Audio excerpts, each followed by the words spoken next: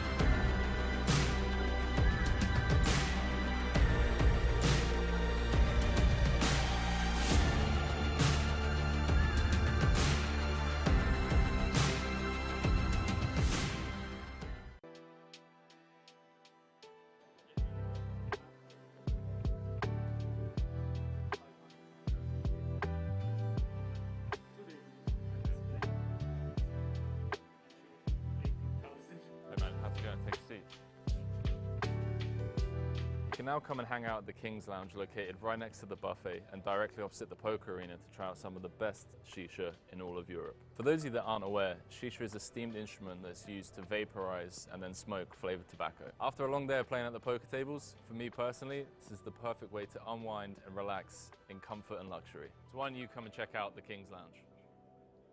Cut.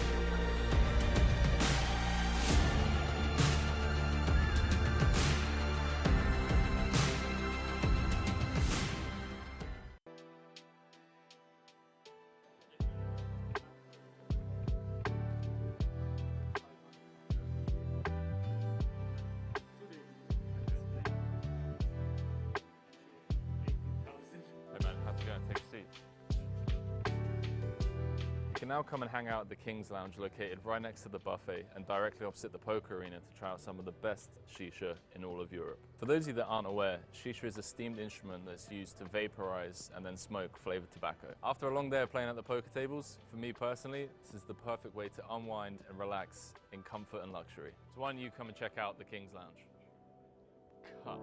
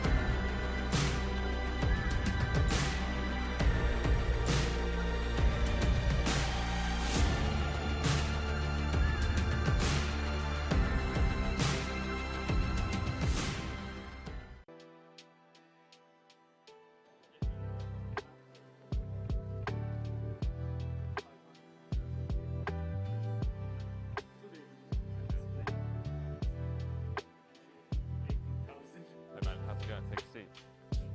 You can now come and hang out at the King's Lounge located right next to the buffet and directly opposite the poker arena to try out some of the best shisha in all of Europe. For those of you that aren't aware, shisha is a steamed instrument that's used to vaporize and then smoke flavored tobacco. After a long day of playing at the poker tables, for me personally, this is the perfect way to unwind and relax in comfort and luxury. So why don't you come and check out the King's Lounge? Cut.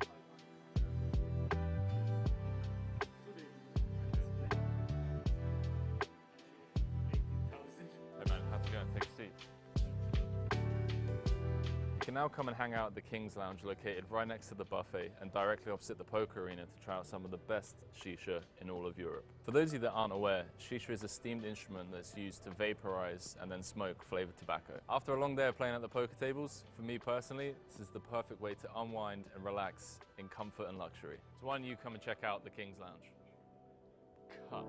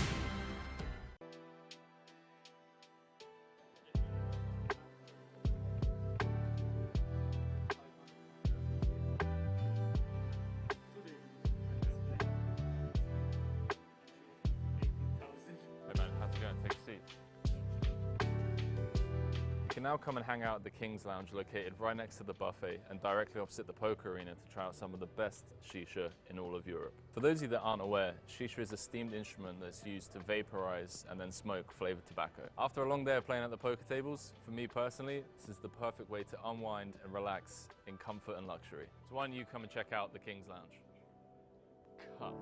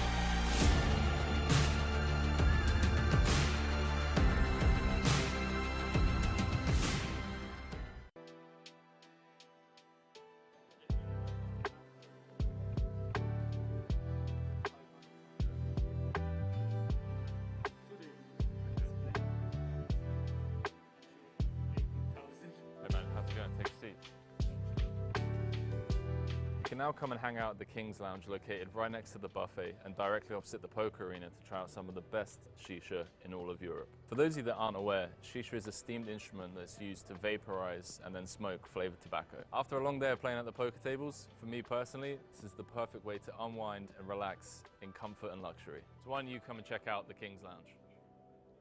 Cut.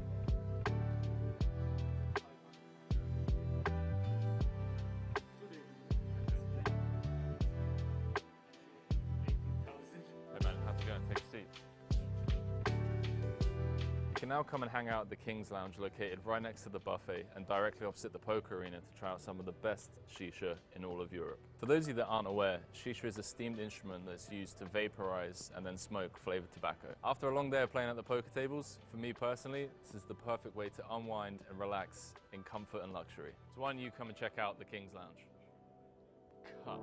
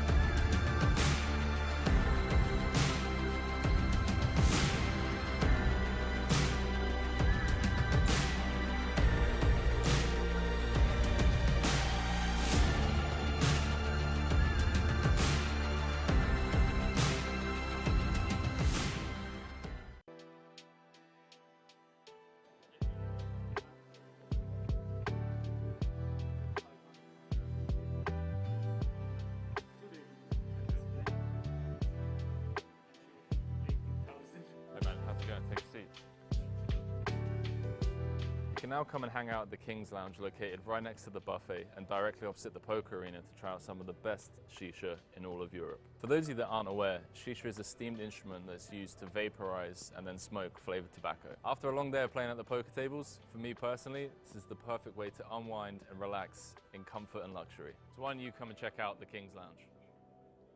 Cut.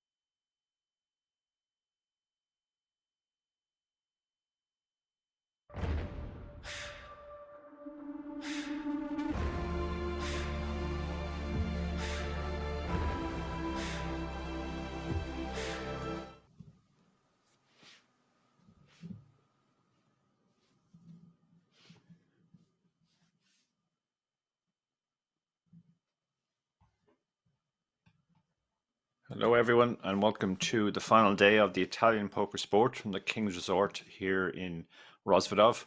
My name is Dara Carney. I'll be doing the commentary all day today.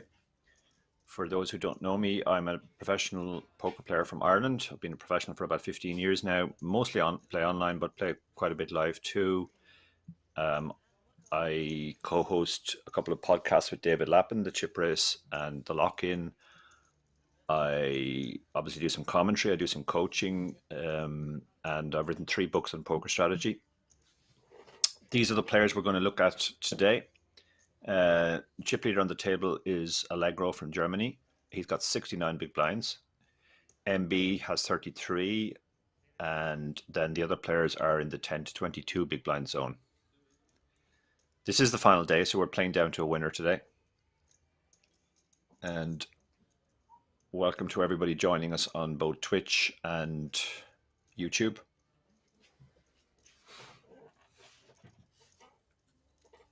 As I said, I've written 3 books on poker strategy. The first one was on satellites, called Poker Satellite Strategy.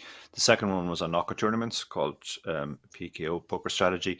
And the third one, which is probably the most relevant today, was on ICM, called Endgame Poker Strategy, the end of tournaments. So it will be interesting to see, particularly when we get down to 6, because the first 6 all get an additional ticket worth €10,350 for WSOP Main Event Day 1A later this year in Rozvadov. And that will create a very, very big pay jump basically between 7th and 6th. See some familiar faces in the Twitch chat already. Hi, Jay Wasello and Equalizer TV Pro and Tucker K. So action underway here.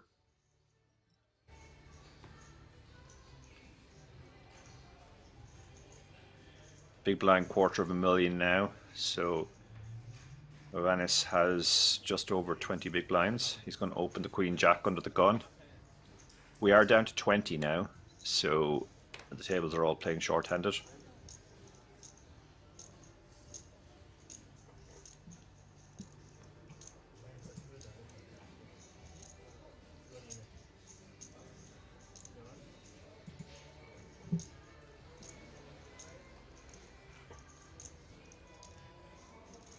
Peso, who we saw play yesterday, quite slow, a slow, deliberate player. He's got the sunglasses today. He's rocking the 10 big blind stack. Jack 10 isn't going to be good enough to play after the open. 10-9 suited on the button is tempting. This is the second in chips. Turkish gentleman. So he can call. Nice hand to play in position.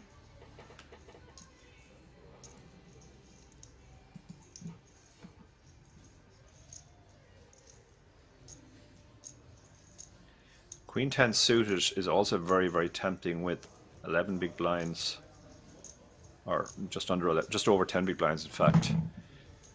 But he lets it go. He's just going to be dominated too much as he is on this occasion.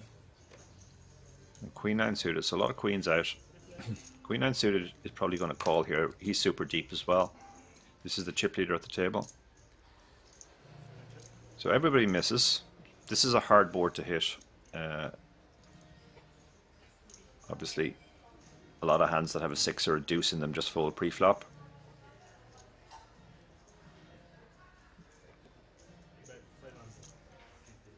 So he's going to take a stab. This is the kind of board that whoever was ahead pre-flop is almost certainly still ahead. MB has 2 overs and backdoor flush draw, backdoor straight draw, but he decides to let it go. Allegro's not going anywhere though. He has 2 overs, backdoor flush draw as well. Havana still has the best hand here, and the king hits his range more than the big blind, so he might decide to bet again.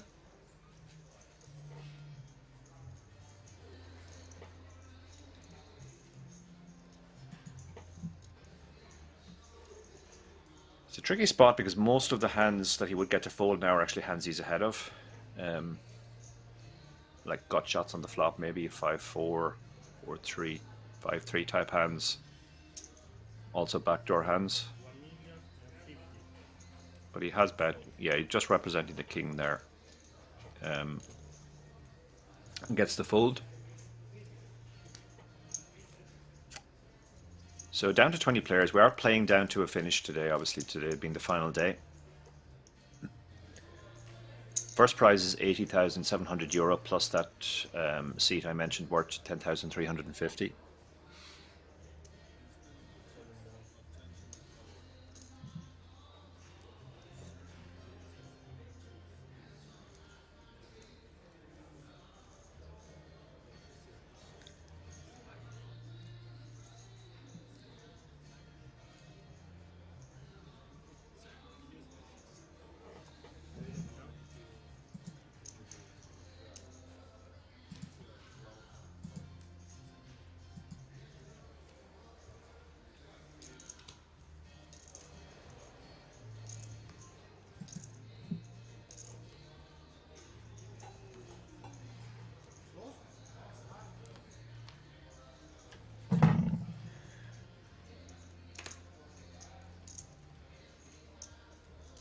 There will be a redraw at 16 players. We're currently at 20.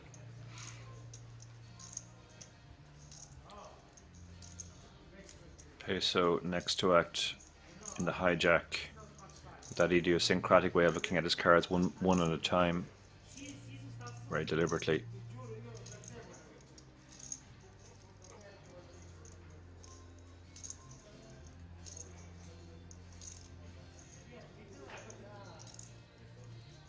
Folds equally deliberately.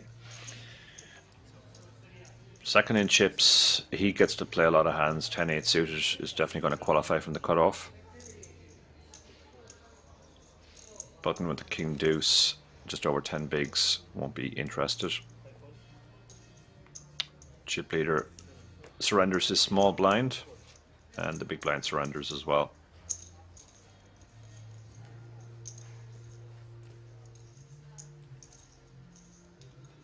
Players are all guaranteed over €3,000 now, but they'll be eyeing up the top prize worth in excess of €90,000.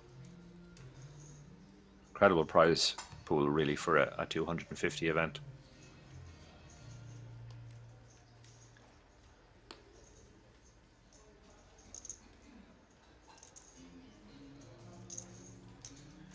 Jay Vasella telling us in the Twitch chat the guarantee was for this event was 500k.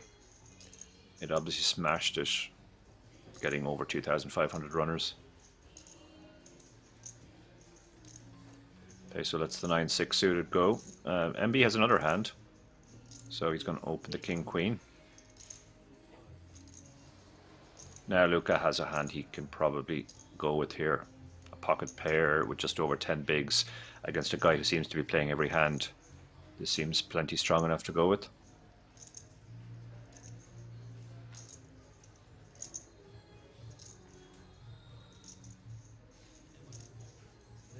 He does move all in.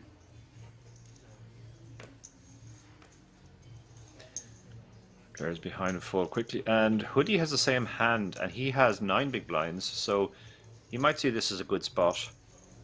If he calls and the original opener folds, there's a lot of dead money in the pot. Worth noting, it was a very large raise by MB, so he's probably not folding to either stack. That makes the spot a little bit less good.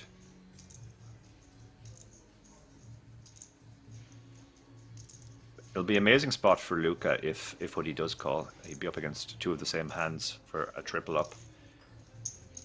MB is now getting well over 2-1.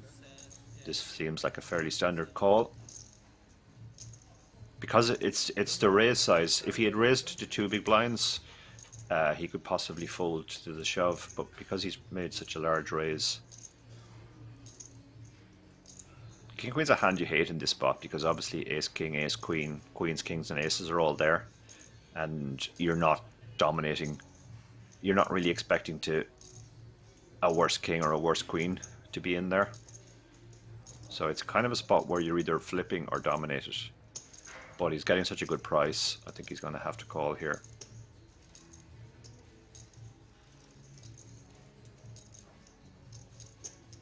Welcome back, Apocalypse UK. We finished at 4 AM my time yesterday. We didn't get down to 24. We played to the end of level 28. Long tank here, but he does make the call. Yeah, correct call. He's getting over 2-1, and he gets the very good news that he's in a flip. Although he's a lot worse off than usual because obviously another King Queen has folded.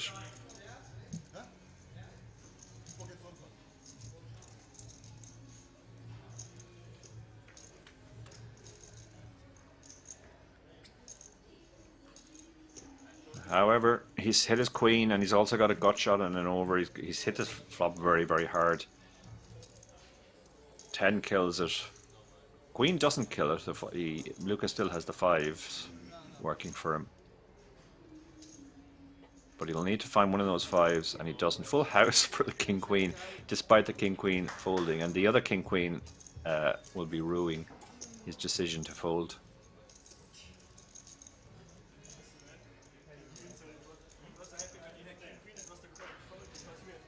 That was pretty epic. King Queen has folded and he still managed to find the 2 remaining queens and one of the remaining kings. So we're down to 19. There will be a redraw at 16.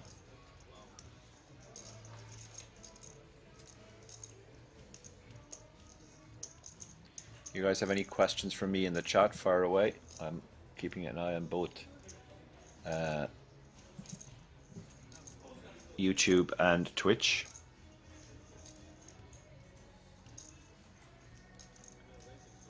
So 19 players remain. The next pay jump is actually at 17, so two away from a pay jump as well. At that point they'll be all guaranteed over €3,500.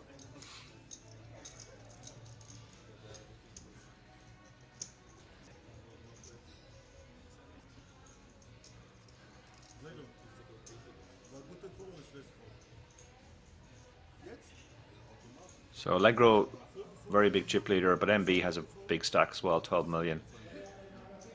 Vanis is comfortable with 27, and then Peso and Hoodie are both short. They're looking for spots to try and double up.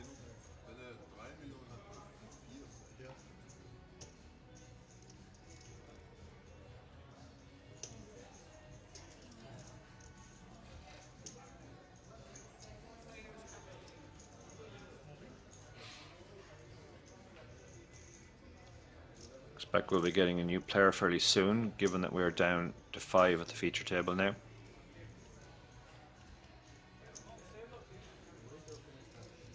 fact, they're moving chips in, it looks like. Yeah, we have a new player. The new player is Carlos Pacheco from Colombia, and he brings 5.9 million to the table, which is just under 24 bigs.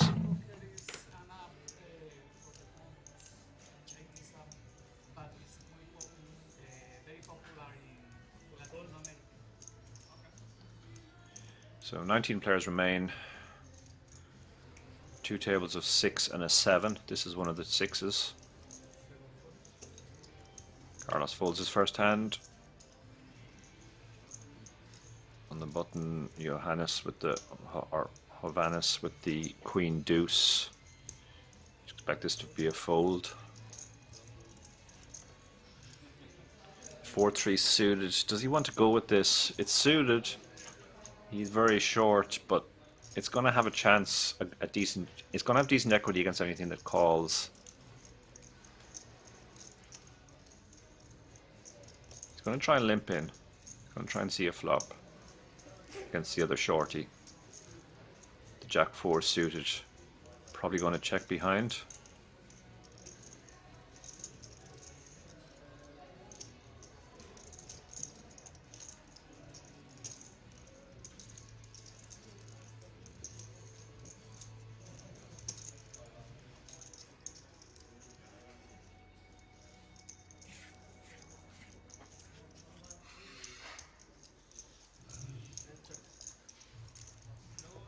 Some questions in the Twitch chat I'll field after this hand plays out. Peso does eventually check. Both player, no, sorry. Hoodie's hit bottom pair. Also has a backdoor flush draw. He decides to check. Peso checks his jack high as well. Queen on the turn. He might throw out a little bet here just to fold out overcards. Jack 4 has turn a gut shot and it gets checked down, and the 4-3 suited wins.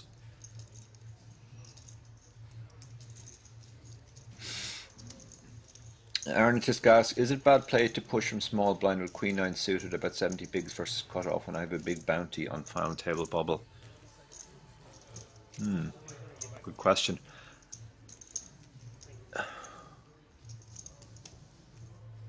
I probably wouldn't recommend it, to be honest, because you're going to get called more because of your big bounty, and you're not going to be ahead very often. And ICM is fairly extreme on the final table bubble.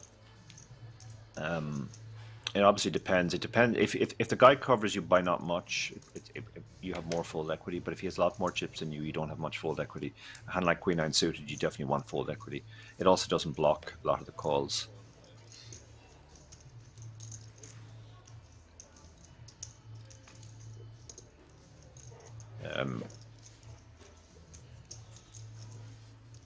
Okay, Hoodie has a hand he can definitely shove here, and he's gonna shove into Peso. He immediately, okay, I guess that's why they call him Hoodie. Immediately covers up in his hoodie and puts his head down. Peso will look at both cards and realize they're both kings, and he will put his chips in.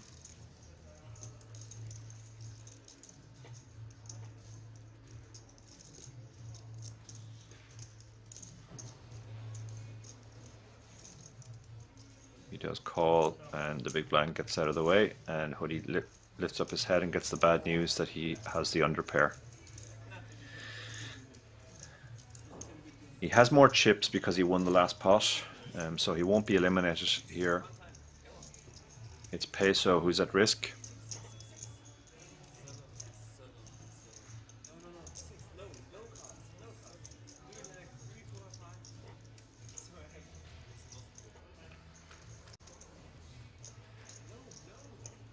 Oh, and there's the 6.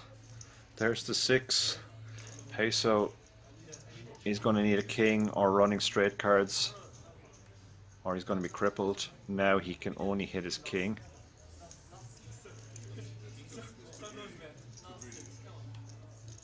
And no king. So Peso is crippled. fact, he's eliminated, sorry. Yeah, it was Hoodie who covered because he won the last hand. So Peso is eliminated, and we are down to 18. We're going to have to move another player here, I guess, because we're down to 5 again. Chatter being quite uncharitable to the departing Peso. His manner of checking his cards tilted a lot of people.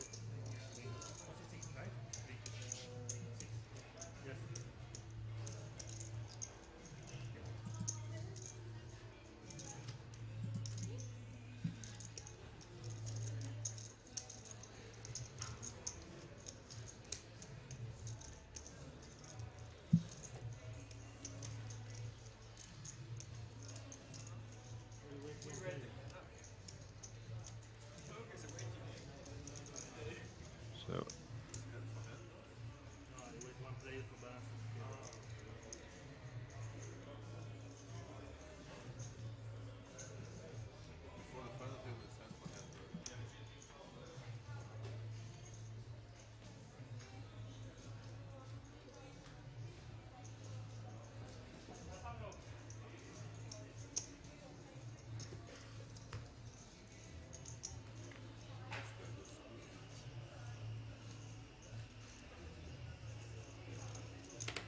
Arnott's just asking, is it re-rolls all in tighter when you have a big bounty?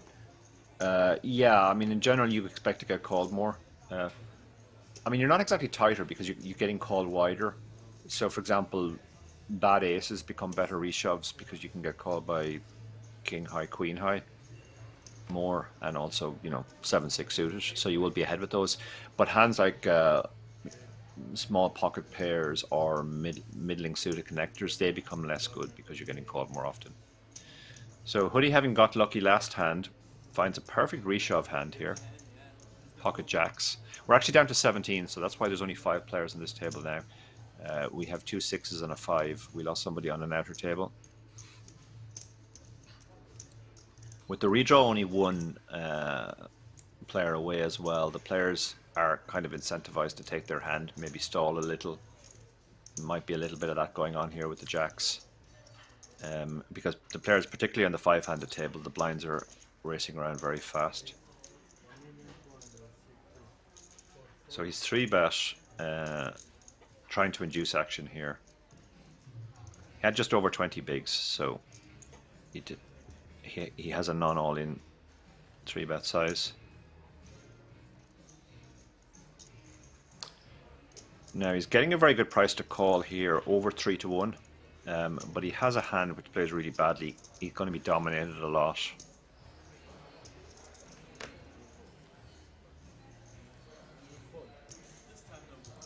And that's why he folded, just worried about domination there. So Hoodie continues to profit from in the early exchanges.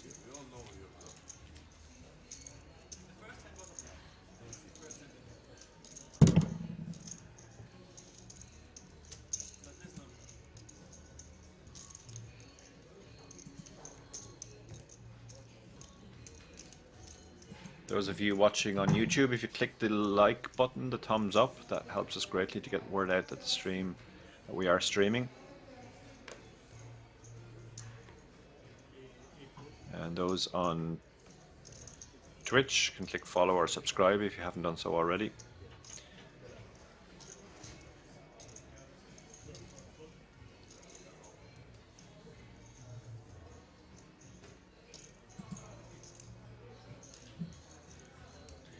So we're down to 17, so that's the pay jump I mentioned earlier. Everybody's now guaranteed 3,520. Carlos, 20 big blinds in the small blind with the ace-king. Looks like he's gone for the trap limp here. He's trying to induce a raise. Jack 7 off isn't really the type of hand you want to raise. If you want to raise hands over a limp here, you generally want very strong hands that you don't mind getting limp reshoved, and very weak hands that you don't mind folding to a limp reshove. Jack 7 just has too much going for it to really work as a raise.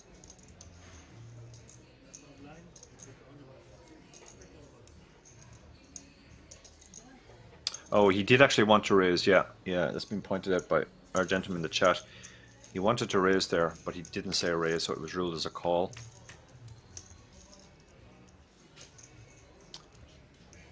Now he's got, it's an interesting flop, and it's gone check check. He turns the nut flush draw. His ace high has good showdown. Allegro now has an open ender, so he's going to bet, try and get better hands that have nothing to fold, like queen highs, king highs. But obviously with the nut flush draw and the nut ace, and he now has the nut flush. Allegro has also got the flush with the jack, so it's, well, I guess 7-8 of spades is technically the nuts, so it's second nuts against fifth nuts.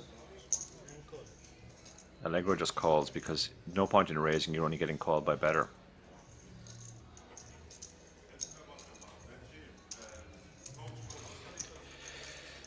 Yeah, so Carlos wanted to raise there, well spotted by our gentleman in the Twitch chat, and it worked out for him in the end.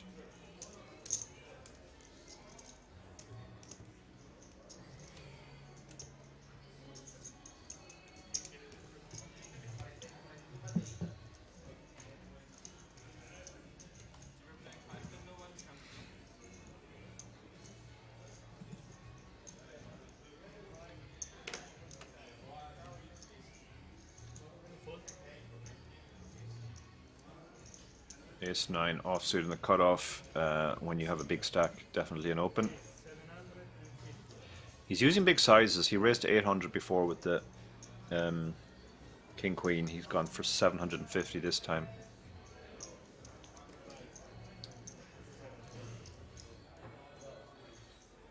Large size makes King 9 probably a fold. It would be a defend to a minimum. But the large raise, you have to fold more hands, and King 9 probably doesn't make the grade to defend to a 3x. There are new chips in play. Thank you to Jay Wisello in the chat for pointing that out. The pinks are now worth 500k. So they're the big chips. The whites are 100 and the greens are 25. So we're one player away from the 2-table redraw. One elimination.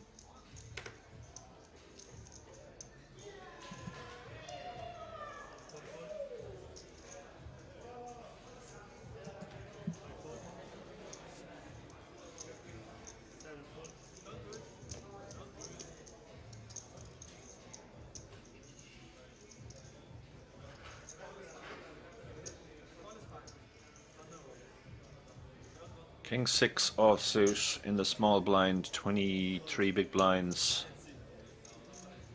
Hoodie has about the same stack. Gone for the limp. 9-4 is such a mucky hand, such a bad hand, you could actually raise this hand. As I said, generally when the small blind limps, you want to raise very strong hands and very weak hands and check the other ones. Check the ones in the middle. But you can't raise all of your weak hands, then you'll be raising too many weak hands, so he's decided to check on this occasion. They both hit a piece of this, top pair against bottom pair. Hoodie's going to check because he's got showdown and can't really get called by too many worse hands. I think Jovanes is going to have to start betting now to get value from all the worst one pair hands. He throws out a small bet, 300. Fairly standard call now from Hoodie, I think. Second pair, blind on blind in these spots is really a very big hand. Jovanes could just be betting a 3, a deuce, some sort of draw. Even ace highs might be betting just to clear out equity now.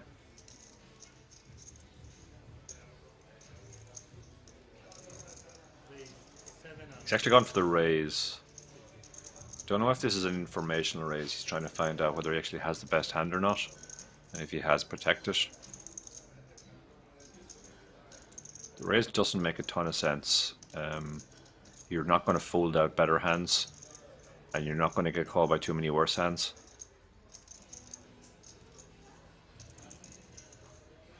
But in the old days, players liked raising for information. So maybe that's what's going on. He also might get to check on the river now and get to check behind. Oh, and he's hit his Miracle River. He's hit the 9.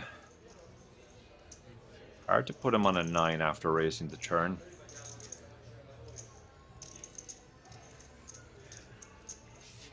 It's the 9 of spades, unfortunately, which means the backdoor flush got there. Which, if he was going to bluff raise some turns, spades would be obvious bluffs. Pot's 2.2 million. They both got about 5 million behind. Hoodie's only decision here now is what size to use.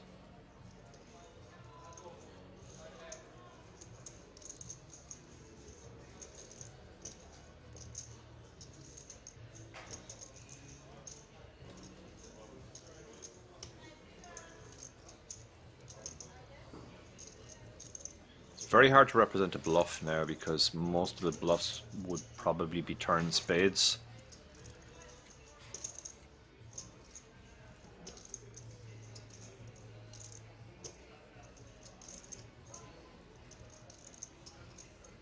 Question is now, do you polarize yourself and represent either, you know, a nutty type hand, which the 9 effectively.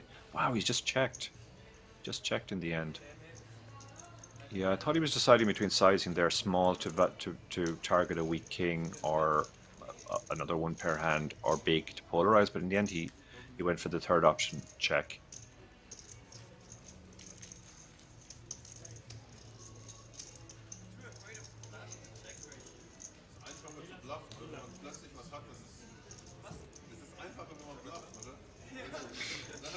Pockrack says value check in the turn in the Twitch chat rather.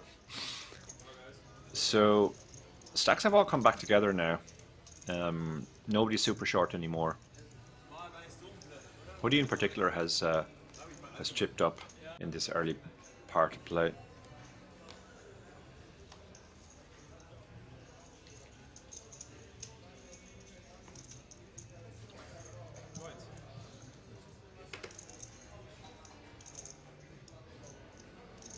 Carlos under the gun, but we are 5-handed, so under the gun is effectively the hijack. Let's go the ace, the very weak ace. The first 3 hands all have a deuce in them. Round to the small blind with the queen 4. Normally the type of hand you would limp. Maybe a little bit even too weak, you could also fold it.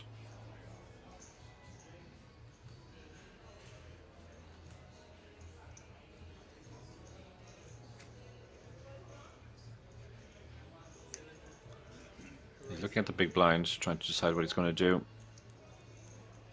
He actually raises in the end, and quite a large raise. Yeah, it's a 4x, and that gets the king out.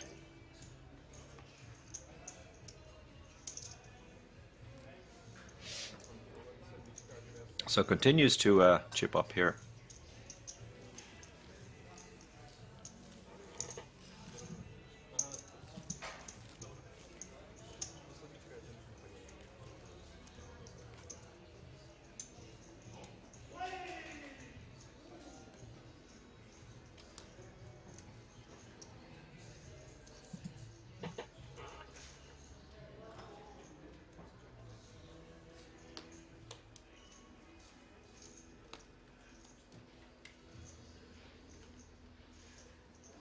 Aggro chip leader. He's been quiet so far. He basically has been dealt a lot of trash hands.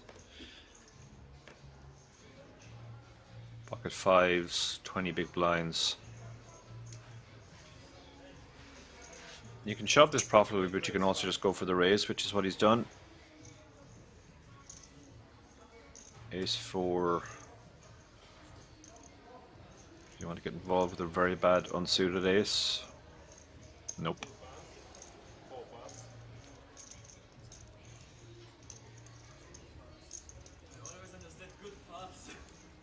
Carlos folds the jack 3. Round to the big blind, who has... Sorry, Carlos was the big blind. So the 5s gets through. Not so happy 20 IRs. Why do so many players take so long to make up their mind? Well, to be fair, a lot of these players are probably amateurs. This might be the biggest run of their lives. It's understandable they want to take some time. Obviously, it depends. If it's a genuine decision, I think it's fine with players taking time. But if it's, you know, Jack 3 off under the gun, but you know you're always folding, different situation.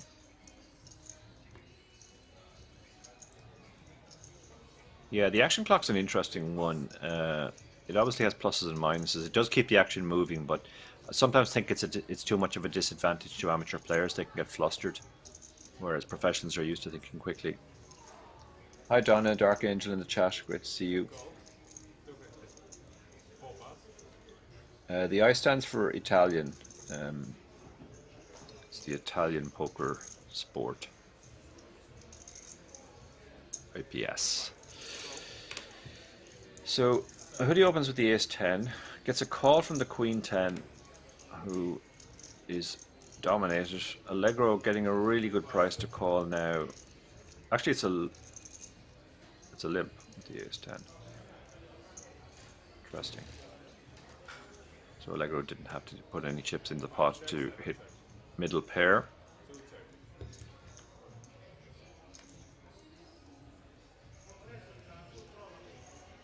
Not much reason for the blind start betting. Although Carlos has picked up a gut shot. Allegro's just trying to get to showdown and hope his 6 is good. Hoodie presumably is going to start putting chips into the pot now.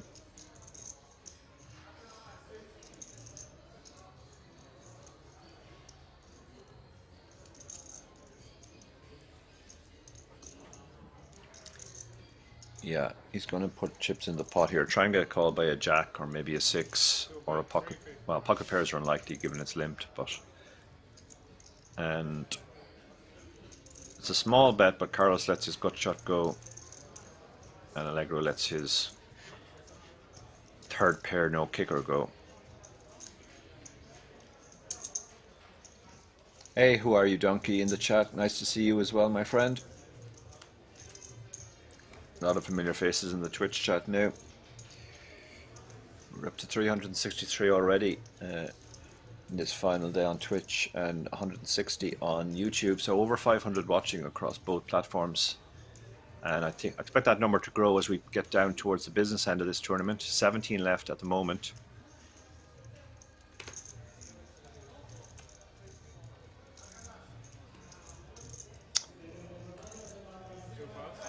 But he's played very unorthodox so far. He's done some...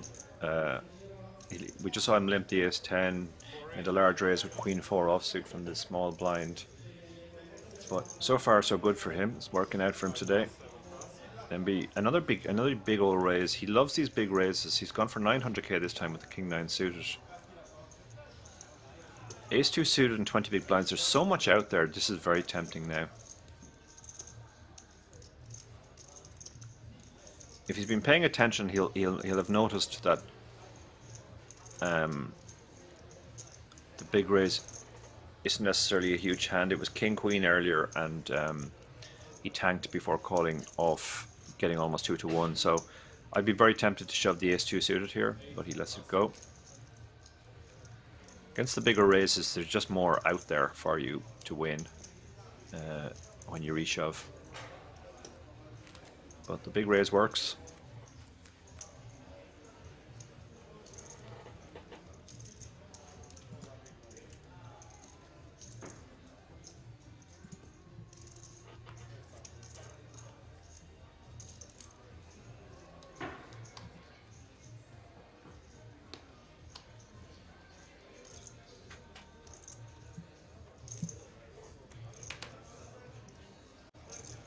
Ten-7 suited. You want to open this?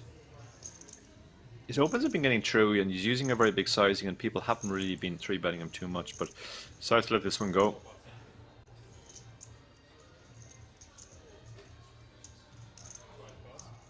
Queen 8 folds as well. Jack 6 on the button. Allegro really has got nothing to play with yet, but he does have a very comfortable stack of 14 million. The ace-7 offsuit, 20 big blinds. Probably just want to shove this. It's not quite strong enough to raise call. He's gone for the limp.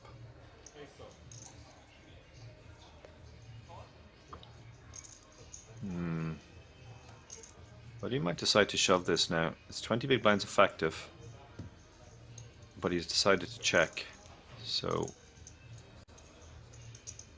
ace high flop would be interesting.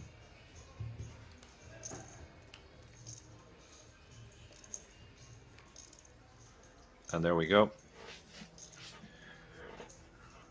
Havanas probably thinks he has kicker problems, so he doesn't see a reason to bet. Hoodie is going to bet. Targeting weaker pairs, a 10, a deuce. Lots of gut shots on this board as well. King, queen, king, jack, queen, jack, 5-4, 5-3, 3-4 are all gut shots. Now they're chopping a lot now because the bottom card is paired.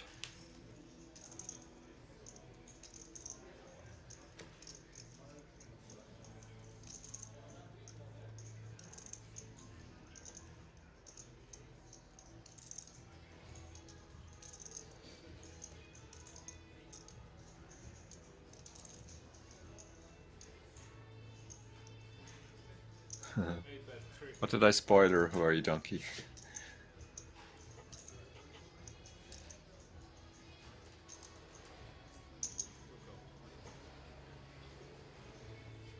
And yeah. Oh, I think he might not have realized immediately it was a split. Because it looked like he was going to muck his cards.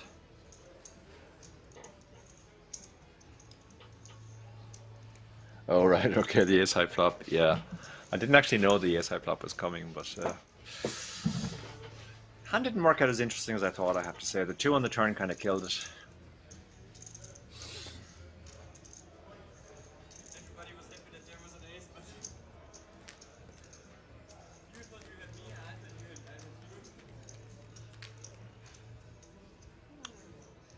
you. So they say everyone loves a chop pot. I guess both players are reasonably happy with that outcome.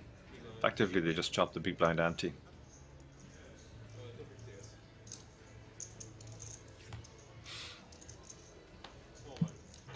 Yeah, I'm not actually in Kings, who are you, donkey? I am at home commentating at distance.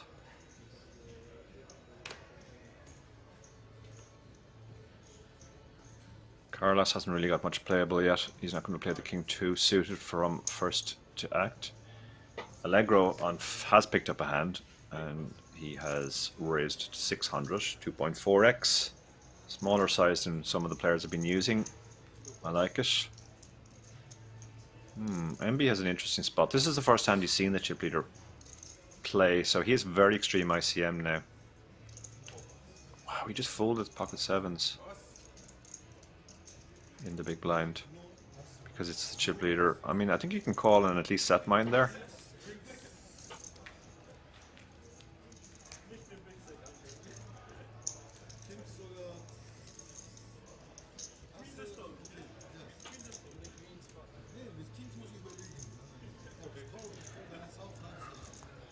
That is a tight fold. Having seen that fold, if I was Allegro, I'd start raising that big blind a lot. Yeah, I'm heading to Vegas next week, as Dark Angel said. The WSOP. And of course, the WSOP E is in Rozvadov later this year, and there are tickets to the main event for the first 6 in this tournament. That'll start to loom large in players' minds as we play down towards the 6. Allegro raises, yeah, Allegro can start opening super wide now if everybody's afraid to play back at him. Showing the, whatever about folding the 7-7, and I definitely don't recommend it, but showing the 7-7, he may have done the table a disservice now, because he's more or less telling the chip leader, you can open very, very wide, and we're all going to fold pretty strong hands.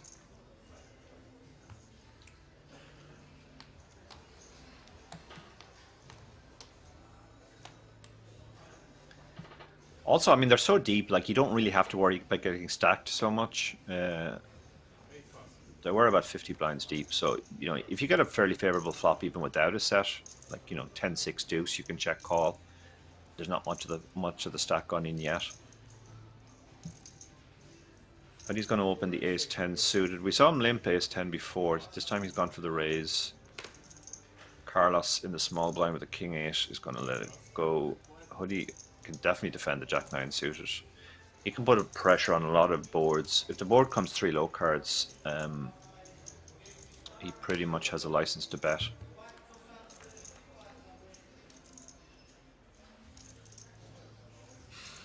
This is not the board he wanted. Hoodie has checked the nut flush draw, which is interesting. Now he's going to bet. His ace high will be the best hand. Oh no, he reached for chips. He fooled me. He's checked. He still has the best hand. Allegro can't really represent much by betting now, so he decides to check, and Hoodie will check quickly and be happy to see that he won with his ace high.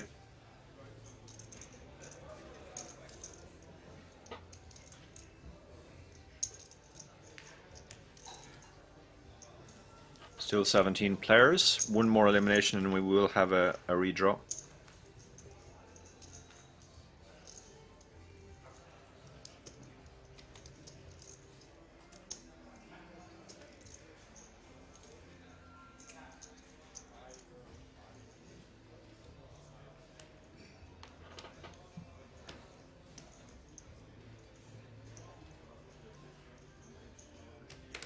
But he's been the action player so far, not getting involved this time with the 7-3 suited.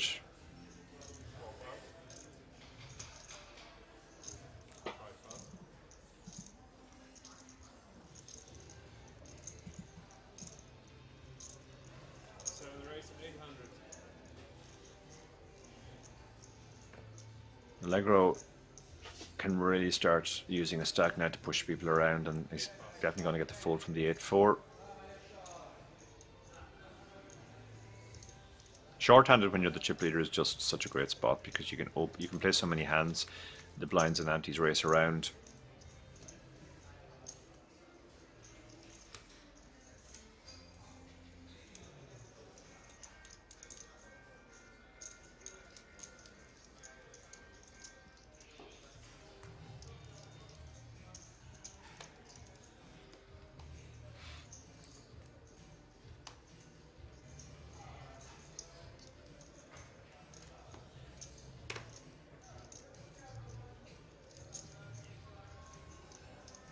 Queen 7 suited. Yeah, he's decided it's a bit too early. Carlos has the King 3 offsuit. This will be a very wide open if he goes for it. Yeah, he's going for it. I mean, this would be wide even on the button, so this is a super wide open. But not getting action from the rag hands behind. Hoodie with the 6 deuce is probably going to fold as well. Carlos, I think this might be his first hand, so he's going to get more respect and good timing.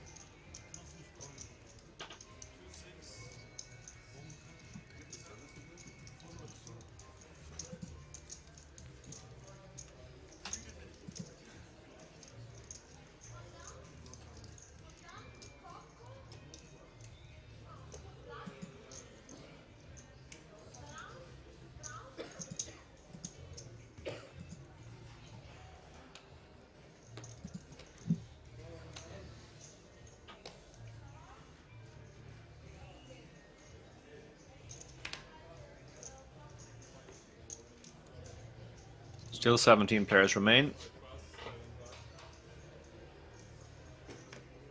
On the button with ace-3 suited. We can go a couple of ways with this. We can see actually shoving is one of them, and we got a spoiler there that ace-queen is lurking behind. Raise folding is another option. That will probably be the one he'll be exercising after Hoodie 3 bets.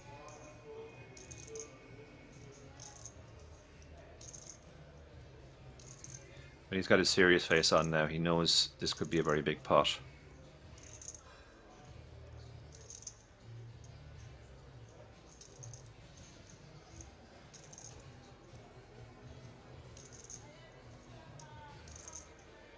This is a spot where you just want to 3-bet basically and try and induce a hand like ace-3 suited to shove. And in the end he just calls. That's super interesting. Then he just called. So the ace-3 again could get in trouble on an ace-high flop here.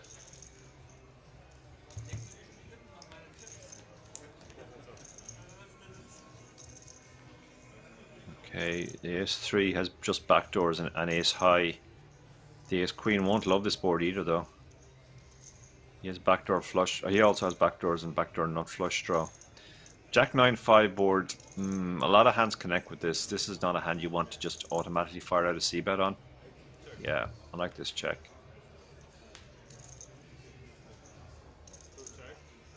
I think both players are just trying to get to showdown now.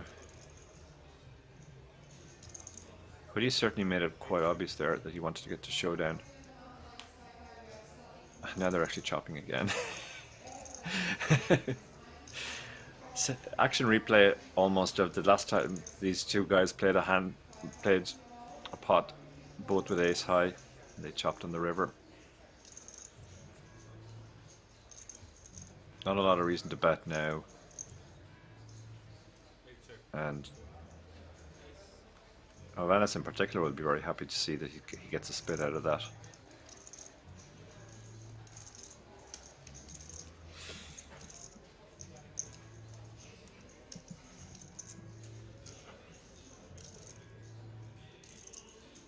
Allegro's still the chip leader. 15 million, 58 big blinds. MB and Hoodie are both very comfortable as well. Carlos is also comfortable, and even Hovhannes, the short stack, has almost 20 big blinds. So we could be waiting a while here, at least on this table, before there's another bust out.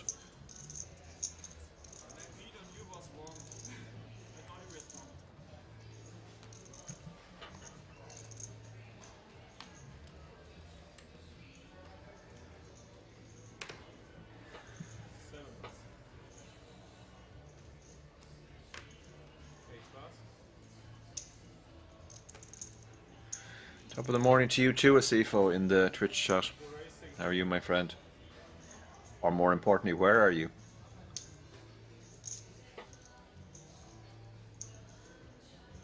Four ace.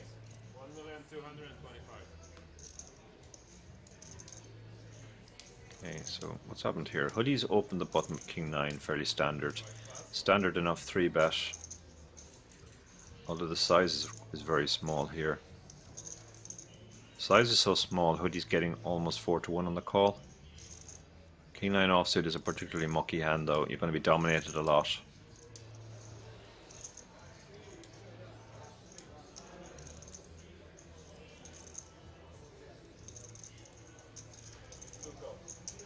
So he does call, given the price. He's also in position. He's not necessarily going to be thrilled if he hits his king or his 9, because, and MB starts putting chips into the pot, but he's getting such a good price he can't fold yet. Now, MB has trips. Hoodie has a gut shot.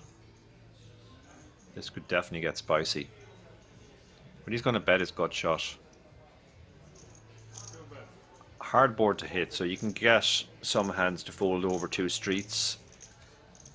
You know, a hand like ace 9 or a pair below the jack that might have 3-bet you pre. You can get that to fold over 2 streets by betting flop and turn. MB now has to decide between check raise and check call. Usually on paired boards, it's hard. There aren't too many hands that can give you action, but this board has a flush draw and a lot of straight draws, as well as gut shots, and the fact that the other card is a queen. There's a lot of worse hands that can call you here. You can have a queen, you can have a jack. Yeah, he lets it go. You just took a stab there. Sifa asked me, am I planning to wear a mask at the WSOP? It's COVID central. Yeah, I was talking to Mr. Lappin about this last night, and we kind of figured we might have to mask up again. I haven't worn a mask in a long time, and I do kind of hate masks, but it seems like it might be the sensible thing to do with so many players going down with COVID at the series.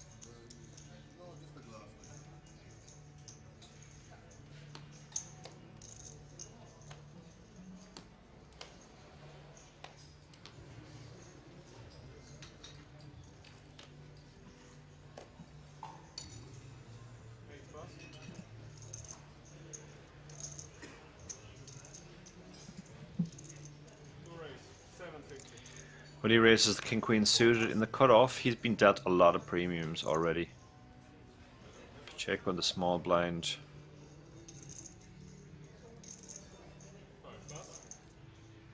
That's the king 10 suited go. That's very tight, but it is a big raise by Hoodie. It's a 3x, so Allegro's going to call with his suited king. The other players have already shown a lack of willingness to play big pots with Allegro, so he's going to realize equity a lot. Now he has a flush draw. He could actually have started betting at this board because it's very easy for Hoodie to have absolutely nothing. Now he's open-ended to go with his flush draw. He can really start putting pressure now. I'd like to see a big bet here. Threatening to shove the river. 7 bet, 1.2. Gone for a pretty big bet, 2/3 pot, and that's going to get the job done. Yeah, that's one of the many advantages of being the chip leader on these kinds of boards where the guy, you know, he's mostly opening high cards, so he's mostly missed this. You can win the pot without even hitting your hand.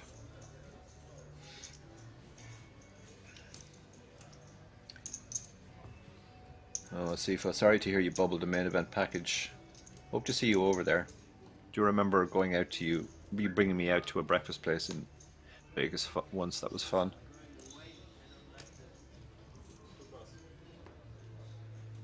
Wouldn't be the same without you, Sifo. Gonna have to come.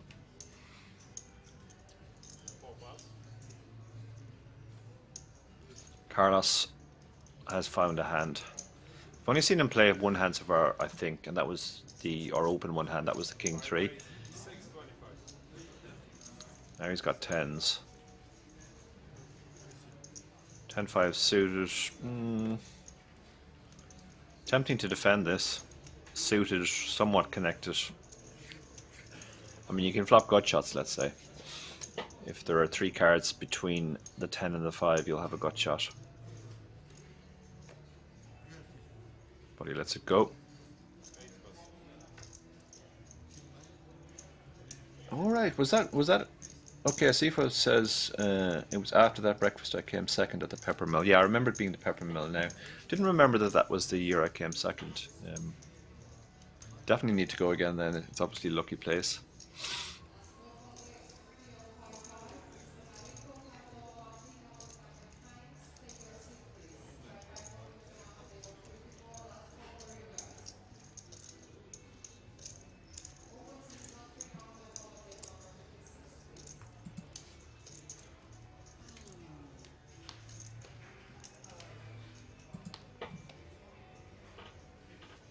Yeah, the portions were massive. That's kind of a common thing in Vegas, though, apart from the Asian places. Even some of the Asian places have massive portions. Carlos cut off ace-6 offsuit. You can definitely open this. 5 raise, 6, 25. Allegro not wanting to dance with the 10-6 suited. Now this is a very tempting hand to shove here. It's the second open in a row. You have a hand which is going to have very good equity against anything that calls you. Almost anything that calls you. You have a lot of fold equity over a late position raise. He's counting out his stack to make sure he's not shoving too much if he shoves here.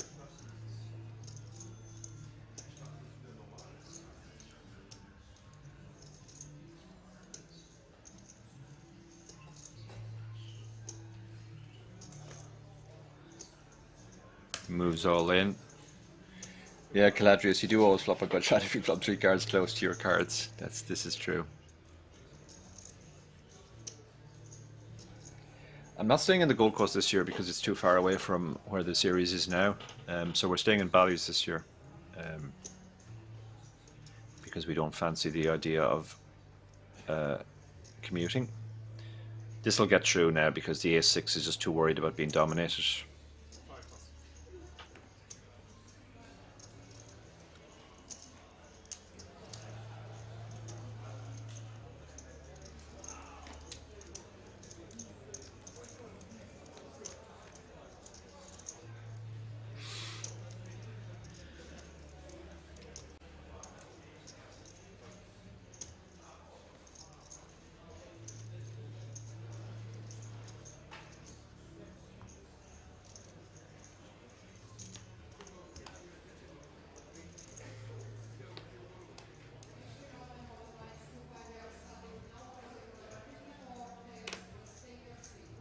was a thing I heard about 10-5 actually early when I was playing in my career. Somebody said that 10-5 was a great hand to play because every straight that you can make Raise 600. needs either a 10 or a 5 in it.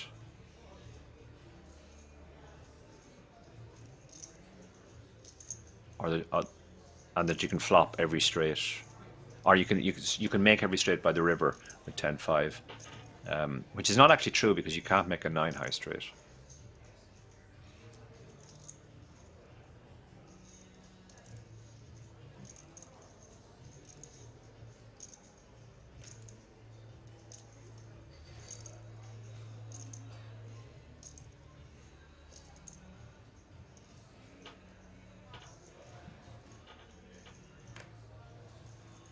Yeah, the Gold Coast will be even cheaper than usual this year. I mean, it was always the cheap and cheerful option compared to the Rio, but imagine it'll be fairly devastating for their business now that the WSOP has moved elsewhere. So Hovannes here has moved all in from the button with just over 20 big blinds, the pocket threes.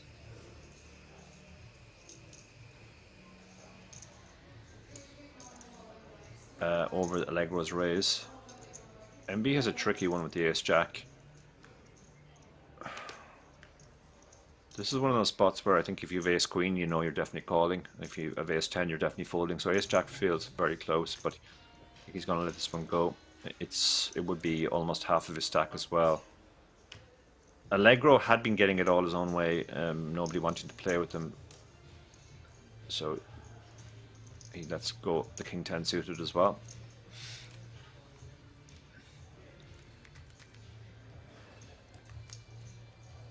Yeah, Caladrius is right. Guys, good luck. If you make a 9 high straight with the 5, you'll actually have a 10 high straight.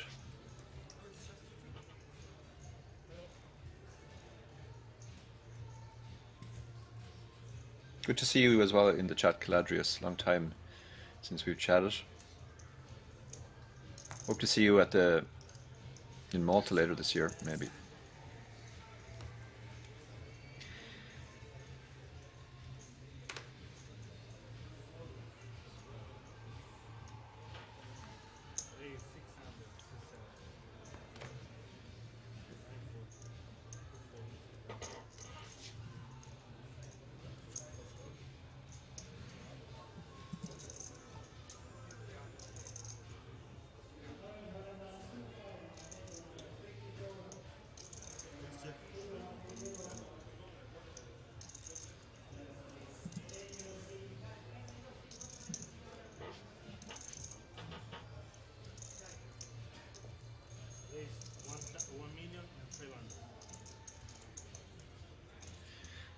So Allegro's raised again under the gun.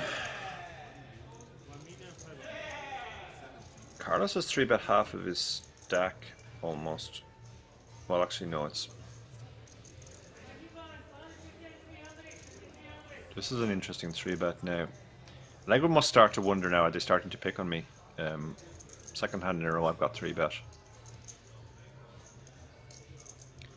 I don't think Queen Jack is the hand you want to make your stand with, though. Queen Jack offsuit.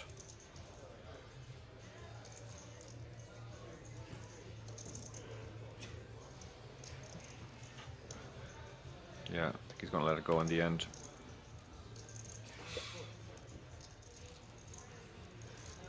Carlos has been very fearless so far. We saw him open the king 3 offsuit. Now he's 3-bet the ace 6 really big. Gets it through.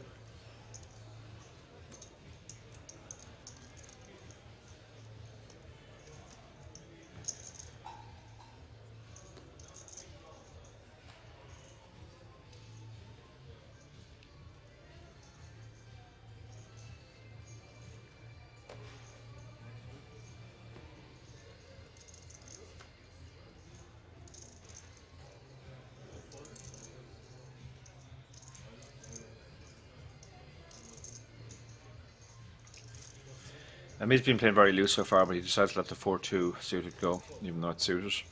It's the chip leader's big blind, so he gets a walk.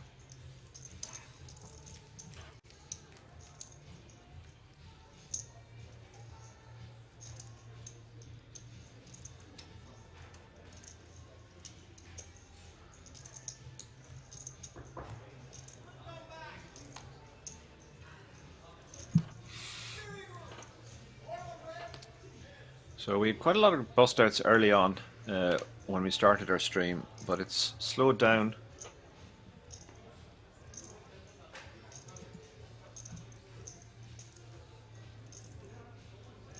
Oh, good to hear Psycho and Maestro still around as well. Good lads.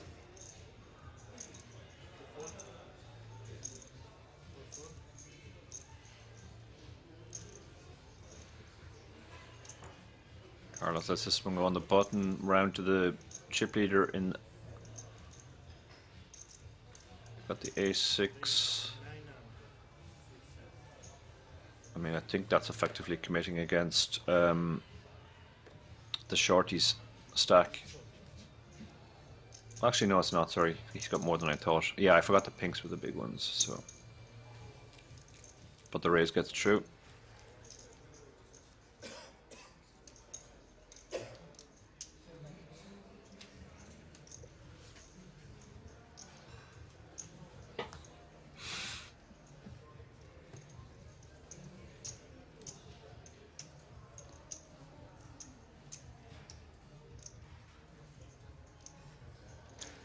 Queen 6 suited under the gun.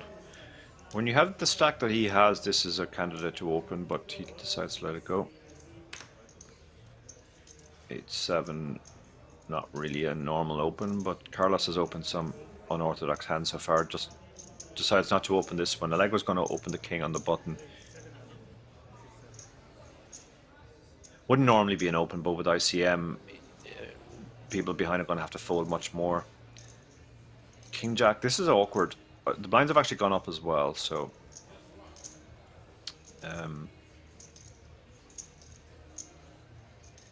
it's not. I guess it's not that awkward. He's got just under 20 bigs, so he can shove this hand.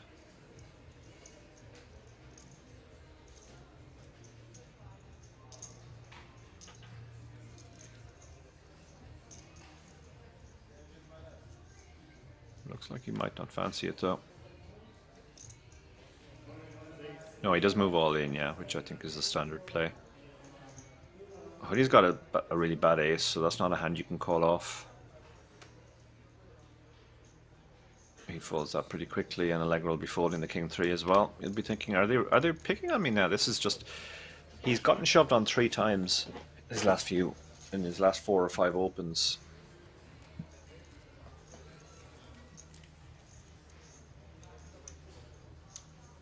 Oh, it's good to hear Unibet's back in the Netherlands. Lots of people have asked me about that.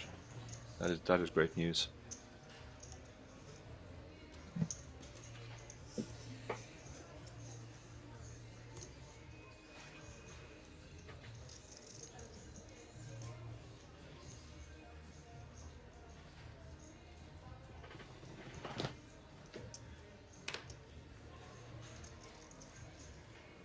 Carlos with the suited ace. Under the gun, but it's 5-handed, so it's effectively the hijack. You can definitely open the suited ace here. You're folding if you get 3-bet, but you're hoping mostly it'll get through, or the blinds call and check fold. But Hoodie has a hand he can definitely shove here. 18 bigs, ace-jack suited.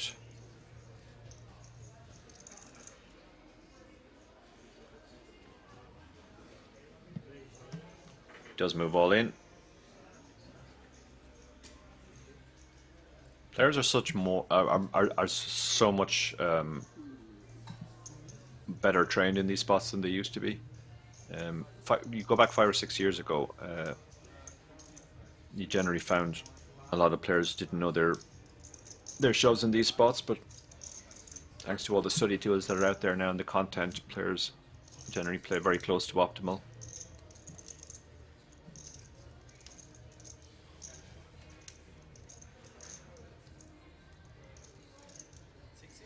Yeah, 6 suit is never a call off here.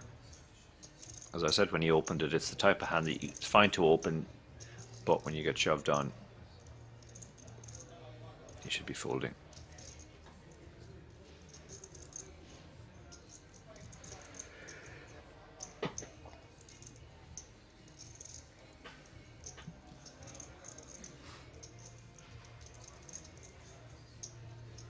I mean, he's taking his time, he's counting his chips. it's almost all of his stack. If he called and lost, he'd only have 900k left, which would be 3 big blinds. So I don't see him calling off here.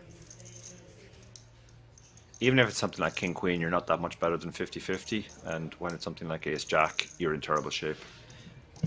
Or any pair higher than 5s.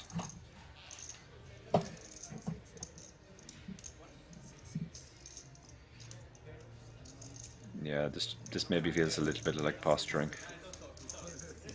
as Caladrius suggests in the chat. Yeah, A6 and A7 are just the worst because you can't even hit a straight, and your kicker is just terrible. Hoodie's gone for his trademark.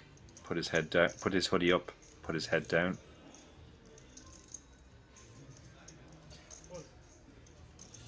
He does fold.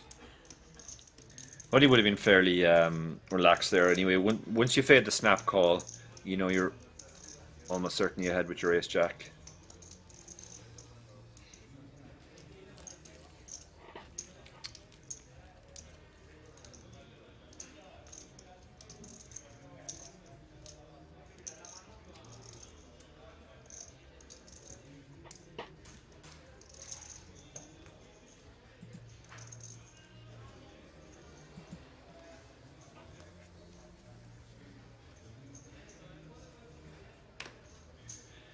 Lego's got Queen Jack offsuit under the gun. Normally in open, he's been getting 3-bet shoved on so much. I thought he might be a little bit open shy, but no, he's sticking to his correct ranges, and I think he could be getting shoved on again here. Ace Jack offsuit. Now, Hoodie, thanks to the last shove, is now up to 22 bigs, but he does move all in, puts the head down. And Lego's really going to wonder what the hell is going on here. Almost every time he opens, he gets shoved on. That's the way it can sometimes go when you're the chip leader at a table, but everybody else has that sort of 15 to 25 big blind stack. They're just looking for reshoves.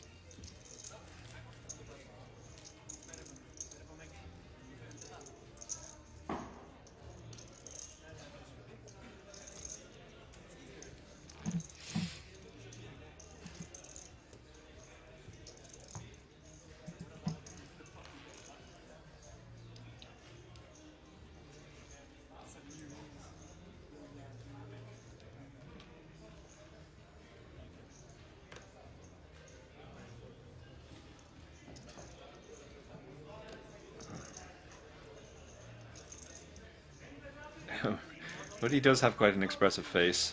Maybe that's why he puts his head down every time. He's all in.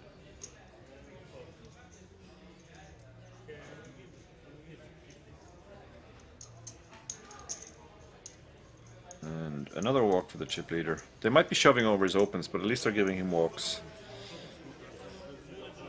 And the players are standing up. This possibly means there's been a bust out on an outer table, and we do have that redraw. Yeah, some of the players are walking away. I suspect we're down to 16 players now, and we're going to have that 2-table redraw. We'll try and get that confirmed in a minute. Yeah, looks like tournament staff are arriving. Chip racks. We are down to 16. We're going on a break. We will be back in just under 18 minutes. See you all then.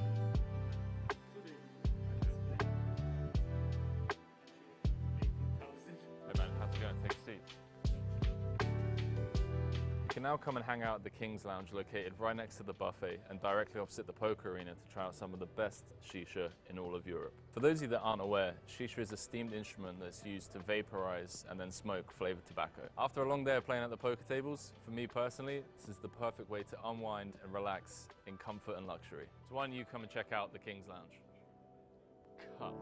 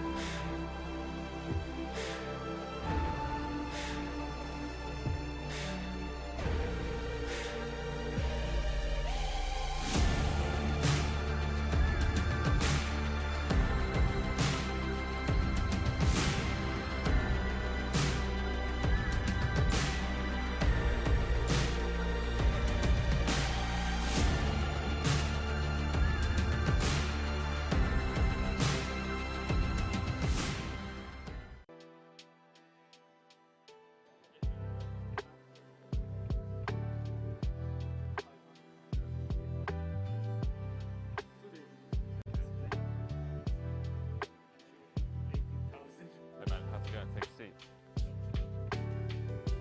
You can now come and hang out at the King's Lounge located right next to the buffet and directly opposite the poker arena to try out some of the best shisha in all of Europe. For those of you that aren't aware, shisha is a steamed instrument that's used to vaporize and then smoke flavored tobacco. After a long day of playing at the poker tables, for me personally, this is the perfect way to unwind and relax in comfort and luxury. So why don't you come and check out the King's Lounge? Cut.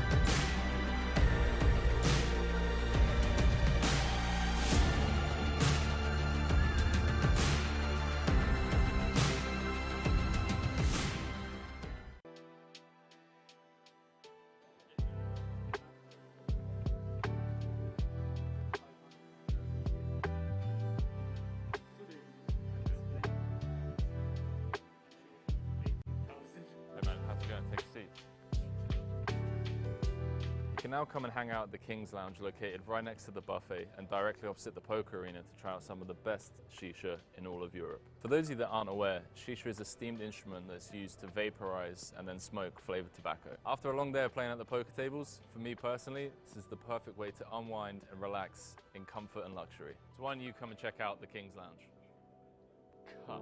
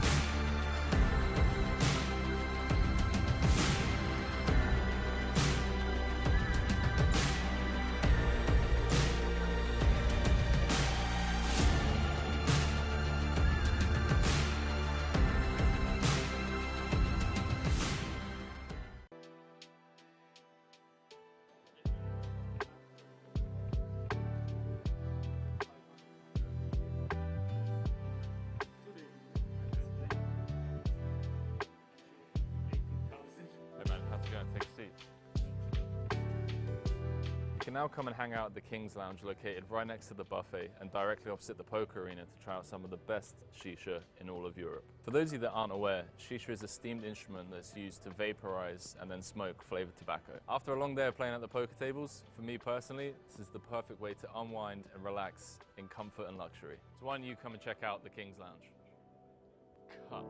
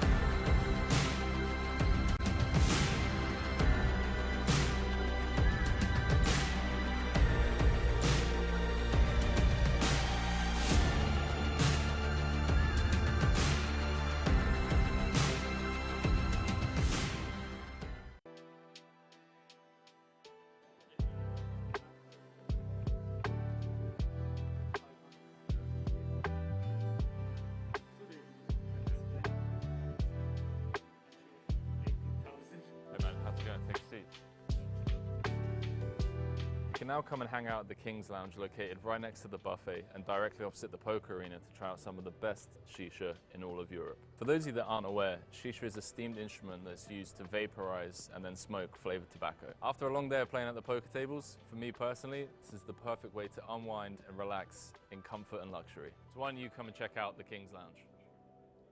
Cut.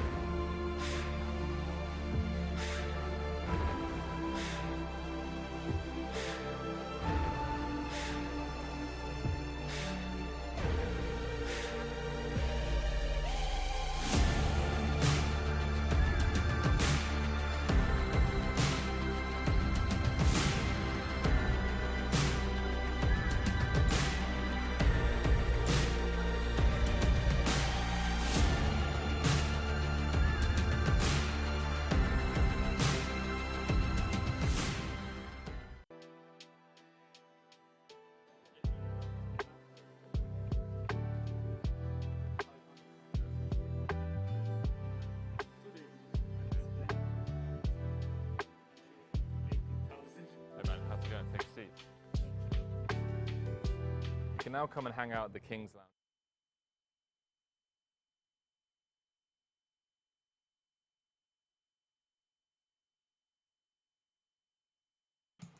Hello everyone and welcome back to the final day of the Italian poker sport. We are down to 16 players.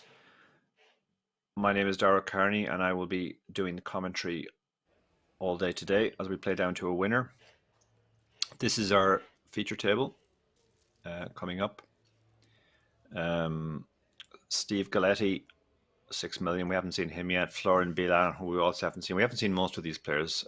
We have seen Carlos Pacheco on our last table, MB and Allegro, but we have 16, so we're now down to 2 tables of 8. And spread of stacks there, Allegro is still the chip leader on this table at least, and MB is still second in chips. Nobody's super short.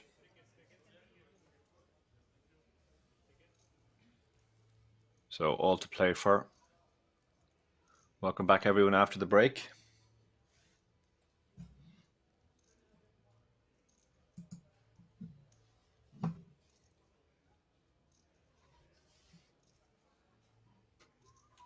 So you can see there the spread is stacked from 45 big blinds down to 11. Nobody's super short, as I said. There are 3 players between 10 and 20 big blinds, another 3 between 20 and 30, and then the 2 bigger stacks.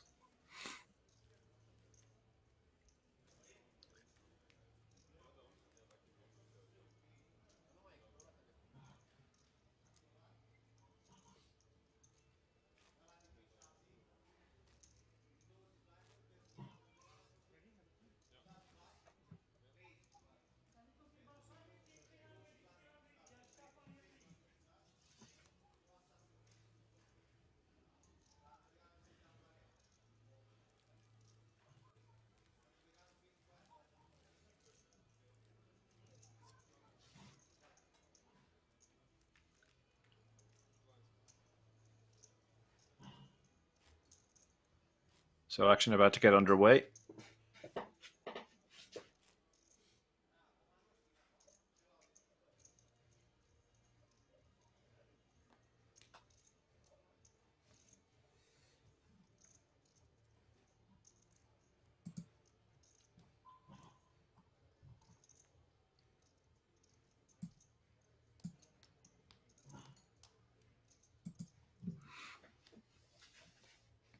So we're back to eight-handed. We had obviously a long portion there of short-handed play due to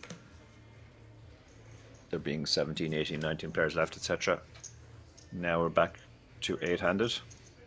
4 pass. Round to Rifat with the pocket tens. Just over 20 big blinds. Probably too much to just shove. You probably just want to open this hand. How much? 8. 5 raise, 800,000. Large-ish raise. 2.67 big blinds. 800k. 6 pass. Going to fold out anything marginal behind with this raise, but he's not going to fold out queens. Queens will want to 3-bet, get it in now. 7 raise. 2 million. 8 pass. 1 pass. King 8 suited won't be getting involved after the raise and the 3-bet. It's a small 3-bet. He's trying to induce action basically. Not completely committed against Rifat's stack. So Rifat can think that there are some folds if he shoves here.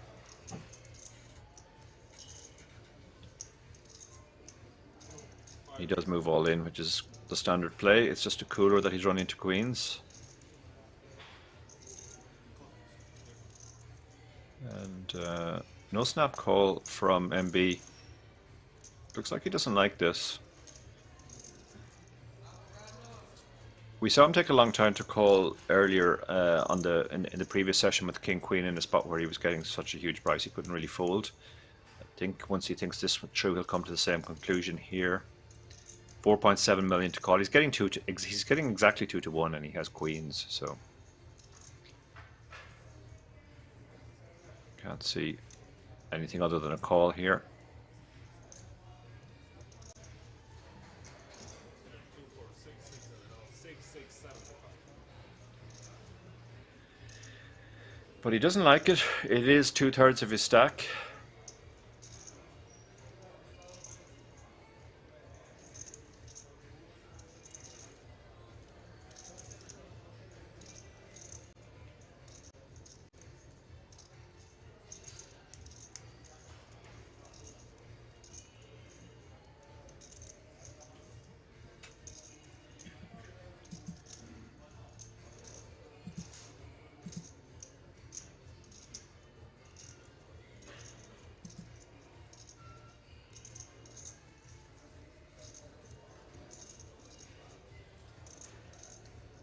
Still in the tank.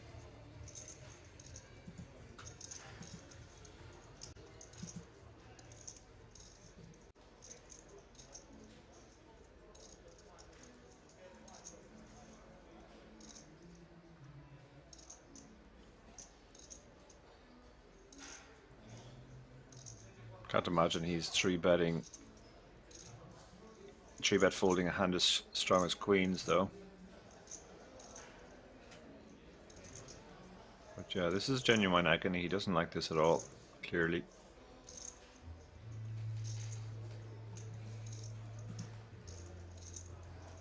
Call. He does call. I think Rifat's going to be quite surprised to see just how strong the hand is. Probably expecting to see something like 8s, 9s, ace queen maybe.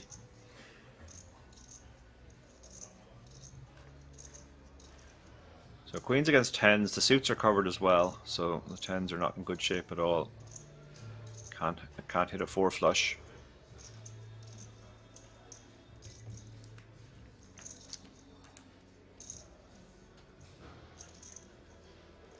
No 10 there.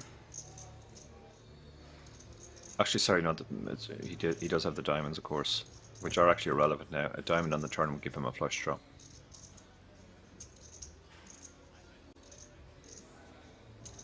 But now he's down to a 10 and a 10 only, and there's only one left in the deck. And he doesn't hit it. We lose refat. Nothing he could really do there. It's just a cooler. Pocket 10s with 20 big blinds.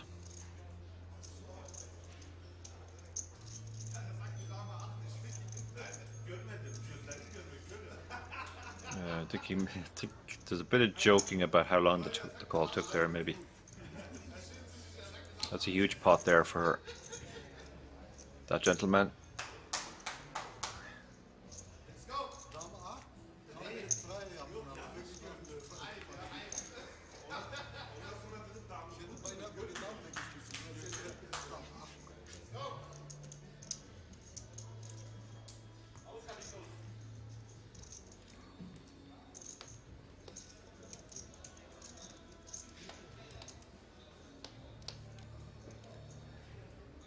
So we've lost a player already, first hand, down to 15 now.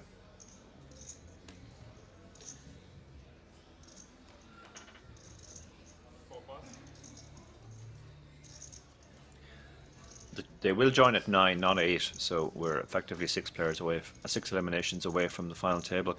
Carlos is going to open the Jack-9 suited, early position, 16 big blinds. I like this. This is the type of hand you can open. You could also probably just about shove it. It would be profitable, I think, but I guess the King Queen to fold. That's. I wonder if that's I won the last hand and I don't want to get involved again. Tight fold there with the King Queen.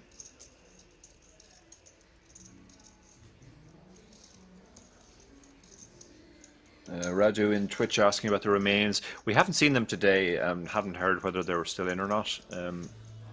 So unfortunately I can't advise you on that, Radu.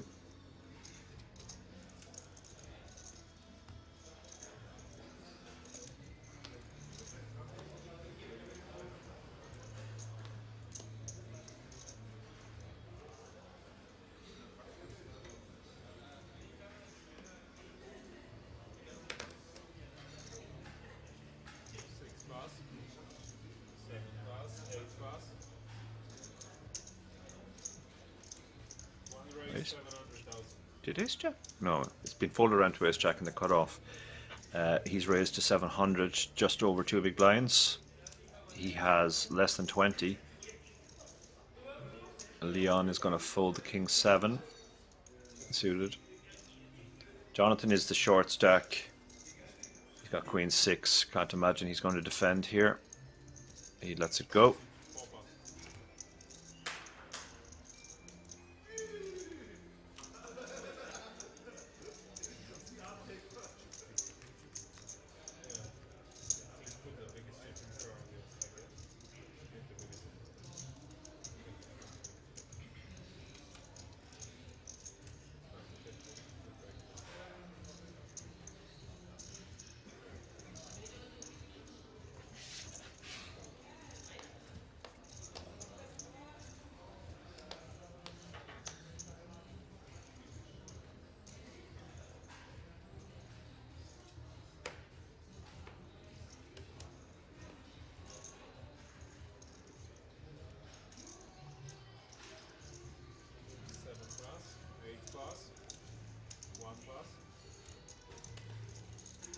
Actually, we do have a Romanian at the table.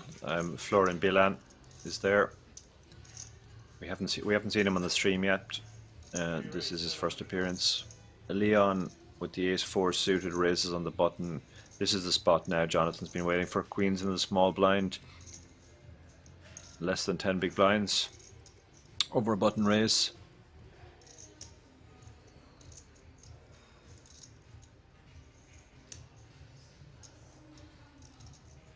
Yeah, I remember those two Romanians, Radu and Petru, wasn't it? I think Petru was the second player that we commentated on yesterday. I don't know whether they're still in. So the Queens do move all in. Now, Leon getting almost 2-1. Ace 4 suited. Ooh, the fact it's suited makes this very, very close. You will actually be ahead of some hands. You could imagine King Queen, maybe stuff like Queen Jack suited, King Jack suited being in there. You'll be flipping against 2s and 3s that might be there as well. And then even when you're behind, the fact that you're suited and connected-ish means you're almost getting the price. Then ICM is a factor as well. It's a lot of Leon's stack, the third of his remaining stack. This feels super close, but he does make the call. And yep, he's sad not to see the King Queen or the pocket 3s.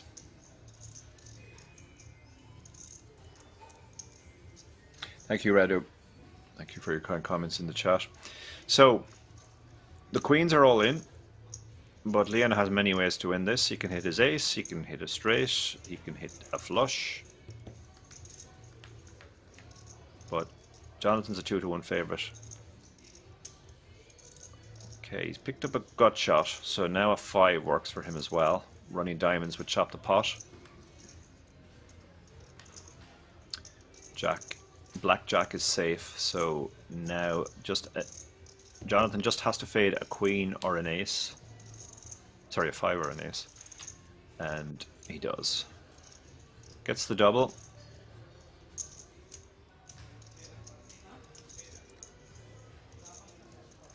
Mark Ben, no, Finton is not available today. So I'm subbing in for him. My name is Dara Carney. Like Finton, I'm also Irish. I'm a professional Irish poker player. I've been a professional for about 15 years now. Mostly play online, but do play a decent amount live as well. Do some commentary on the side. I'm a Unibet ambassador. I co-host 2 podcasts with David Lappin, The Chip Race and The Lock-In, and I've written 3 books on poker strategy. The last of which is probably the most relevant now. It's on the end of tournaments. It's called Endgame Poker Strategy, the ICM book. And ICM is coming very much into focus now for these players as we get towards the final table.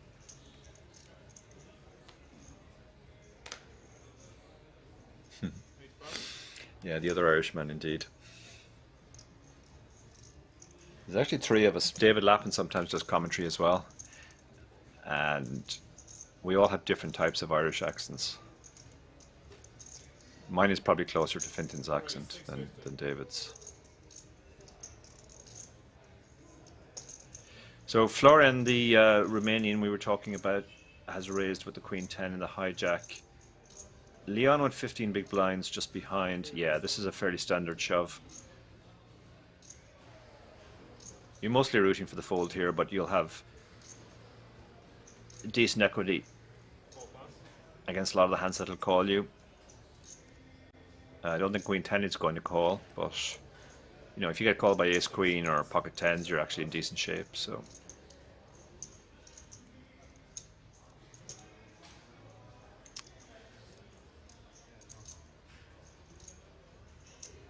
Giving this some thought, but I don't think he can ever call off here.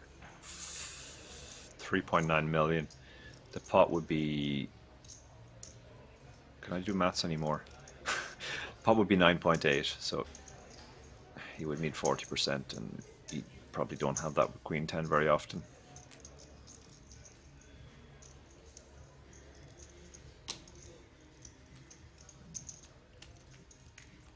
Thank you, Transylvanian Poker. Very kind.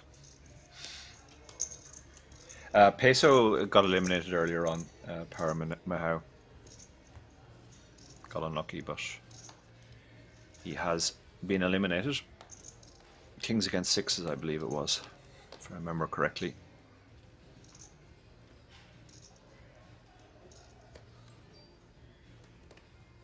One pass, 2 pass.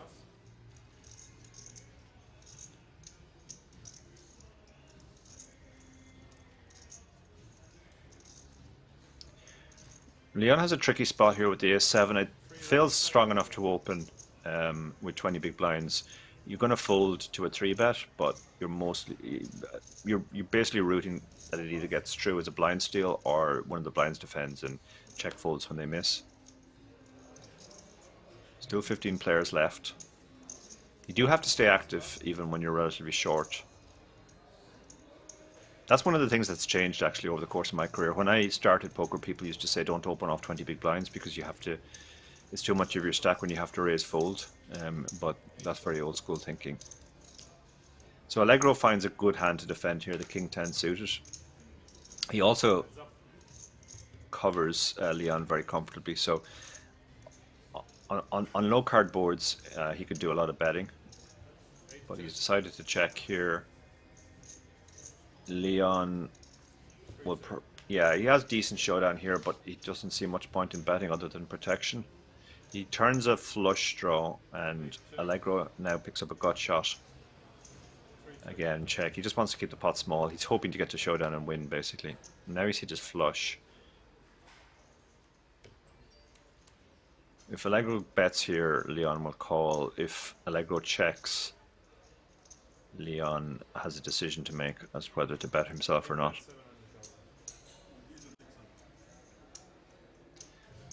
Yeah, this, he bets 700. This shouldn't be enough to get the job done. He's just getting too good a price to call here. If he really wanted to put pressure on, he could have bet bigger, but it's, yeah, he's going to get called here, and Leon wins a nice pot.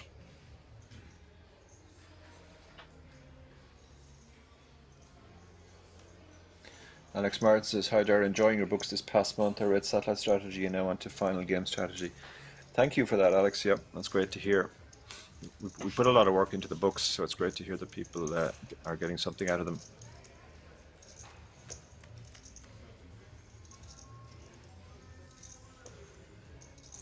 So Allegro's had two big swings there. He lost the all-in first, but now he's won most of the chips back that he lost, so he'll be feeling a lot better about that.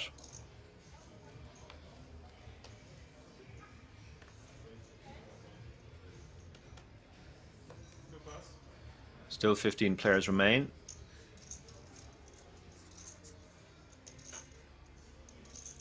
Yeah, it's a bit too early for the ace-5, particularly when you play the last two hands and they've seen you show down ace-7. Offsuit. Carlos could definitely open this. 16 big blinds in the cutoff. Decided to let this one go. That's quite interesting. We saw him open king 3 off earlier in the same seat. Bit of inconsistency there, maybe. The queen jack's opening on the button, and this should get through. Can't imagine queen deuce wants to defend.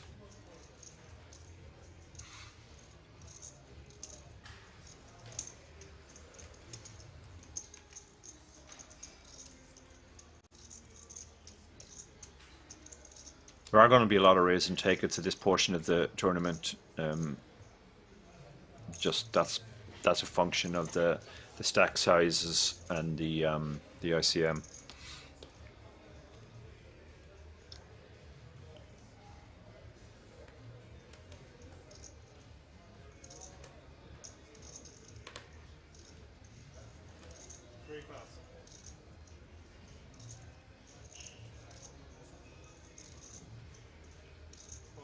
So no legitimate opening hand yet, as it comes around to the cutoff. And there it is, ace-king suited in the hands of the chip leader.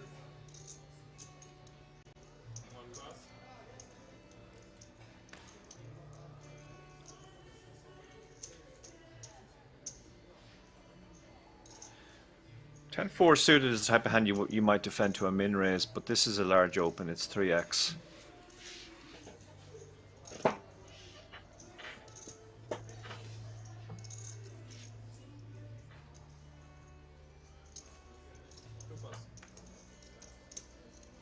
Yeah, he does let it go.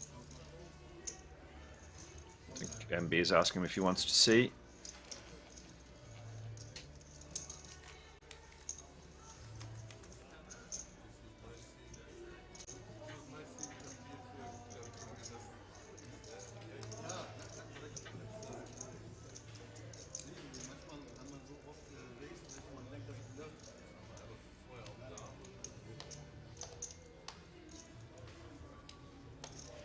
Wow, that dealer fairly fires the cars out.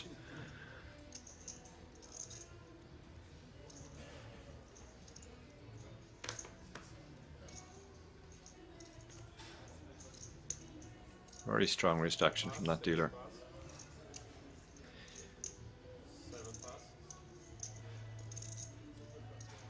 Allegro with the hand this time, pocket jacks. He's gone for a smaller raise size, which I like. I think I like the smaller raise size at this point of the tournament. Leon, ace, king. Could just shove this hand. It's 24 big blinds. Yeah, he moves all in. That's the standard play, I think. The jacks are going to call. I think. Big shove, but still, yeah, he's going to call. Jacks is too strong to raise fold. And we're off to the races. It's a flip. Both players will be kind of disappointed to see each other's hand. Leon was hoping for a worse ace, and I think Allegro would have been hoping for a lower pair. But it's a flip.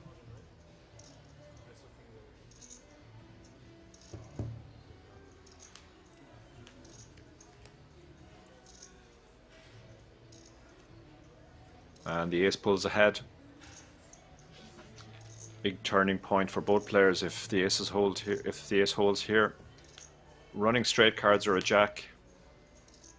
Now just the jack. Allegro down to 6%. No jack on the river. Leon has had a real swing the last few hands, but now he's up to 15 million, and Allegro is short. He was chip leader for a lot of the previous session and this session. But as they say, you have to win your flips, and he didn't win this flip.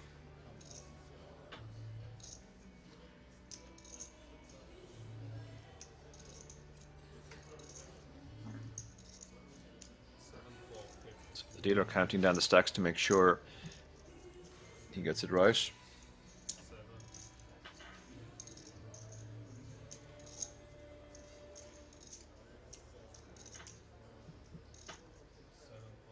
Pot gets shipped across to Leon.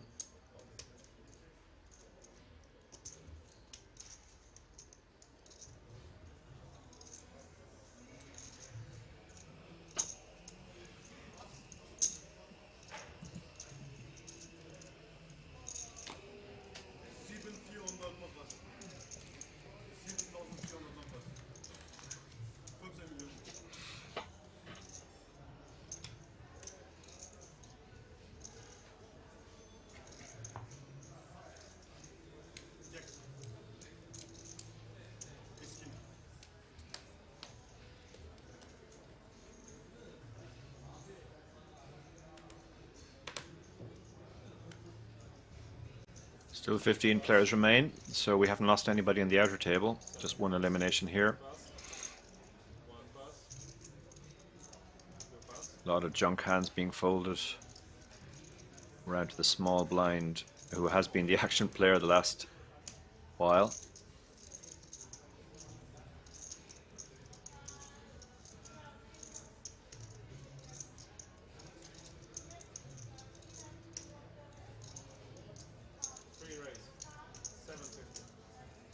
He raises to 750, 2.5x from the small blind. Jonathan has 20 big blinds in the big blind. 8-6 suited. Not a hand you want to fold to a small raise where you're getting 3-1 on the call.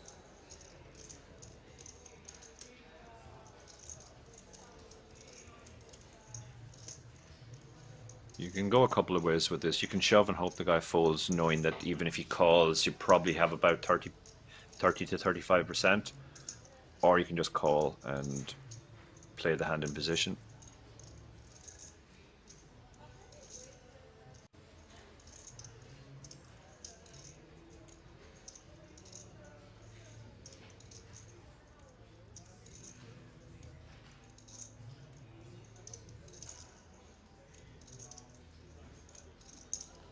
He has elected to just call.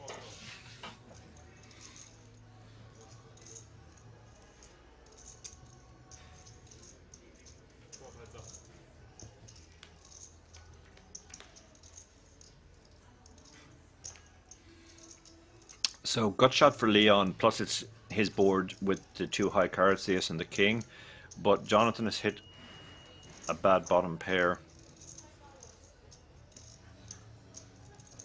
You would expect Leon to bet here to basically represent the ace or the king. Then Jonathan has a tricky decision because while he does have the 8, it's a particularly bad hand, which even if it's ahead right now, it probably has to fade a lot of outs. The bet is 650, so it's a small bet, third pot roughly.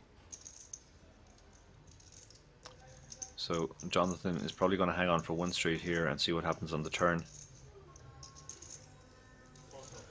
Does.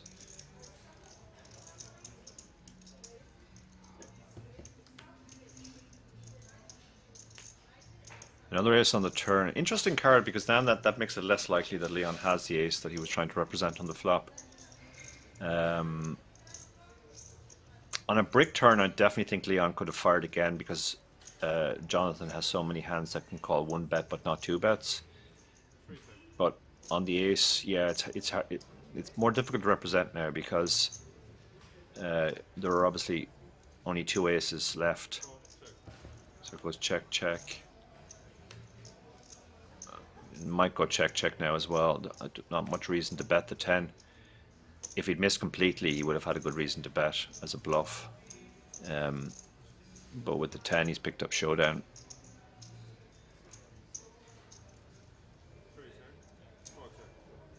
Does go check, check as expected, and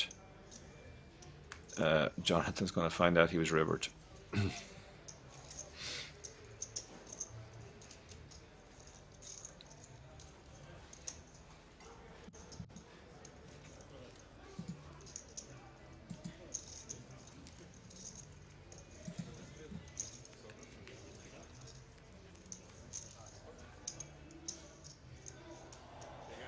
Good luck. So Wemby is the chip leader now. Leon has really, after that setback where he lost the all-in, he's really hoovered up. And those 2 guys are, I mean, they have 3 times as much chips as anybody else, pretty much. Then everybody else is bunched between 19 and 14 big blinds. And we're only 6 eliminations away from the final table, so pretty hefty ICM on all those guys now.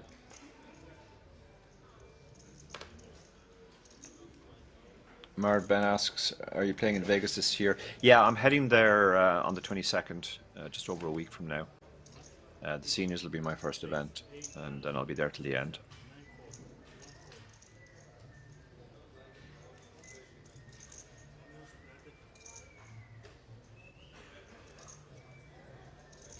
So King Queen is opened under the gun. 2.67 big blinds. That will flush out anything marginal behind. Probably flush out the ace-2 in the big blind as well. And you would possibly defend to a min raise, but maybe not to this size. Carlos is also quite short. And he does let it go.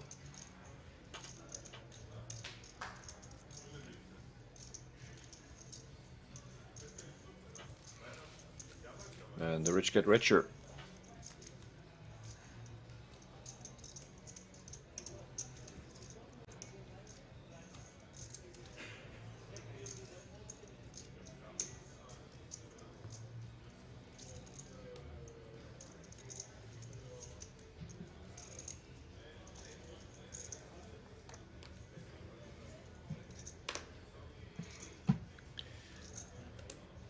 Still 15 players remain.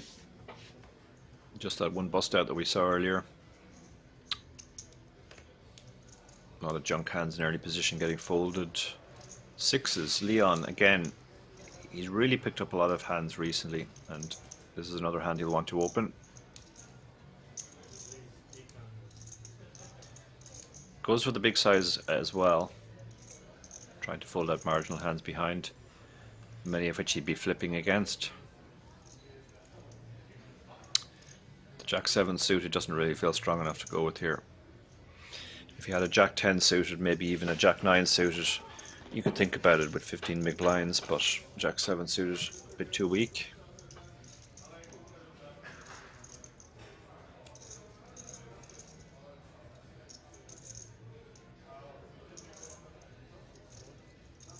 Carlos folds his 9-6, and the 7-2 suit is going in the bin as well. I think he might have sized up there as well because it was the chip leader's big blind. Didn't want the chip leader to be able to defend too wide.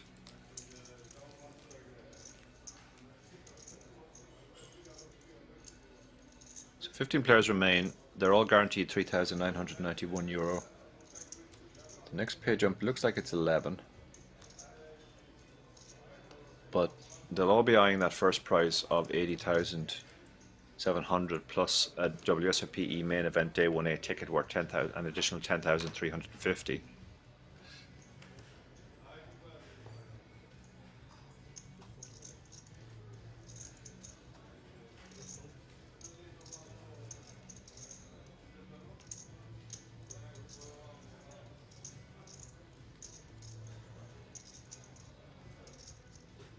Carlos with the Queen 10 on the button, 13 big blinds. Strong argument for just shoving this hand. Shove or raise fold, those are your options.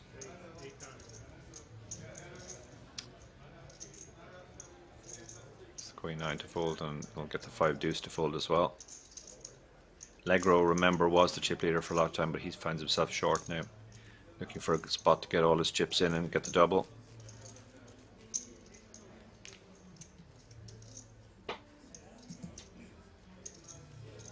And thank you to everybody who's joined us on Twitch and YouTube. Over 500 on Twitch now and over 200 on YouTube, as we continue to play down to the final table here at the Italian Poker Sport in Rozvadov.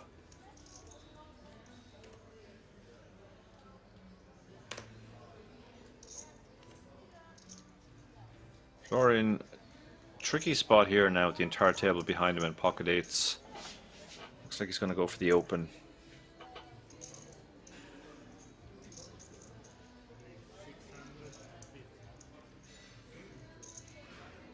Leon again finds a hand, ace queen suited.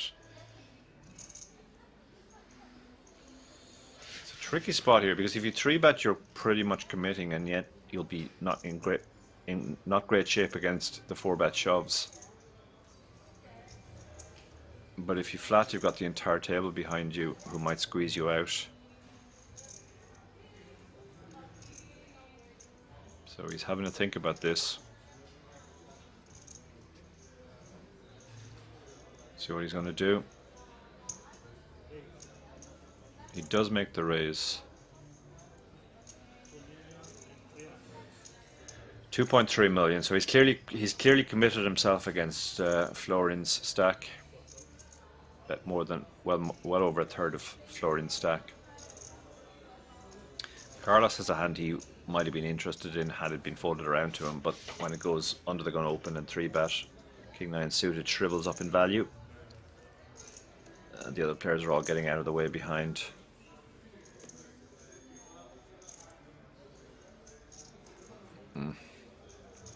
Eights are in a tricky spot now. If the 3-bet came from later position or the blinds, you'd feel a lot better about your eights, but it's literally come from the next player to act with the whole table behind.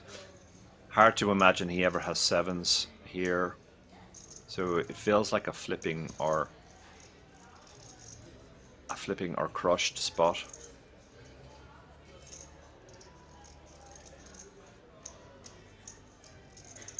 I think he might let this one go because, as I said, it does feel like you're either flipping or you're crushed. And there's all the bigger pairs: 9s, 10s, jacks, queens, kings, and aces. That's why he's going to let it go. Leon continues to pull clear.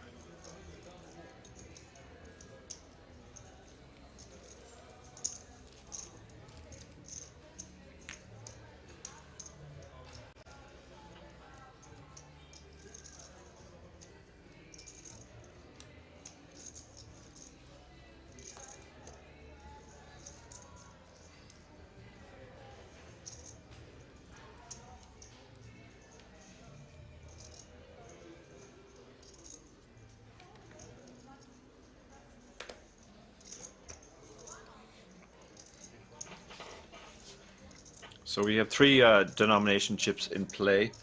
The greens are the small one, they're 25. The whites are 100k, and the pinks are the big ones. They're 500k.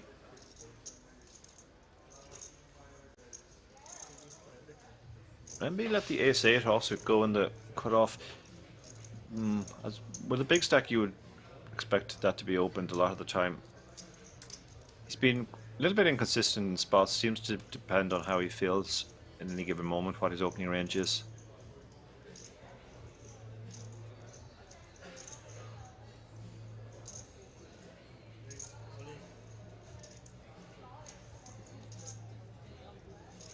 And the 9-2 suited just shoved there. He felt that his opponent is just going to be limp folding weak hands. Nice pickup.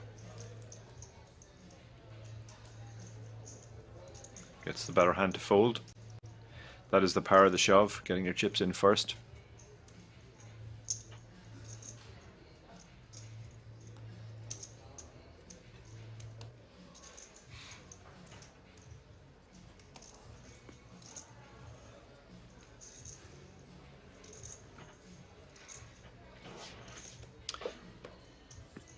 Tricky spot for Madoob here. This is not really a hand you want to raise fold. 15 big blinds is quite a lot to shove, but I think it is a profitable shove. Even from under the gun, 7-handed.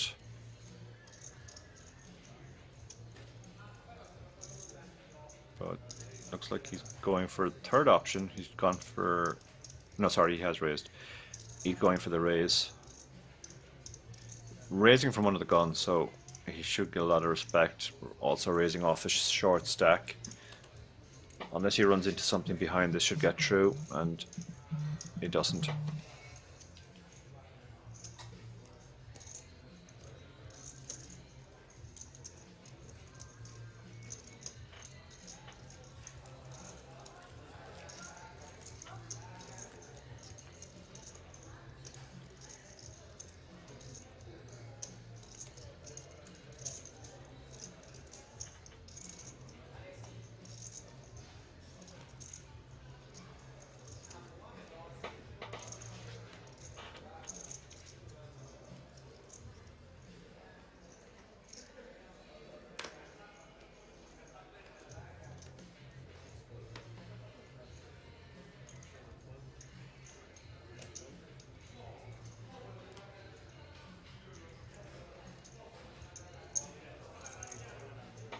Steve raising the Queen 9 suited.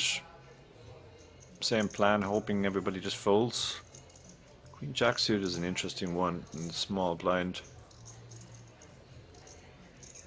You can go a couple of ways with this. You can 3-bet it, which would commits you against the short stacks open.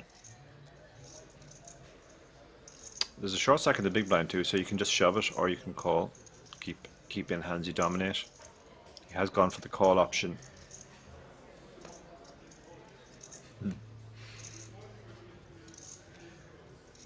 Ben asking if I'm part of the Hendon mob. Not if you mean the 4 English poker players who set up the Hendon mob.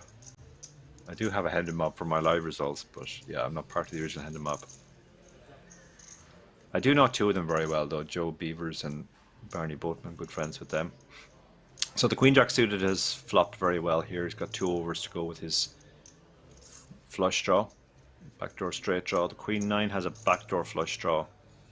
Backdoor straight draw. Type of board he might stab on, but he's decided to just check, see what happens on the turn.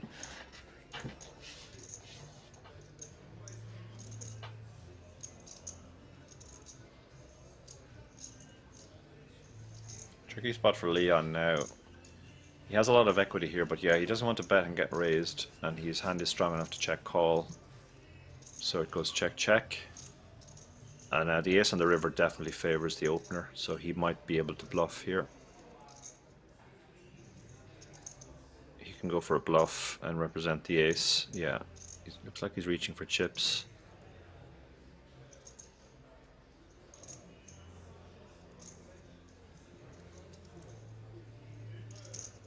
Representing the ace by betting.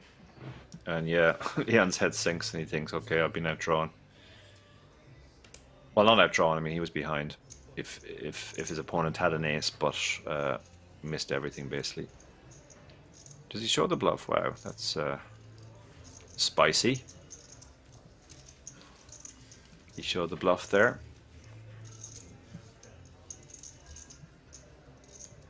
Personally, don't like showing bluffs when I'm short, because when you're short, you generally want people to fold. You don't want them to call you too light.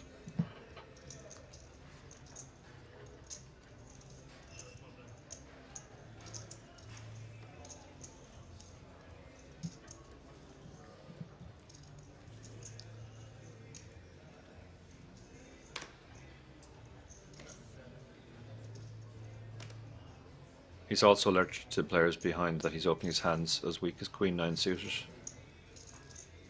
Not necessarily what you want to be doing when you're short as well. 6-3, 15 big blinds, probably just a fold. Yeah, let's go. He was actually dominating his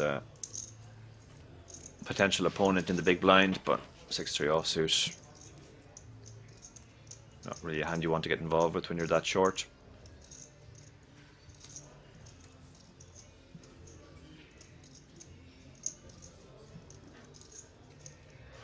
Yeah, the Hendon Mob are all from England. Actually, that's why they're called the Hendon Mob. They came together in a place called Hendon in London.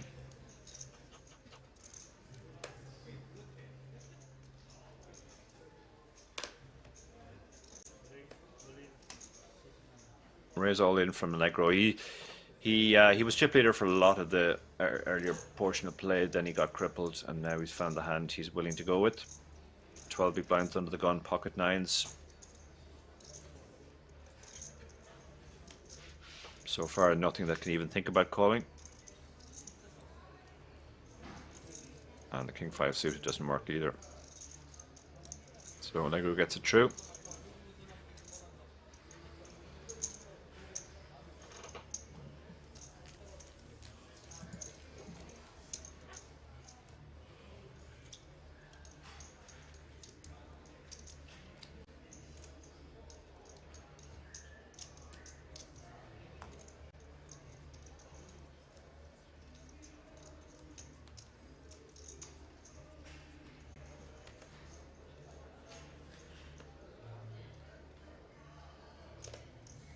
Still 15 players left, so it has slowed down. We haven't lost anybody on the outer table.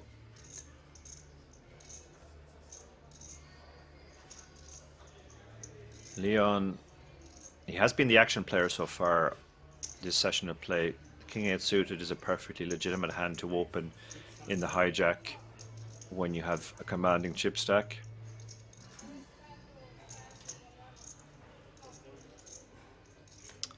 He's going to get the 2 rag hands between him and the button to fold. Small blind is an interesting hand, but against another deep stack you don't necessarily want to get involved with Queen 10 offsuit. Big blind is short as well, so he'll squeeze a lot if he's flat. Probably not with the King 7 though. Leon continuing to profit.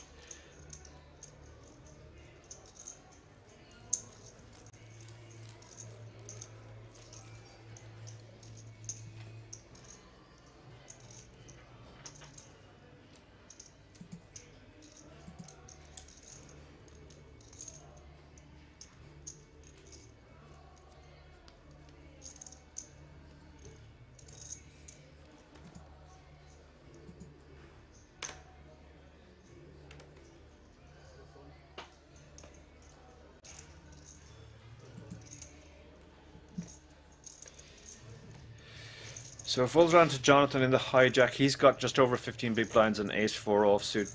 Probably a hand you want to open with your ace blocker.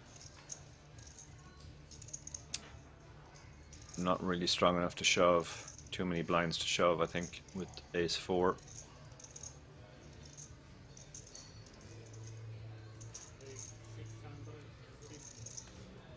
Yeah, it goes for a small raise, which I like.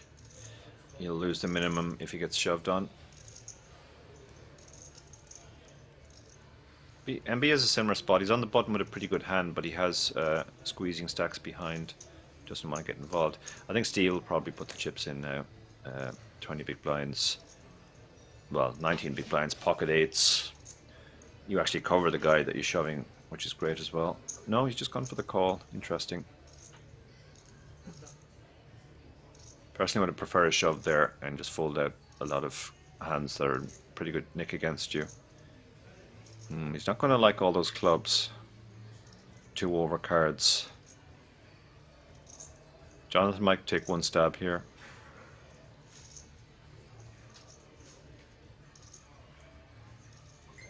But no, he's decided to check. He does have showdown with his ace as well.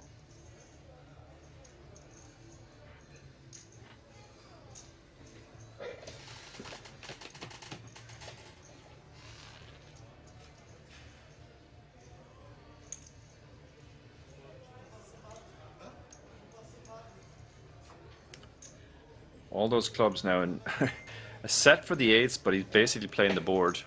They're both playing the board. Looks like Jonathan checked back to see whether he had a club or not. Might have thought maybe the ace of spades was a club. And what's happened there?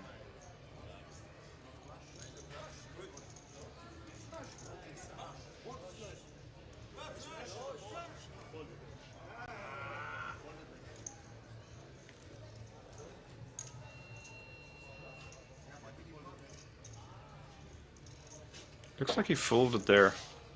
Now he's beating himself up.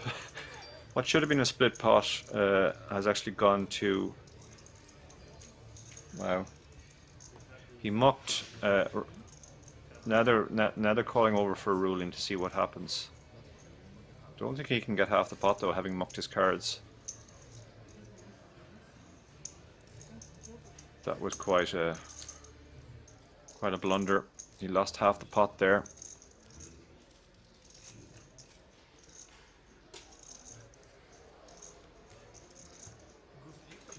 Real bonus there for Steve.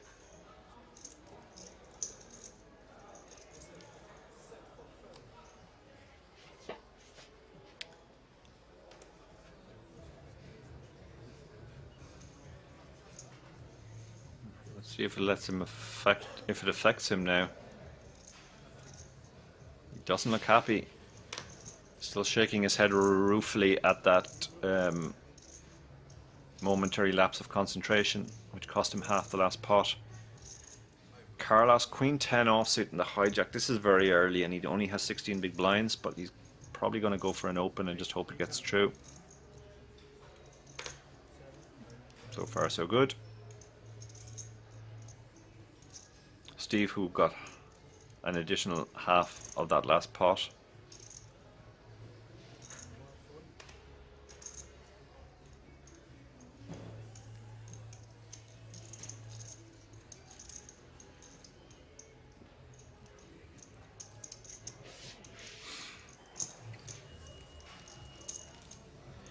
Well, we've all been there under the pressure when these guys have all been playing for 3 days.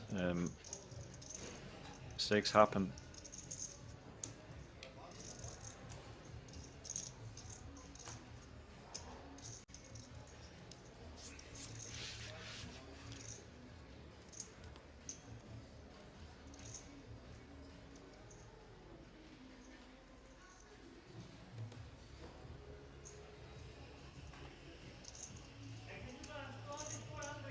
Jonathan looks like he's still suffering from that mistake.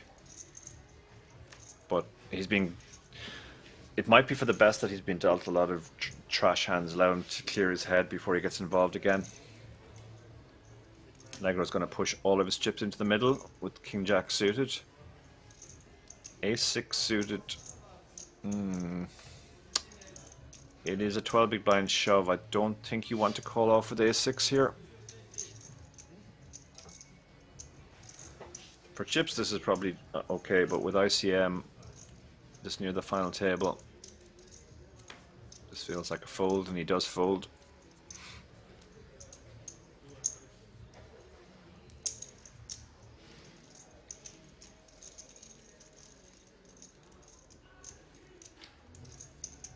And he gets it through. Still 15 players left. You know, well, since it bust out.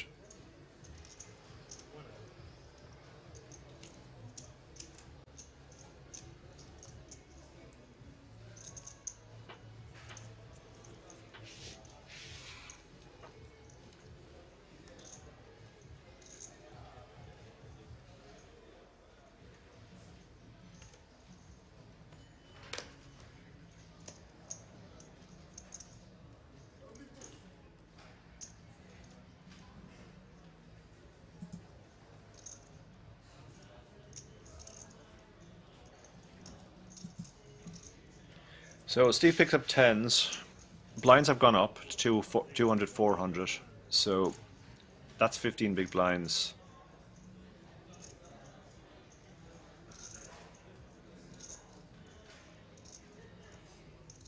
Florin has a tempter with 11 big blinds. King 10 suited.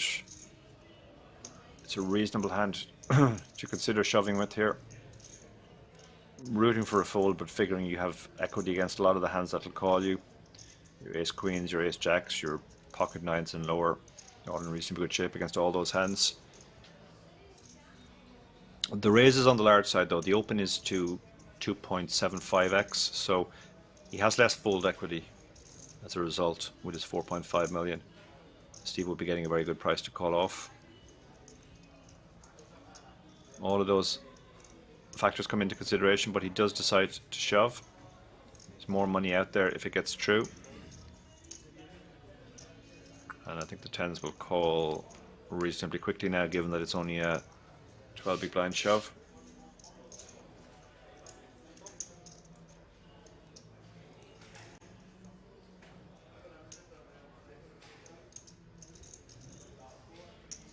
Well, reasonably quickly hasn't happened.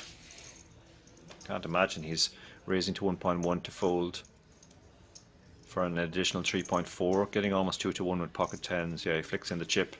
Signify the call. He's going to get the great news that he's got his opponent drawing to a king or lots of spades or some sort of straight.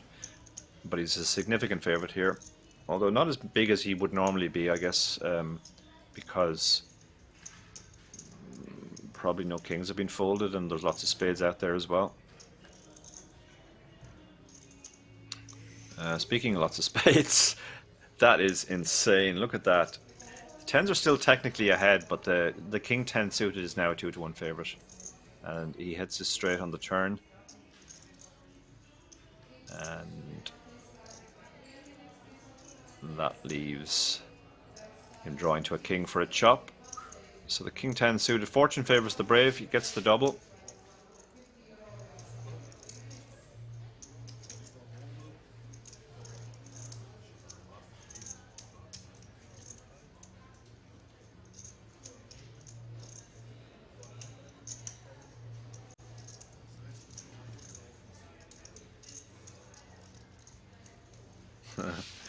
Would have been fun if it had been the ace of spades on the turn there indeed. Apocalypse UK, we would have seen a royal flush. Not to be. I think Florin won't mind too much.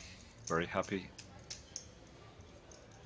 Very unusual spot to see one player so far ahead pre-flop, and then the players behind actually doesn't hit on the flop, but suddenly moves to being a 2 to 1 favorite, just by virtue of how strong his draw was. Flush draw, open-ended straight draw, and the king was still working for him.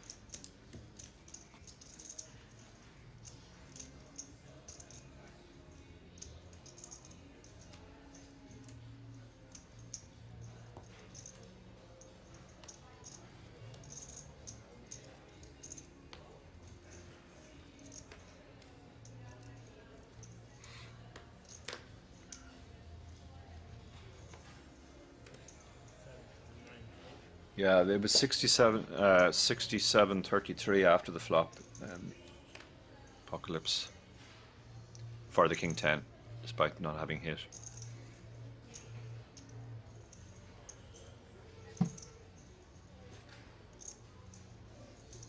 Looks like Florin has a hand here he can play as well, having just got that more than double.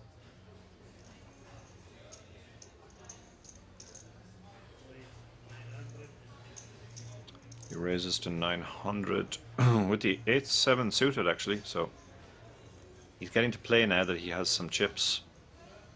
Getting to open some hands he couldn't have opened before. It's a large raise as well. Well, no, sorry, no, it's not. I forgot the blinds have gone up. It's just under 2.5x, but it will get the job done.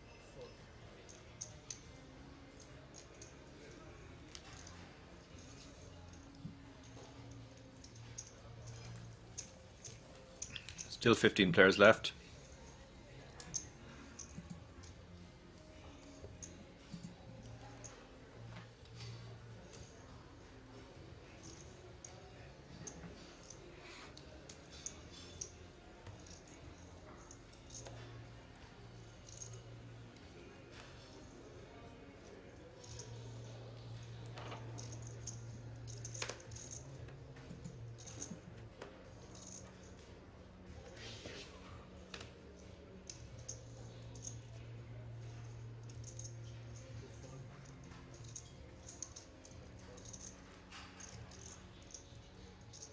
So nobody's got a hand they can open it as yet. It's going to be blind on blind action, I think. This hand, Carlos with the Jack 8 offsuit, 10 big blinds. This is strong enough to shove for 10, 11 big blinds for sure. But he's decided to limp. The Ace 7 probably just shoves now, given how short Carlos is.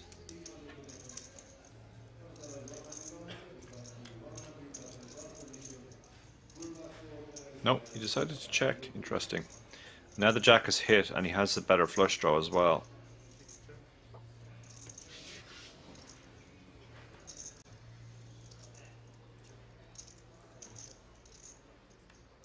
On check, check. They both hit their flush on the turn. Won't feel particularly brilliant about them. MB's going to check. Sorry, MB's going to bet rather. And Carlos doesn't love it because he only has the 8. But I mean, you've hit your flush, so. Does look like he's agonizing though. It's probably better than it looks because 2 of the overcards are there, the Jack and the Queen. So he's only losing to the Ace, the King, 10 and the 9 is the 5th nuts.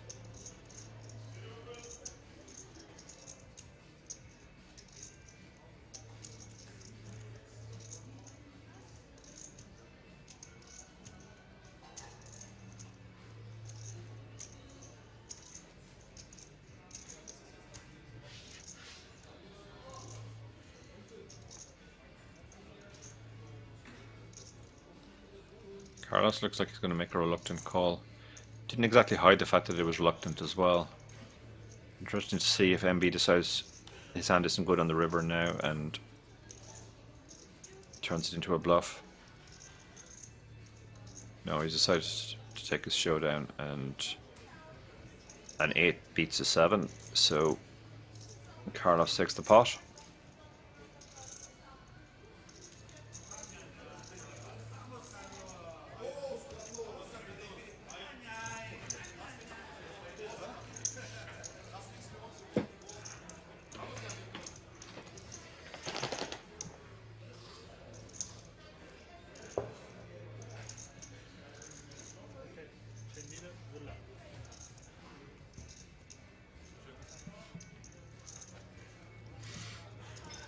So Steve, super short now.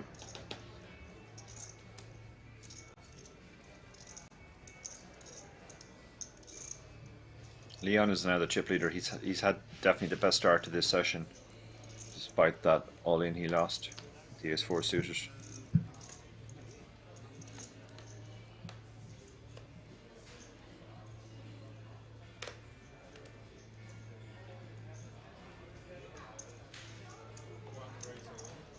We are down to 14 now, so we lost somebody on the outer table. Steve has found Ace King suited to move all in with for his less than 4 big blinds.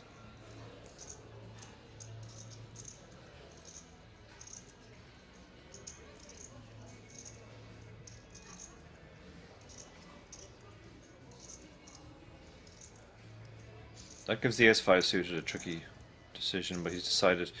The main problem there, he's got players behind him. If he was closing the action, I think he would have called off with the S5 suited there, but 4 big blind shove gets through. Picks up 2.5 bigs. So 14 players remain, 2 tables of 7. We will join at 9, so we're 5 eliminations away from that. Some of the players are getting very short now.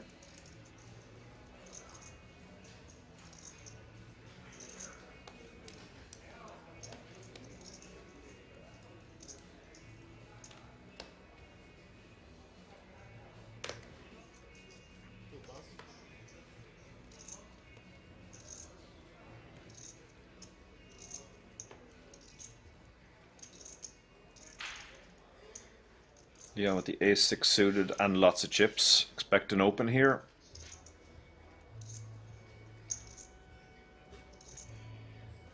Argentum asking in the chat, Dara, will you play till the winner today? Yes, we're going to play all the way down to the winner, and I will be here the whole day. Looking very much forward to commentating on the final table.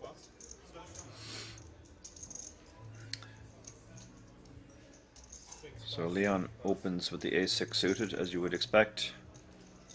And small blind lets ace-5 suited go. He doesn't. He's too short.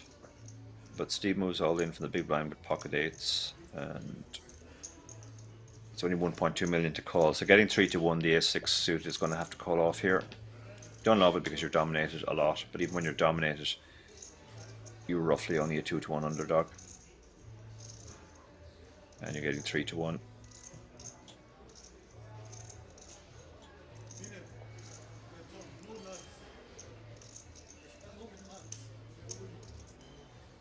That looks like the shrug of a, yeah, I think I'm playing one card here, but I'm priced in.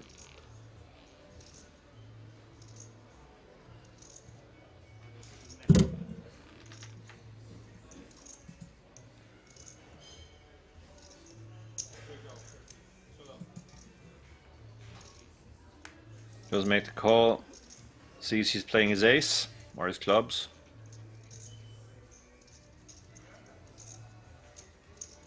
$70-30 for Steve to get back into it. Got unlucky there with the 10s earlier against the King 10 suited. If he can avoid getting unlucky again, he'll be back in it. Otherwise, we will lose Steve in 14th.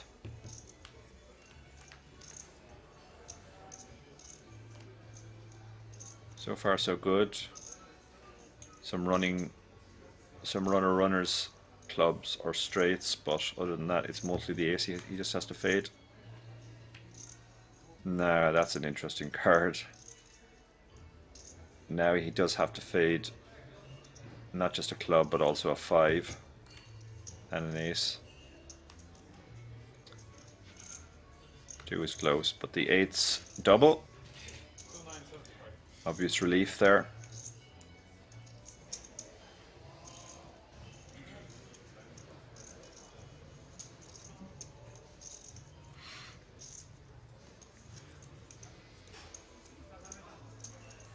Getting his chips. We'll post his small blind next hand. Very happy to still be in the tournament.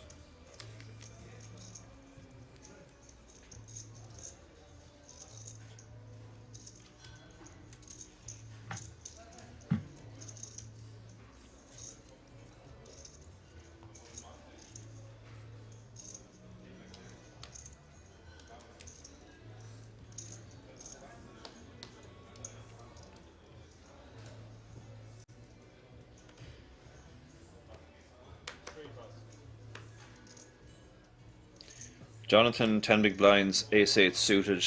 Expect all of his chips to be pushed into the middle. Not in Vegas yet, Jerry. I will be there next week. Flying on the 22nd. Or, yeah, flying the 22nd. Arriving late the 22nd.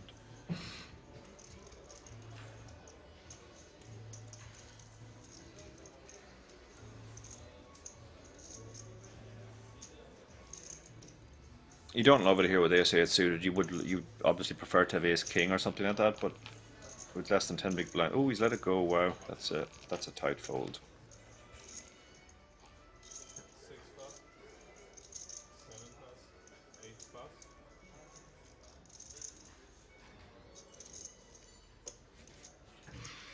The Jack-9 suited from the small blind. Yeah, again, the shove is a standard play here, but Steve has tended to limp in these spots.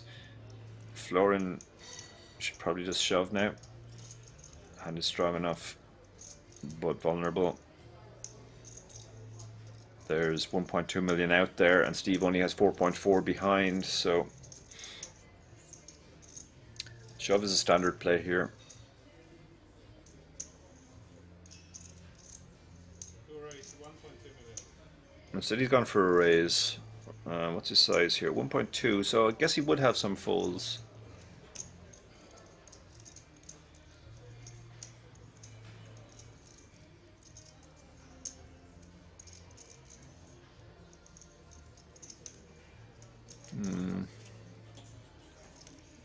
Jack-9 suited is a pretty strong hand to be limp folding to a fairly small raise.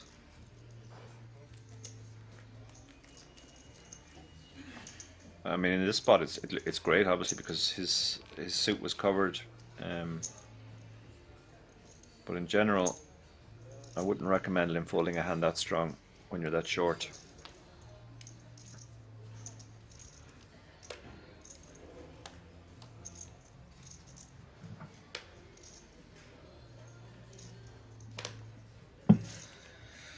Well, in many ways his hand was better last time because it was suited. Not much difference between the 9 and the 8. He's a seat earlier. If he shoves this, it will definitely be inconsistent with what he did last time, but he does let this one go a bit quicker than last time. 6 pass. 7 pass. 8 pass. And we folded an ace there. Again, you could open that as the chip leader. 1 pass. Floor in 11 million. Looks like the big blind has a decent amount of chips. So you probably want to raise, call this. Two call. 400. So he's gone for a call, I guess. Oh no, sorry, it's actually the Leon, the chip leader. Yeah, he's limped because he doesn't want to play a big pot against the chip leader. He's way more chips than I thought. So Leon actually covers floor in here.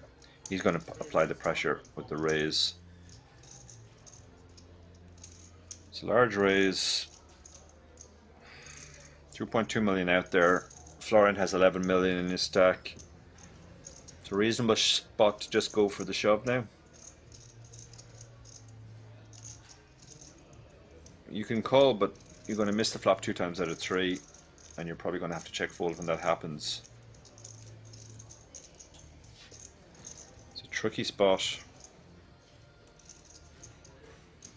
Yeah, he does move all in. I like this move. This should end the hand.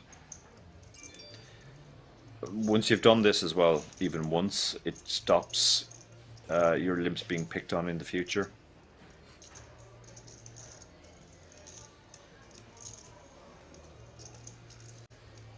I don't think there's any way Leon is calling off here with the ace-2.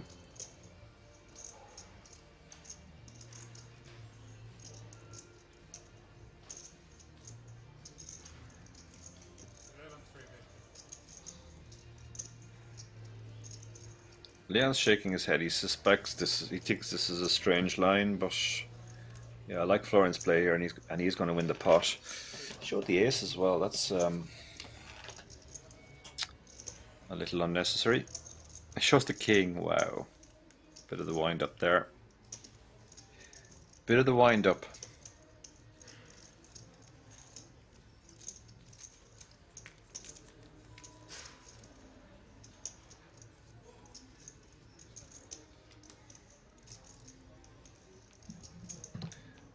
As a matter of interest there, even though he showed a king,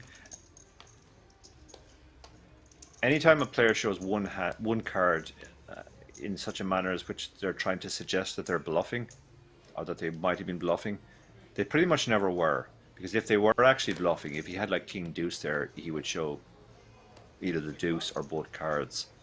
So once he shows the king, if I'm the big blind, I'm thinking, okay, it's either ace king or pocket kings.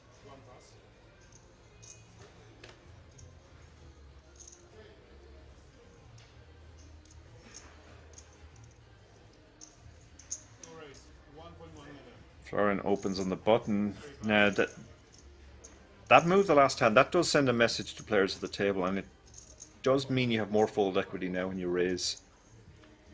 Players know that you're capable of those sort of aggressive, unexpected moves.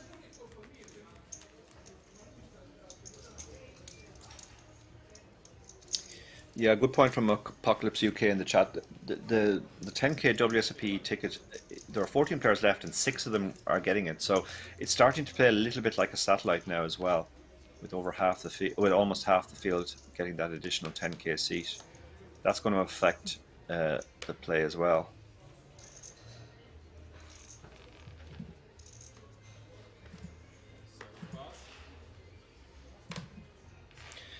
So Allegro's found a hand he can definitely move all of his chips into the middle here with. Pocket jacks, the red jacks. Looks like a count. Leon has pocket sixes. This is close. It's an 8 big blind shove. We can obviously see he's in terrible shape, but Allegro is pretty much at the top of his range here. He could... He'll have more unpaired hands than paired hands, and you know, he might even show up at fives some of the time.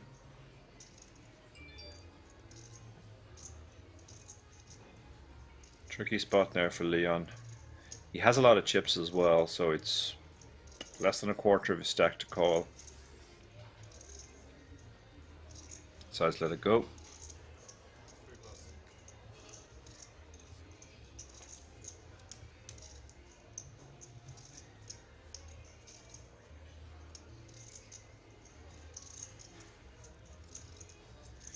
Jonathan's very, very short, but with ace-5 you're just going to be dominated nearly always. Maybe once in a blue moon, once in a while he turns up with king-queen, but yeah, ace-5 is just too mucky.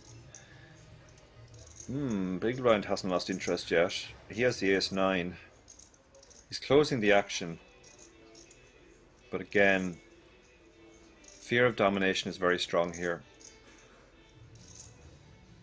Allegro won't be shoving too many worse aces, if any, than the ace-9, but he'll be shoving all the better aces, so he does let it go. 14 players remain. Allegro survives the shove there.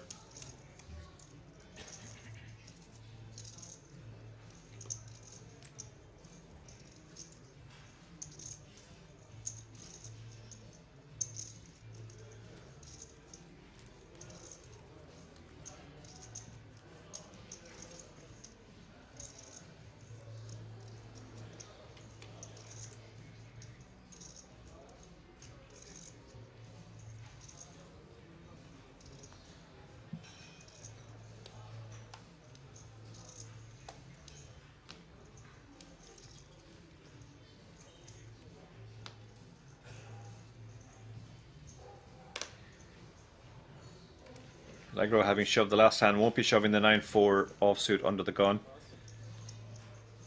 Florin declines to open the ace. It's a bit too raggy, bit too early. Leon, I think, is going to open the ace-6 offsuit because he's in the cutoff. One seat later, yeah, bringing it in for a raise.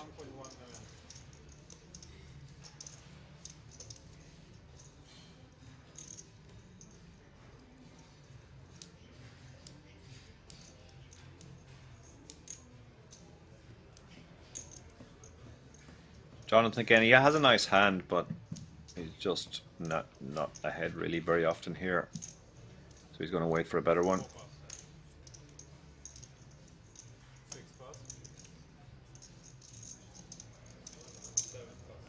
And Leon's open gets through.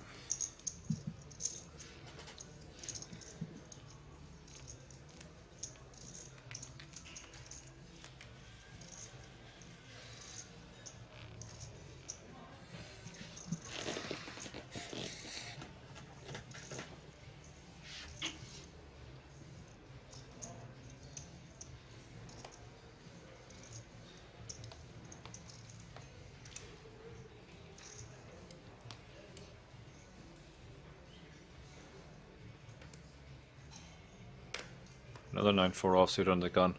14 players remain, 2 tables of 7. They will join at 9. So 5 eliminations away from that. We had a very quick bust out at the start of this session, and then it's slowed down since then. Carlos picks up the jacks on the button. 13.25 big blinds. This is a hand you want to open and you're happy to call off a shove with, and he's going to get the very bad news that MB has picked up aces. Some argument for just flatting here. Yeah, he's laid the trap because the big blind was short and would have shoved a lot of hands. And by 3-betting your aces, you kind of destroy the value in your hand that you will. Oh, sorry, he did raise. Carlos did raise. Raised to 1. He raised. No. No, it went. Call. Yeah. So The jacks are going to take a stab here, but he's not going to like the 2 overcards.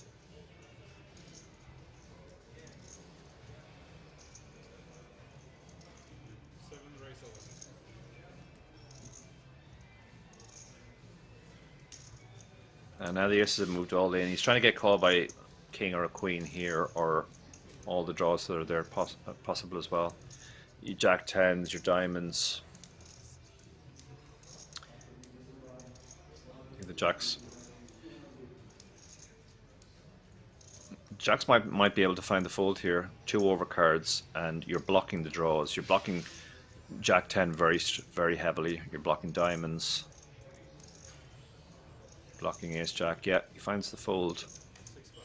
That's the disadvantage of not shoving pre-flop.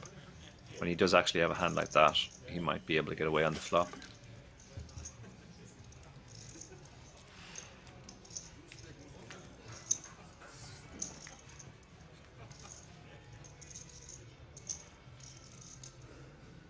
That was, yeah.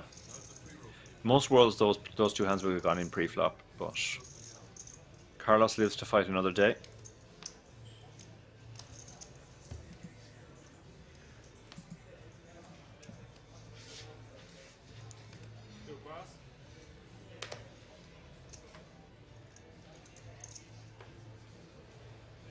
Pass.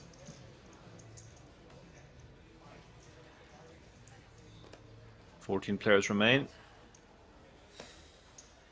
Carlos is now down to 7 big blinds, but he did get a second life there, got away from his jacks.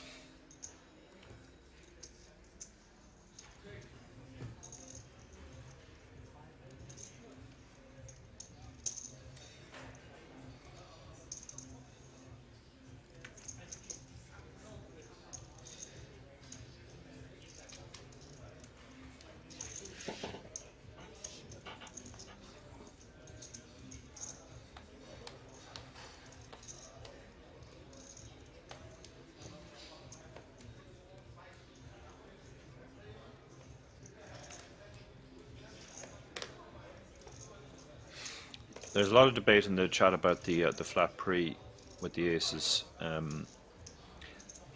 It didn't work out on this occasion, but there are other occasions where it's clearly the superior play. For example, if you 3-bet and the guy just folds his junk, if you flat and he hits a pair, you stack him, or he at least takes a shot at by c-betting. This was a very specific instance where, you know, it clearly worked out worse for him, but there are a lot of other instances where flatting works out better. So Allegro moves all in with the king queen on the button for his 8 big blinds. So what price is Florin getting here now? 2.9. He needs about 40%. He usually has about 40% with this type of hand. There are some pairs he's flipping against. Even when he's up against 2 overcards, it's roughly 60-40. Obviously crushed by the overpairs, but and the ace-8, the ace-7. This is pretty close.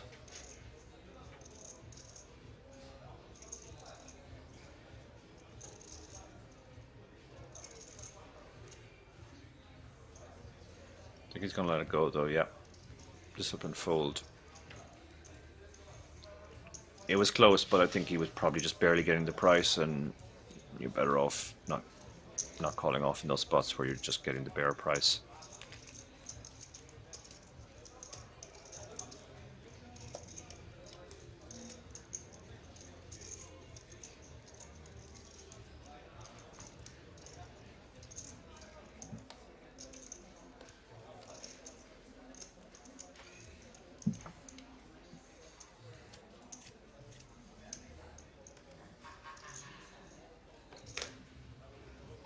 Certainly an interesting hand though. So Jonathan has exactly the hand he's been waiting for. Ace King, happy to wager all of his chips in a very swift movement. Carlos has found a hand he's happy to put all of his chips in, a pocket pair. Some aces and kings getting folded behind, which is bad news for Jonathan. Another ace being probably folded here in the small blind. Don't think ace 3 suited is a hand you want to get involved with three-way.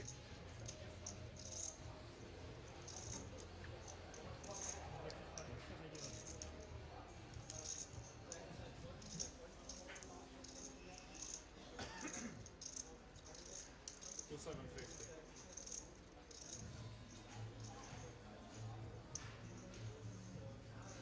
I think Jonathan's shove is for less here. I don't think he has 2.8 million. I think he had more like 2 million.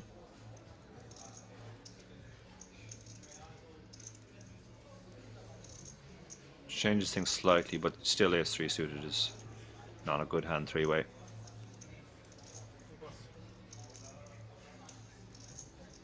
And the 6-5 suited. The 6-5 suited is a better hand three-way than the ace-3 suited. It'll be live. You can see it actually has 15%, even though it's against a bigger pair. If neither player has a pair, you're going to be in great shape with your 6-5 suited. But I think too often one of them has a pair, so you should let the 6-5 suited go. He does. And we're going to see the ace-king against the pocket eights. Classic flip. Now the eights are a very clear favorite here because of all the aces and kings that have been folded. That's the main reason it's not the usual 52-48 or whatever it is.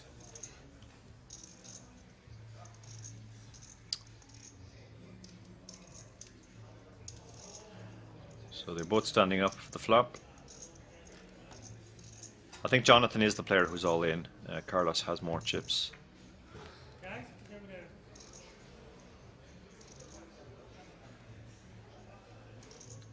there. And so far so good for the eights. The ace-king remains at risk. He can hit 4-5 for a straight or a king or queen-jack. And there's the queen, so he's picked up some additional outs. He's got the jacks working for him now. Because taking all the folded cards into account, he's got 7 outs. And there's one of them, the king. Jonathan gets rivered, or Carlos gets rivered. The caption's saying he's eliminated, but I'm not sure that's true. They are counting it down. I think Carlos had more chips, so even though the graphic says eliminated, yeah, Carlos is going to have some change, it looks like. Not very much, but still in the tournament. Yeah, he gets his change back, so no elimination there, but Carlos super short now, having been rivered.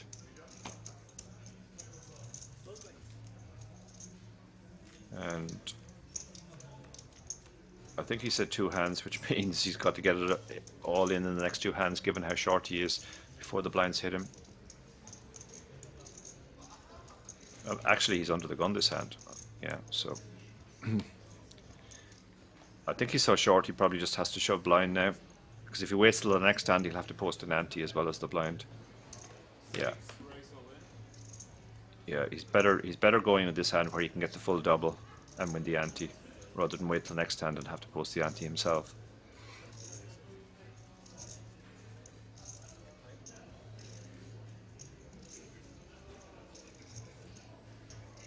The ace queen, does he want to just call or does he want to raise and isolate? He has decided to 3-bet to isolate, which is actually great news for Carlos, because it'll flush out a lot of people behind, and he's going to be getting an amazing price then. King Jack suited probably has to fold now. Yeah, he does fold, and the big blind will be folding unless he finds something playable, and he does. So it's actually on the ace-5, so it's actually a great spot for Carlos. He can win a big one here. He can more than triple up.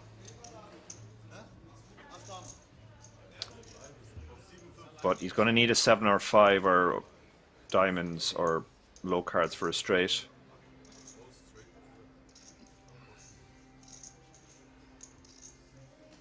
But he's in good shape. He could have been up against an overpair. It's about as good as you can hope for with 7-5 suited.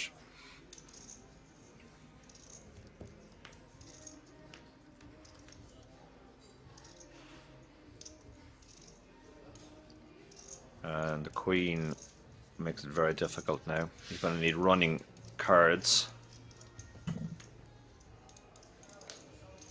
Well, the 7 keeps him alive. He can still hit a 7 or a 5.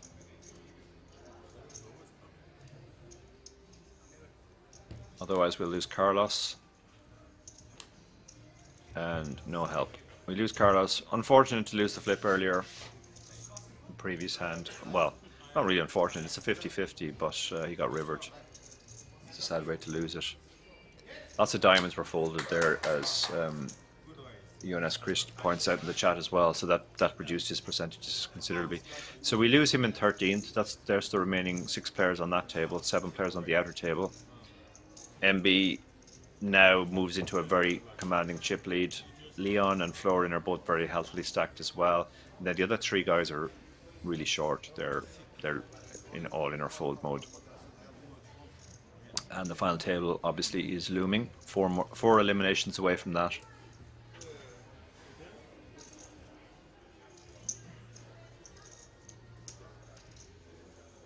Apocalypse UK points out that King Jack would have hit the straight, so good reason to isolate there. Fold that type of hand out that has a decent amount of equity against you.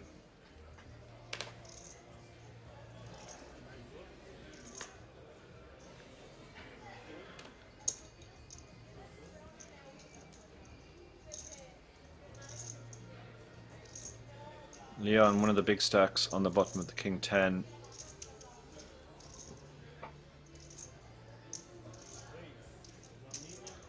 If you had 2 short stacks behind him, shove would be the standard play here.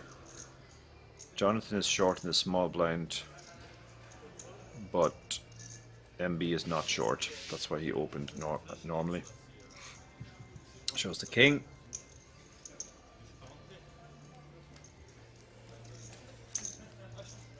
Plants vs Zombies asks, why is tournament poker always so short stacked? Yeah, I mean, we were pretty deep for most of yesterday when I did commentary, but towards the end of tournaments you almost inevitably get short stacked. No matter how good the structure is, it does kind of tend to come down to short stack play in the end. You know, even the World Series main event, often a lot of the stacks are under 20 big blinds on the final table or near the final table. Tournaments have to end in a finite period. The blinds rise to make sure that that happens.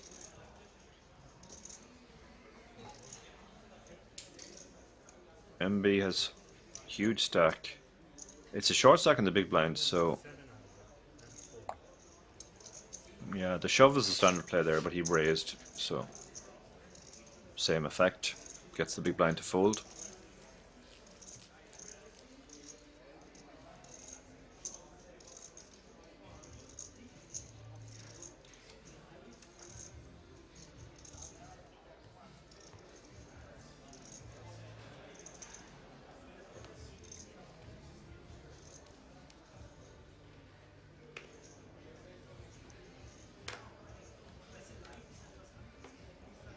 Florian pocket 7's under the gun. He's one of the stacked players, so he gets to open this. No, have to think about it.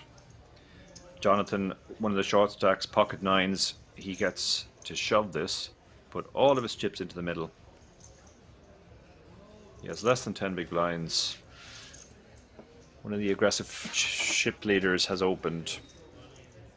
Your 9's are definitely good enough to go with. MB quickly folds the 2's. Like to see that. No posturing or thinking there. Steve is short, but A6 suited is a hand which is going to be dominated a lot. And looks like the 7's. What price is he getting? 6 to 4 roughly. He needs about 40%. 7's is pretty close. You're flipping against a lot of hands when you have almost 50%. But there's probably not too many lower pairs in Jonathan's range. So it is sort of a flipping at best spot.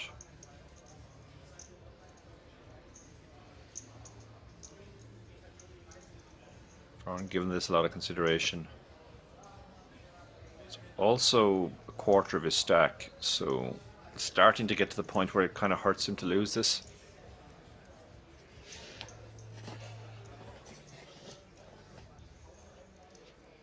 So he will have a think about this before he decides what to do.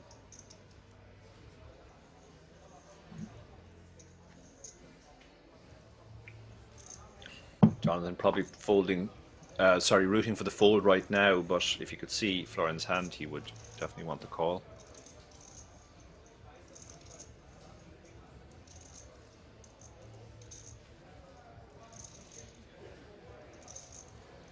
A lot of consideration here going into this one.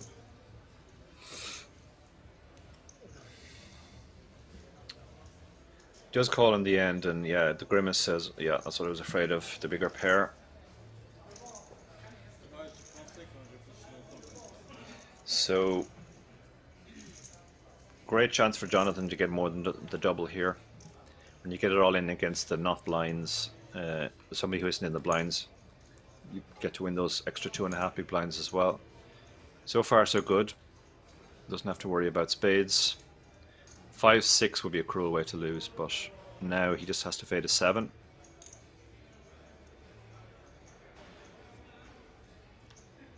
And he does. Ultimate brick on the river, the deuce. He gets the double. Florin, a bit of a setback for him. You can show that you can see now that Jonathan's actually almost up to Florin's stack. So when they're this sort of shallow late on in tournaments, you can be short stacked, but then you double through a big stack, and suddenly you both have roughly the same stacks.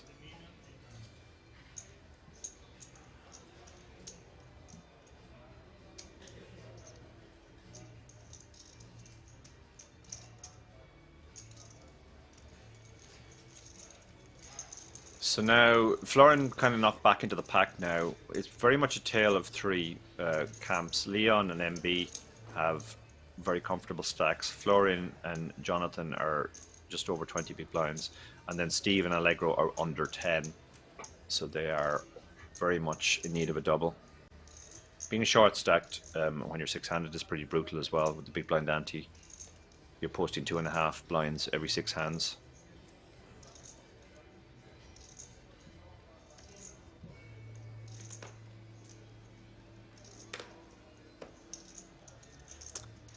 Leon, this is a hand you can definitely open.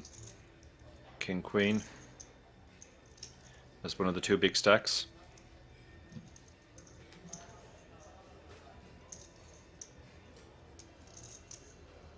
Does open.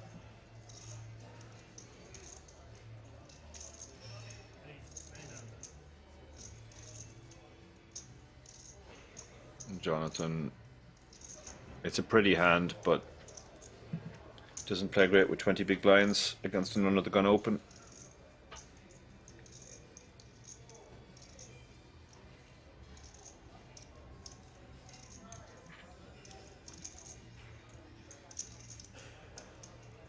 You have all the players behind who might squeeze if you flat.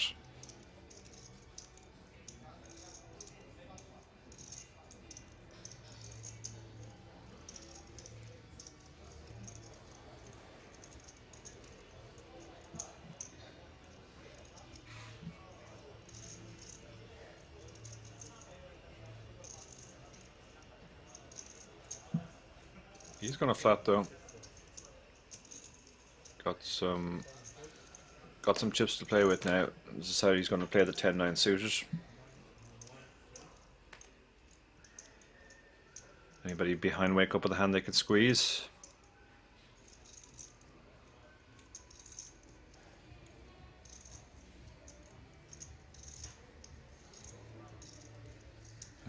Florin has a king jack. It's a tricky one because you dominated a lot here by the early position players.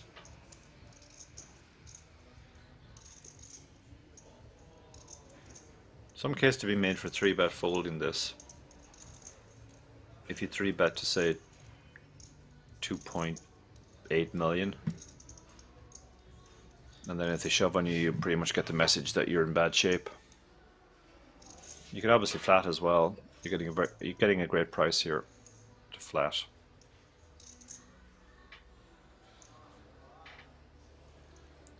These are tricky spots. King Jack is just dominated so much by when it's 3-way. Could get into trouble now in a King High flop.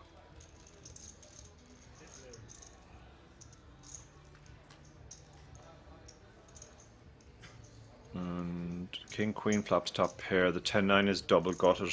7 or a jack makes him a straight, so this could get spicy.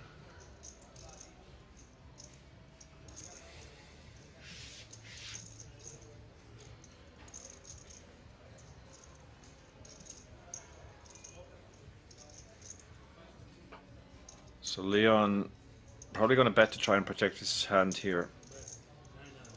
Very draw heavy board. Lots of draws here. Both Jack 10 and 10-9. 10-9 is double gutted. 7-5, 9-7 are open ended. Lots of draws here. King Jack will get out of the way now, and off to the turn we go. Now the 6 is pretty much a brick. Neither player should have a 6. Doesn't complete any of the draws. With so many draws there, Leon might fire again.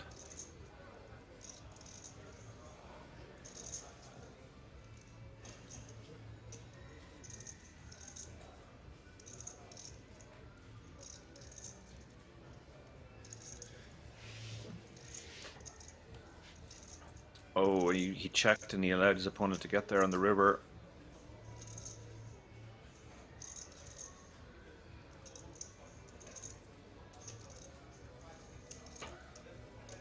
It's hard to get value from worse now by betting, so he'll probably check call and get the bad news that he allowed his opponent to get there on the river. Depends on the size. Jonathan's hands were visibly shaking as he bet there, which is often a sign of excitement.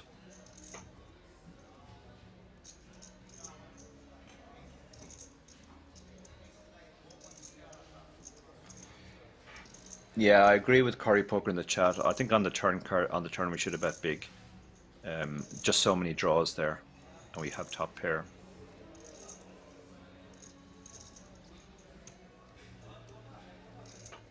Yeah, he's hating it now.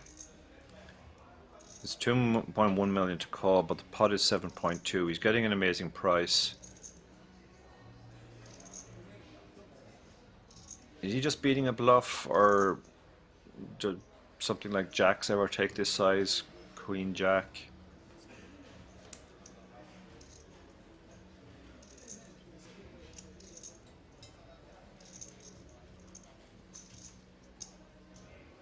Doesn't like this. Looking at his opponent to try and get a read.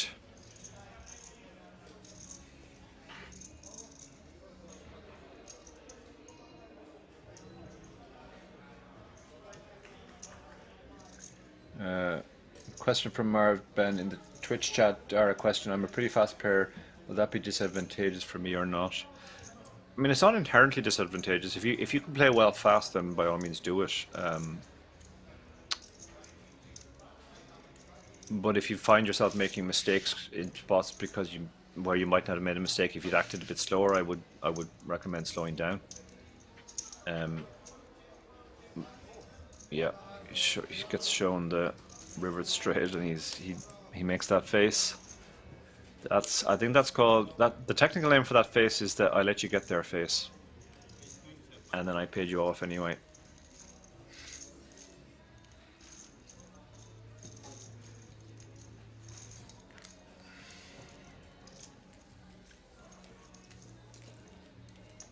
Yeah, returning to the fast play discussion, a couple of good points made in the chat. If you are a fast player, the one thing you don't want to do is get tilted by slow play. Some players will play deliberately slow if they think it'll tilt you. That's point number one. And point number two is what you don't want to be doing is taking different amounts of time on clearly very different decisions. Sometimes you see players who play very fast when they have a trivial decision, and okay, that's not giving away any information, but then if you take a long time, it kind of means you have a close decision, and that gives away information.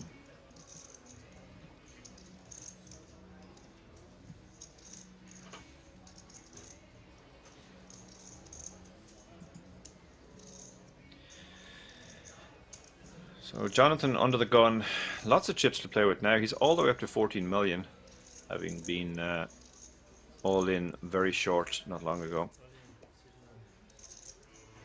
Allegro finds the hand he can move all of his chips into the middle with, the 10-9 suited. Same, the hand of the tournament at the moment. And he gets the Queen 10 to fold. So that's great news for him.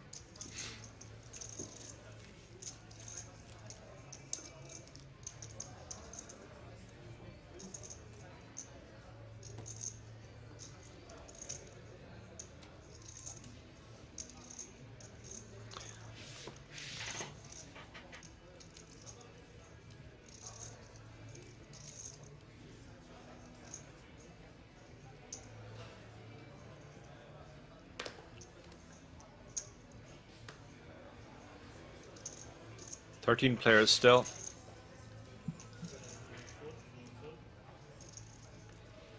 We're probably coming towards the end of this level. And Florian picks up aces on the button.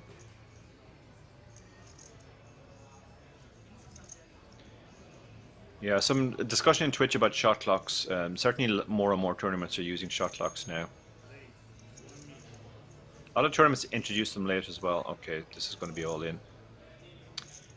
Leon, he is, having lost the last pot by letting his opponent get there, he's now being coolered, unless he, of course, gets there.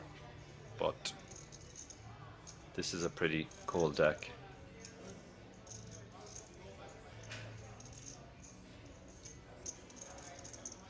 Florian's opening off 7.2 million, so it's hard to have any non-all-in 3-bet size here that you're not committed. So he does move all in. And when it comes back to Florian, there's going to be a snap call. He does snap, and bad news for Leon.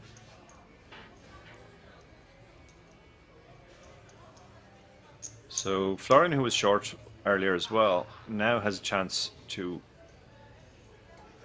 win a 17 million pot.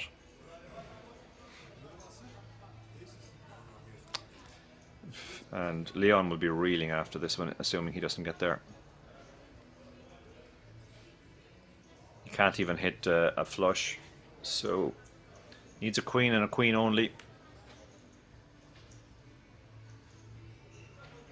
Two remaining queens, shaking his head. Can't believe how it's turned so fast for him. 2 hands ago he was one of the big stacks on the table. Now he's one of the short stacks, probably the shortest actually.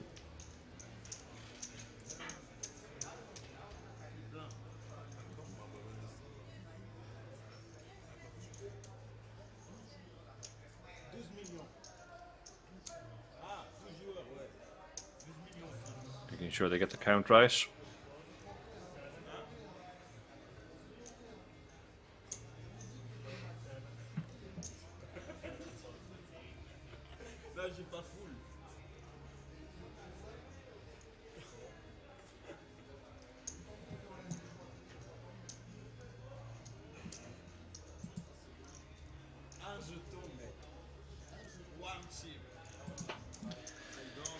So Leon down to fumes now. 5 big blinds. Just under 5 big blinds. Not a happy man.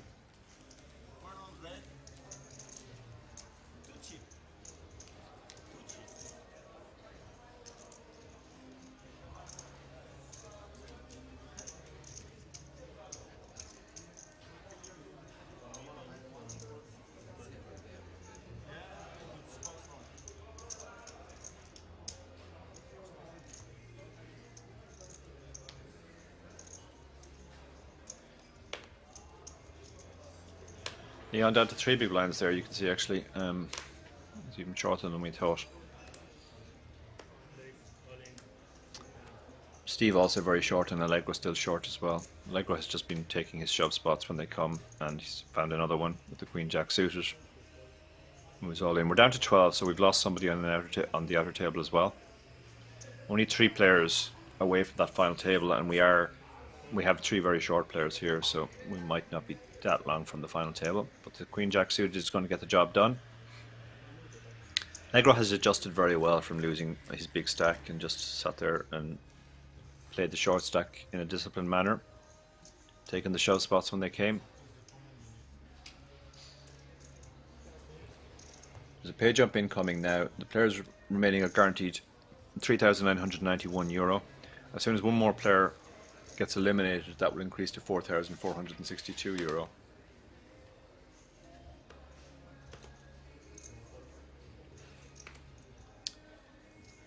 Florin, does he want to get spicy here and open the Jack-9 offsuit? This would be very marginal, but justifiable when you have that stack.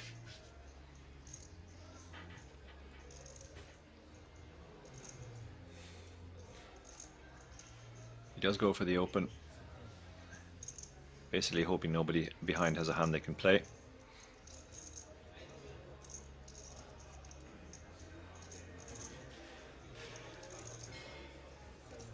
And Allegro should be playing with the ace-4 suited. In fact, he's moved all in. Found another good spot to move all in. Yeah, he had 12 and a half big blinds, so good spot to shove here.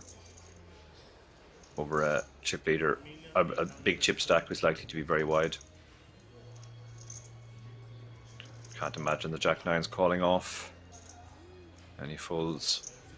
It was a loose open, it doesn't always work out, but good pickup there from Allegro. He's the one short stack who is not going to let himself blind out. I don't think Leon will either, but Leon is very, very short now. But Steve has probably been playing a little bit too tight with his short stack. Napinda says, I think that Allegro is a good reg. Yeah, he's certainly playing like one.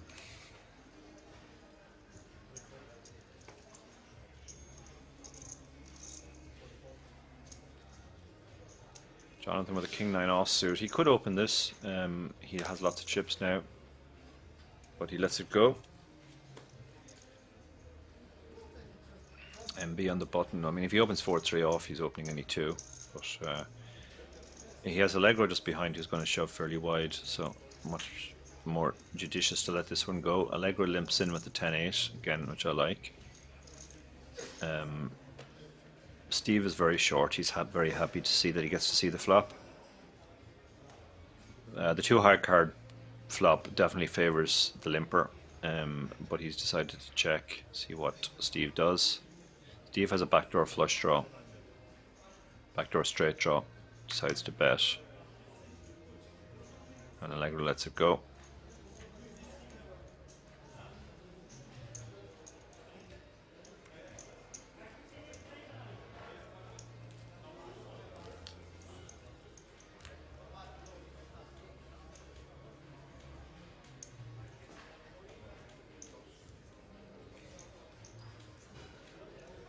Looks like the players are going on a break.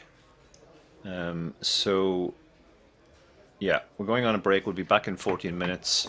Join us after the break as we play down to the final table.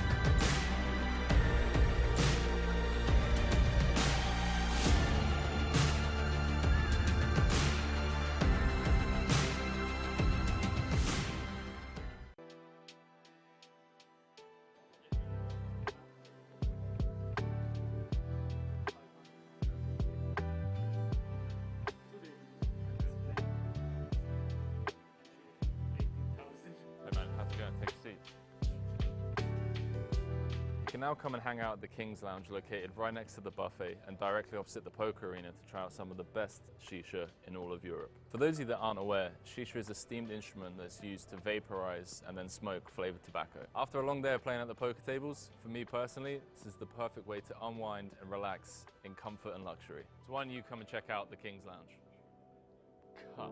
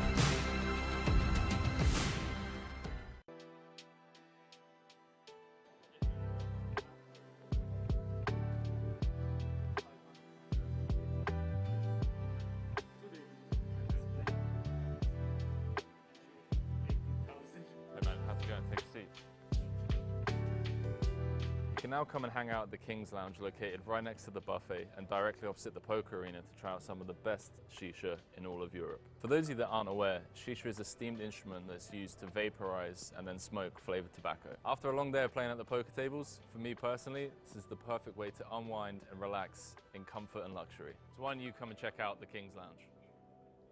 Cut.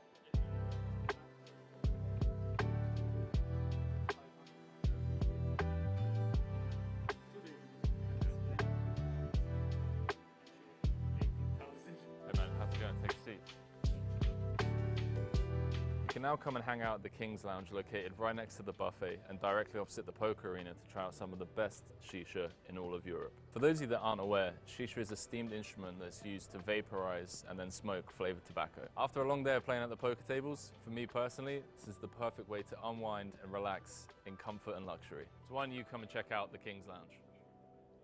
Cut.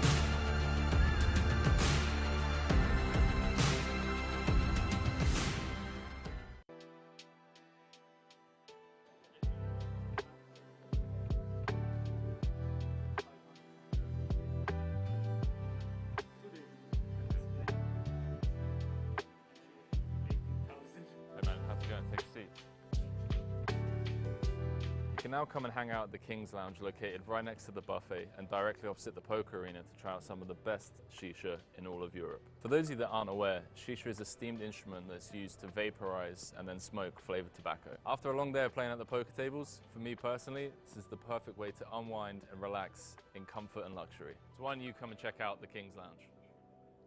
Cut.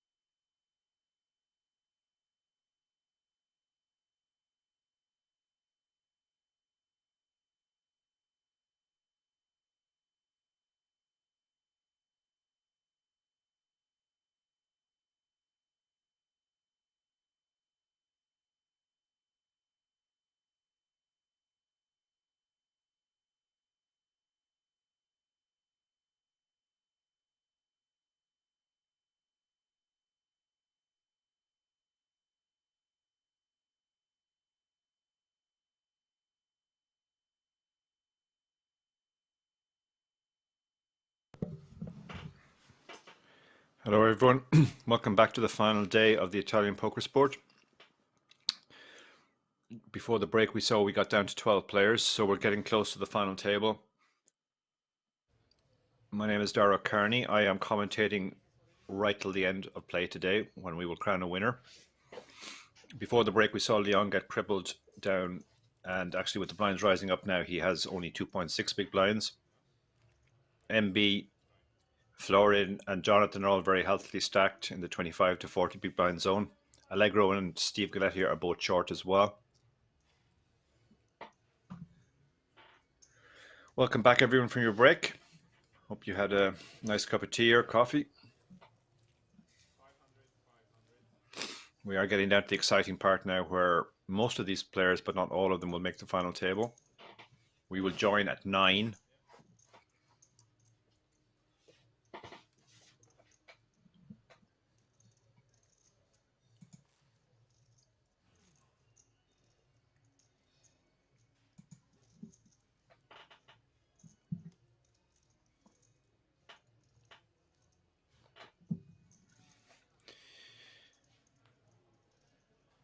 So straight back into the action. A couple of the players haven't come back from the break, which is interesting, which means this hand we're only 4-handed. Leon is actually in the cutoff essentially now because it's 4-handed, but he lets that one go. Allegro has an easy shove here, pocket 5s. Looks like he got some refreshment at the break he's still munching on. And he'll also be very refreshed to find he can find a hand he can shove immediately and add to his stack.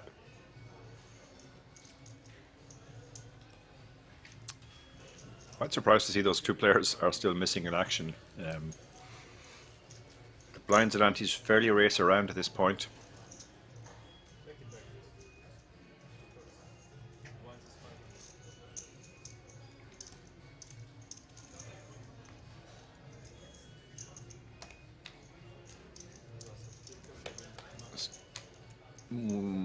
Still only 4 players at the table. Quick fold from Allegro. I think when players don't come back like that, you want to act fairly quick because it's a great spot for you when there's 2 players sitting out.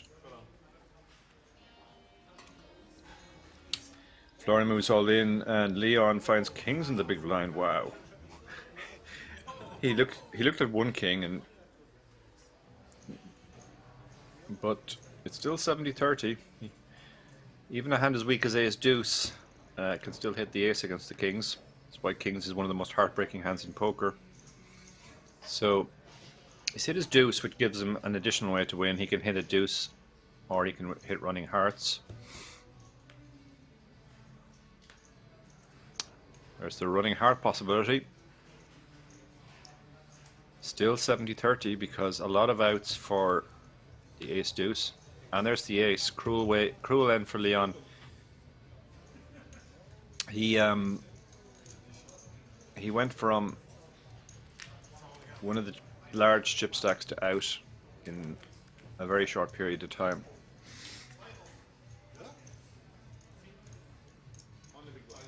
So we're down to 11 now. Looks like the other players have come back.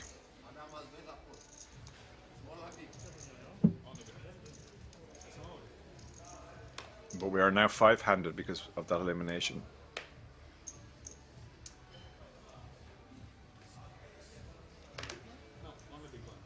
Actually, we've lost a player on the outer table as well. So 2 tables of 5. So we could be down to a final table very quickly. A couple of very short stacks.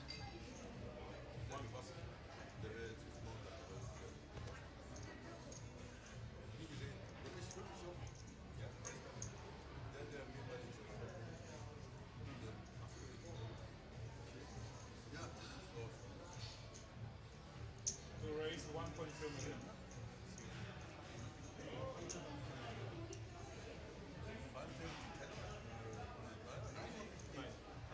Four plus. 9, 9, 9.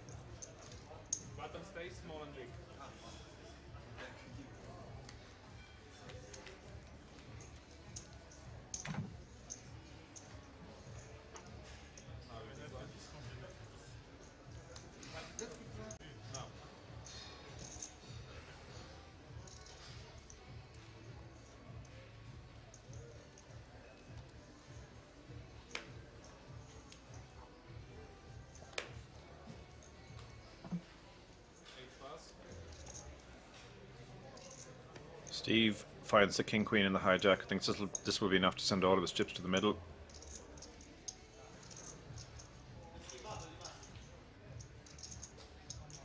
One raise all in. He moves all in, as expected. 2 pass.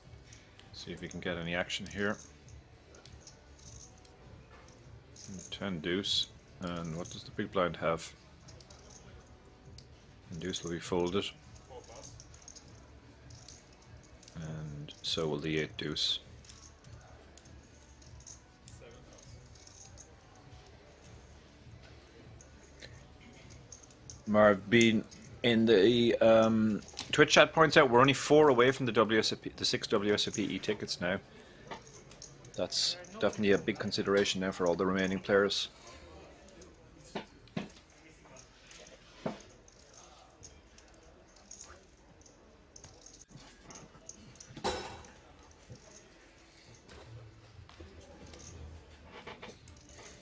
We find everything.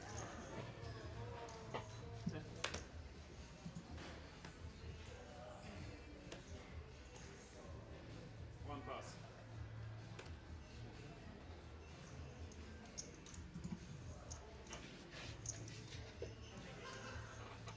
2 raise, 1.1.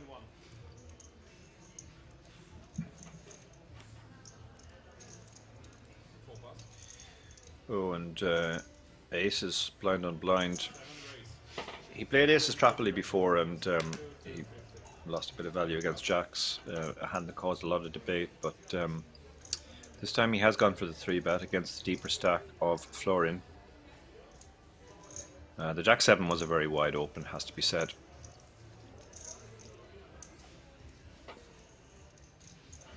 Florin is opening very, very wide now because he has a stack, and he has been punished on this occasion. MB is like, oh, you don't have a hand, what a shame, I have aces.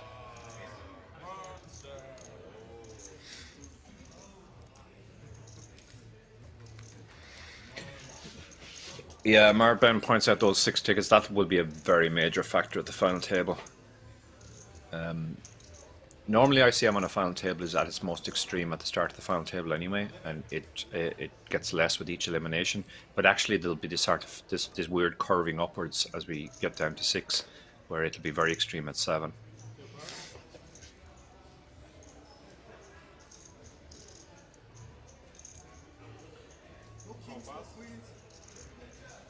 Jonathan folds the queen 5 suited. 8 raise all in. Allegro, yeah, this is a standard shove. It might look weird shoving 7 high, but 12 big blinds, and actually Steve has even less behind. He's got 11 big blinds, so it's the kind of, most of the profit comes from when they fold, but even when they call, you probably have 30 to 35%.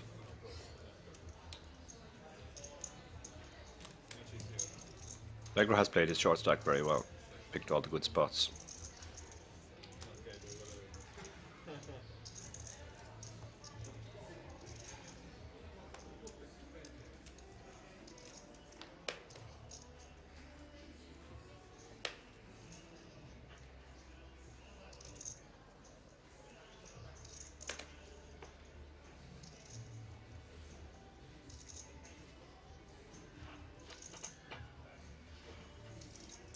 So Jonathan under the gun with the queen, with the 10-8 suited, but 5-handed under the gun is the hijack, so 7 pass, 8 pass. goes for the open.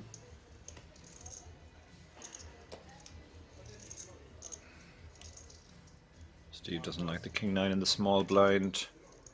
9-5 suited, ooh, small raise as well, 2.2x. This kind of suited, vaguely connected hand, you can definitely defend. He does cover Jonathan as well, so he gets to put a lot of pressure on him post-flop. So that makes it even more of a defend. Jonathan's going to play much more straightforward post-flop because of the ICM pressure. He's hit his 9, and we have a flush draw for Jonathan. The ace-high board favours the raiser, obviously. Could see this go check, check, or check bet call.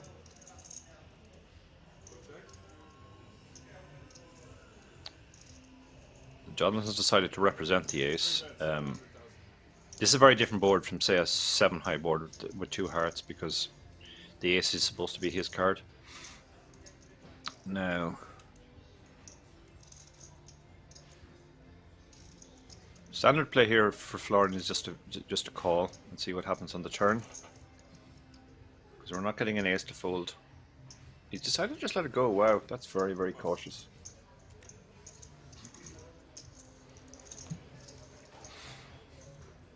Just didn't like it. He figured his opponent would keep betting, and it's a particularly bad 9 he has. But yeah, I would certainly have called one there.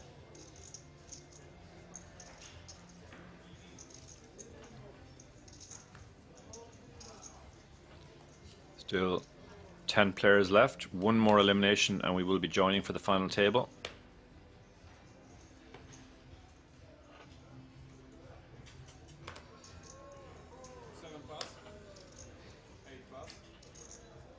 See if anybody can find a hand here to move all in with, the short stacks. Queen 3 suit is pretty close on the button, but he lets it go. Ace 10, definitely a hand he wants to play from the small blind. Probably just a shove. I think it's Allegro behind with the short stack, so you just want to shove this hand.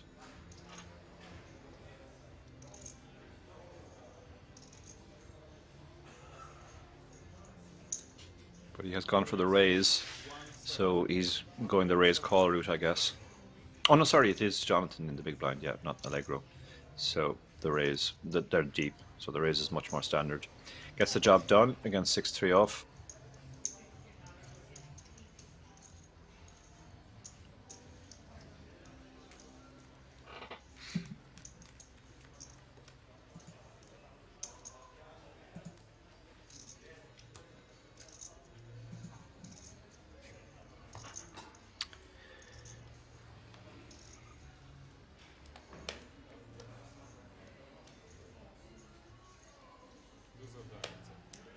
They're not hand for hand, even though it's the final table bubble. They don't do that here in Rozvadov unless somebody is stalling. Okay, we're going to have two of the short stacks all in against each other. Allegro has shoved pocket sixes. Steve, who's shorter, has the ace jack. Bad news for him is that one of his jacks is being folded behind in the small blind. King Queen has a... Ugh. I guess it's 15 big blinds, so it's too much to call. Yeah. 15 big blinds is too much to call three-way with King Queen.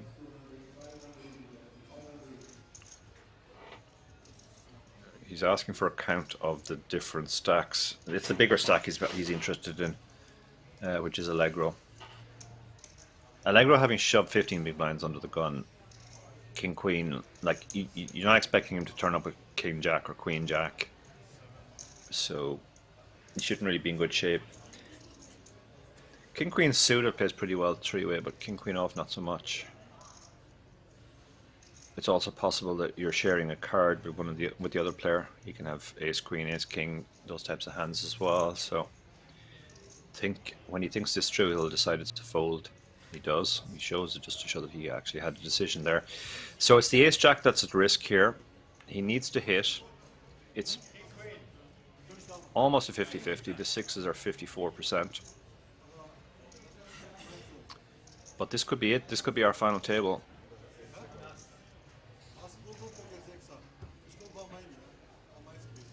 Huge moment for both players. One of them will be healthy stacked after this one. The other one will either be out or crippled. And there's the Jack. There's the Jack. Allegro is now drawing slim. He has some runners apart from the six. And that's one of them. He can now hit a club. Clubber 6 does it for him. And the 8 is no good.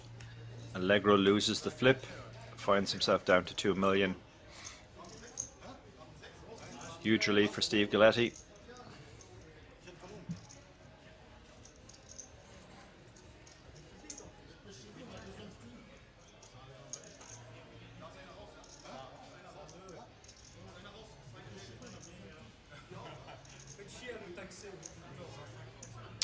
So now Allegro is, in fact, he's the only one under 20 big blinds now. He's down to 4. He's also big blind next hand, so 2 of those 4 big blinds have to go in.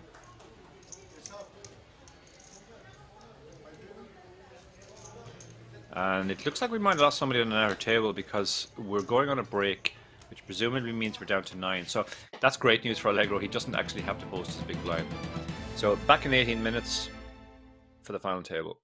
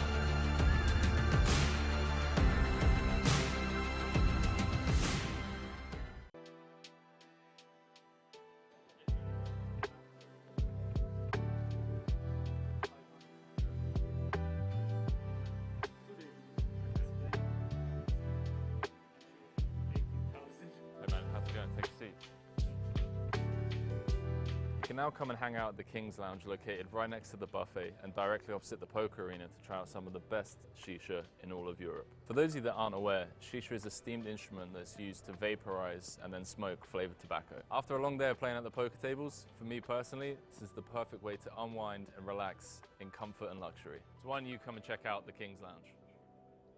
Cut.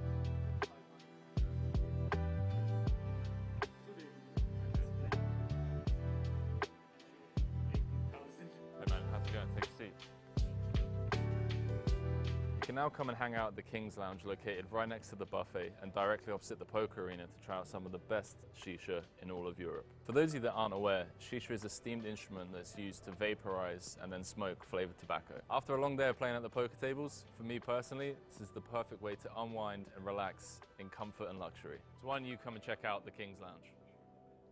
Cut.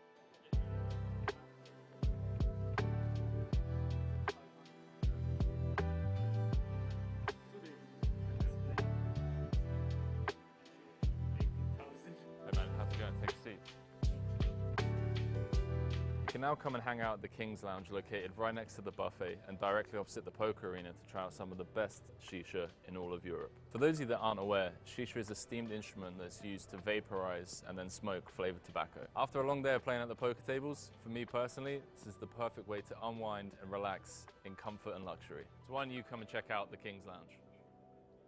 Cut.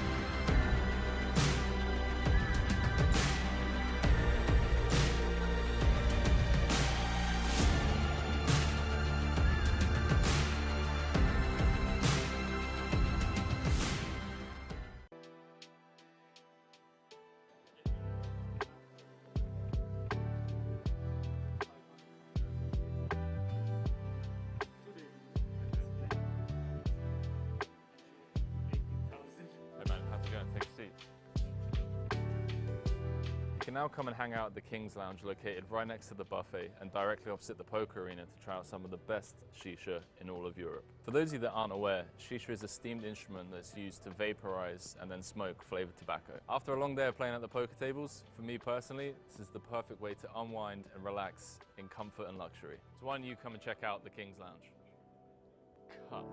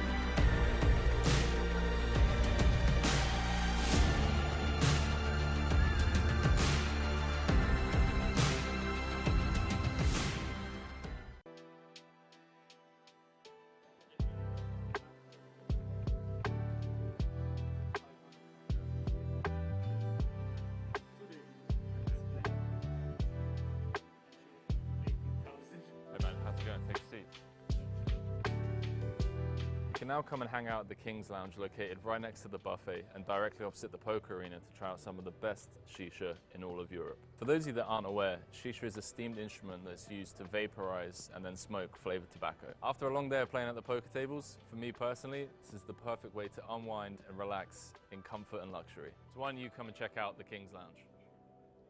Cut.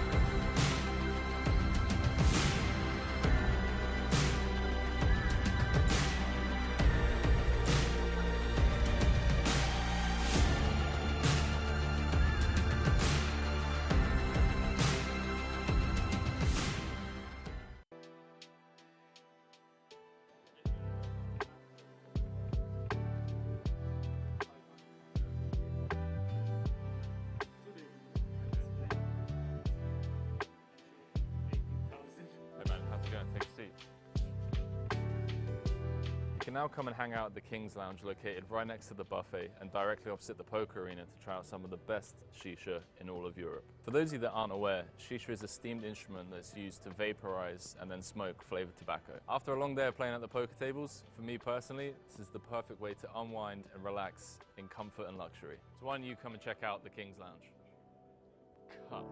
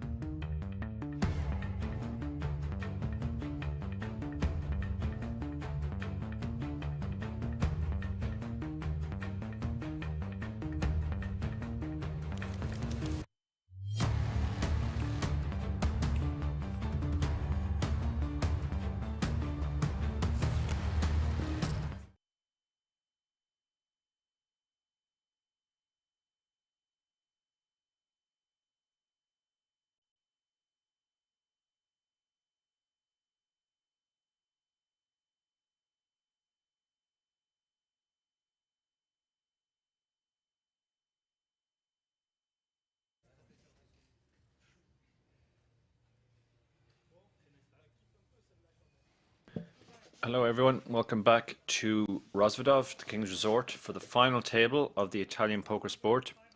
We are down to the last 9 now, and there they are, seats 1 to 9. Allegro, who we saw just crippled in a lost flip, is by far the shortest stack with just 2 million.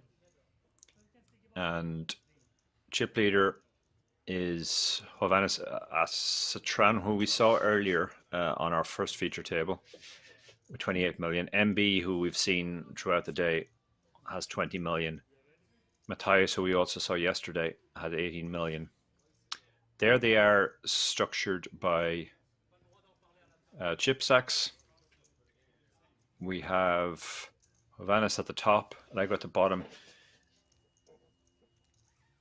4 players, 30 big blinds or more. 3 players in the 20 to 30 zone, and then 2 guys are short. Allegro is very, very short. All the players remaining are now guaranteed €5,984, but of particular interest is the fact that the first 6 will get an additional seat to day 1A of the WSOP Main Event, WSOP Main Event here in Rozvadov later this year. That's worth €10,350, so that makes the pay jump from 7 to 6 particularly significant. Matthias, who we saw yesterday, played extremely well. He's still there in the mix. A few other players we have seen at various points the last 2 days.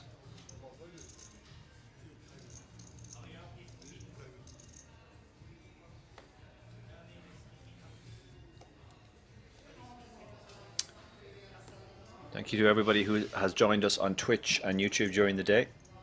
We are playing down to the end tonight, so we will crown a winner.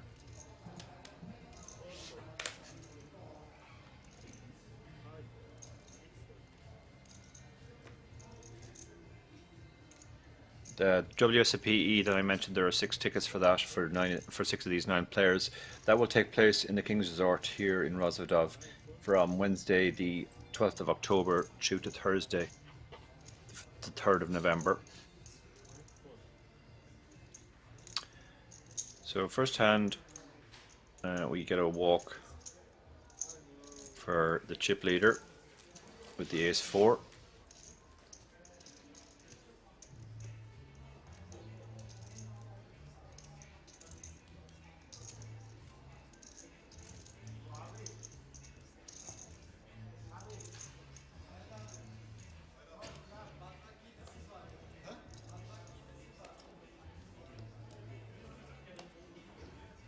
Allegro was particularly unlucky. Well, he lost a flip, but he was lucky that the bubble went on the other table, because he was actually about to be big blind next hand and would have had to post half of his stack blind.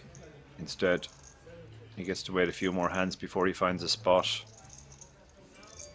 to get all in. In fact, he started on the button here, which was a real result. He went from under the gun to the button. Small blind, who is the big stack, has the ace-6 suited, so we'll definitely be playing. Let's see what he does here.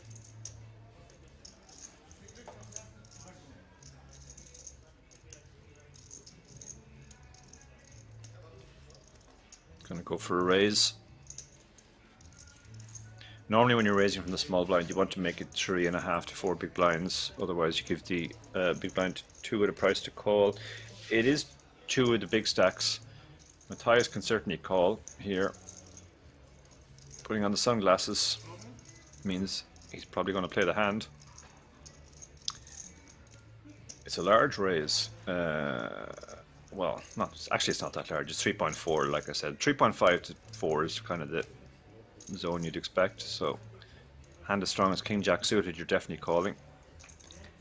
Not to know he's up against an even better diamond suited hand. But he flops top pair. That's pretty monstrous blind on blind.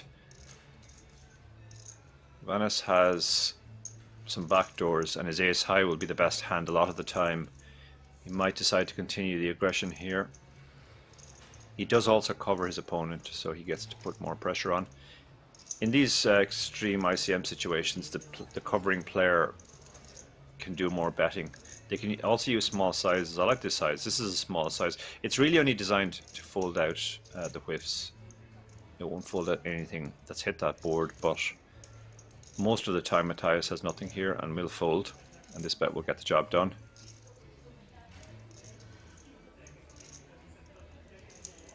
Matthias just wants to call.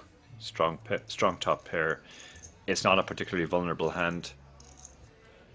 And they both turn a flush draw, so it could get interesting here. Havanas could go for a really big bet here to put a lot of pressure on the weaker one pair hands. He won't get King Jack diamonds to fold, obviously, but a big bet would fold out. Definitely a 5, maybe a 10. Anything less than a king, basically.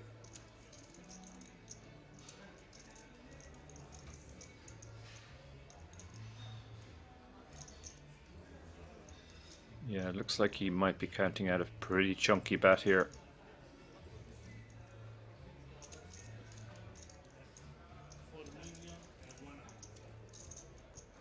Yeah, 4.1 million. So he's gone for roughly 2/3 pot. This is a high pressure bet designed to fold out anything worse than a king, basically.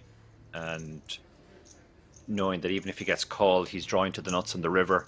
If a diamond rolls off, he can value bet big on the river. If a diamond doesn't roll off, he can bluff big on the river.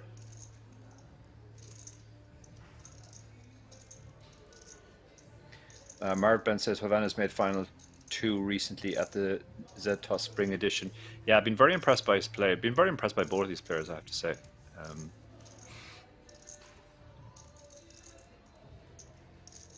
It's getting messy for Matthias now because he's having to put so much chips in with just top pair, but he's obviously not folding also with the flush draw. It'd be disastrous for him now if the diamond comes in on the river.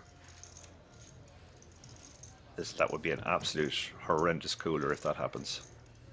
But it doesn't. 10's a pretty safe card. It's unlikely that Havanas would play a 10 this way.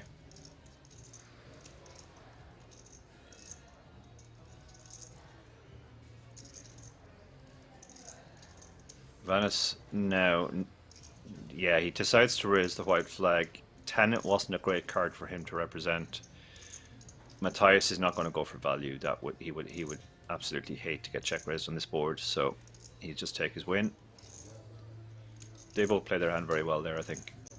You can see Matthias is extremely relieved. The pot had got very big by the turn, 14 million, and he only had 11 million behind after the turn bet. So that's quite a big momentum shift because the chips move from the chip leader to one of the other big stacks who has direct position on him and is a very good player as well.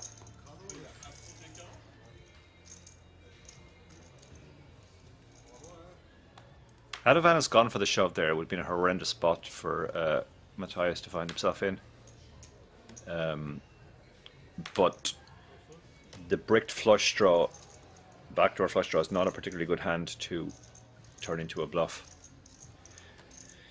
So Steve, who we saw earlier, get very short and then spin it up. Opens the jacks under the gun +1.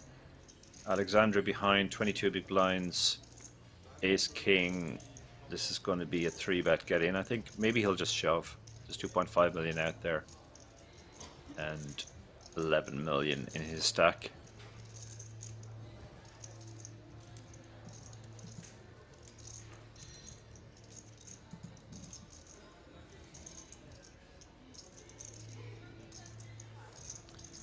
So while he ponders his options,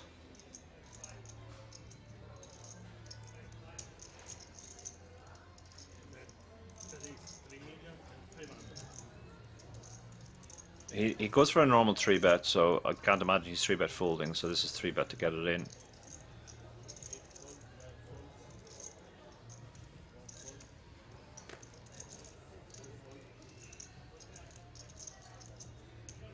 Marvin asks, what if Johannes makes the final 6 today? He gets another ticket for a separate day of day 1 WSOP.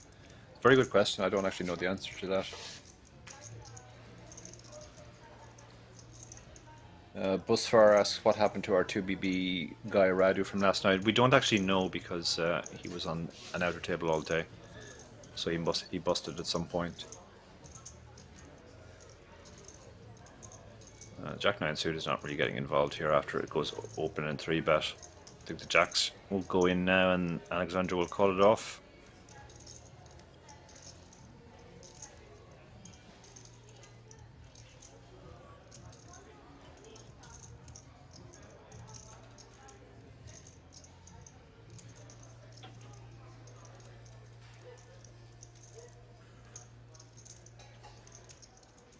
I think the jacks is a get in. You don't really want to just flat a hand like jacks and allow the bluffs to realize equity. It's not brilliant though because it's literally the next guy to you who's 3-bet. Wow, he's let it go. Let it go. That's a big fold.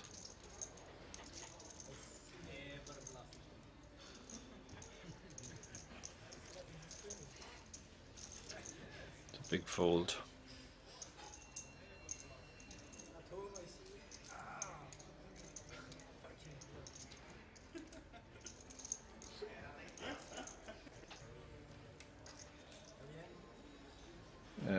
Vault Exploit asking why not just flat. Yeah, you can flat. It's going to be mucky because most of the time you'll be looking at an overcard and you're not going to know what to do. Even if the board comes 9 high, all the bigger pairs are still in there. Queens, kings, aces. So personally I would just have shoved pre-flop and hope the guy's bluffing and folds, but if he's not, hope to win the flip.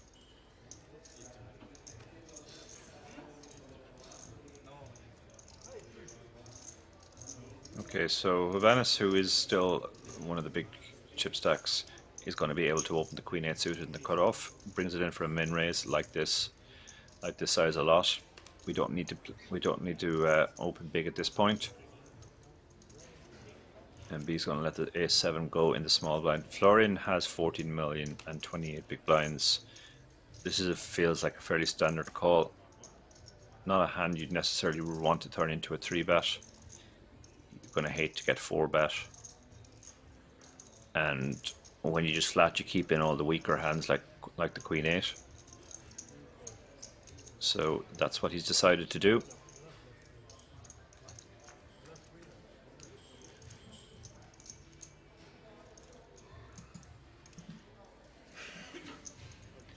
So he hits his king. Does the Queen 8 go for it on this board where he has absolutely nothing? It's a hard board to miss completely. But he is going to fire out a bet here. A small bet again. Small risk for a large reward. This obviously is not going to get the fold done. Trying to decide now between the check call and the check raise. This is quite a dynamic board. 7-8 is open-ended. Lots of gut shots. Possible flush draws. So King Queen is a fairly vulnerable top pair, but he decides, probably mostly for ICM reasons, he doesn't want the pot to escalate. He goes for the check call. The 4 is a very safe turn, so he'll happily check call again if necessary. Vanis has to think he has something now, so he might raise the white flag. he has no equity against anything.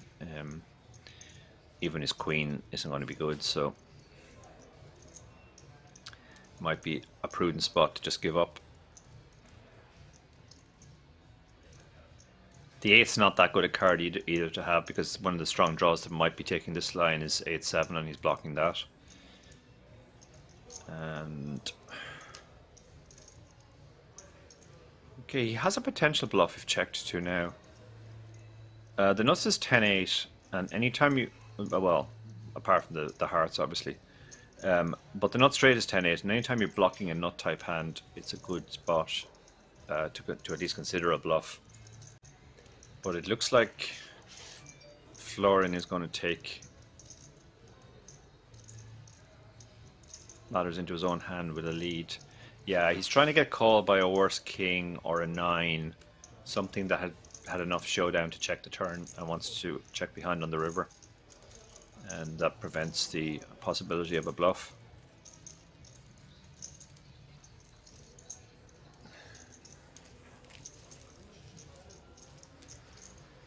Still a lot of talk about the Jack's hand. Napinda says open fold is better than raise and then fold to a 3-bet. Yeah, it's not really like it's not a blocker hand, so you generally want the hands that you're raising to a fold to be hands that block the raises. So an ace, in other words, for the most part. Maybe some suited kings as well. But turning jacks into a raise fold is a very unorthodox play.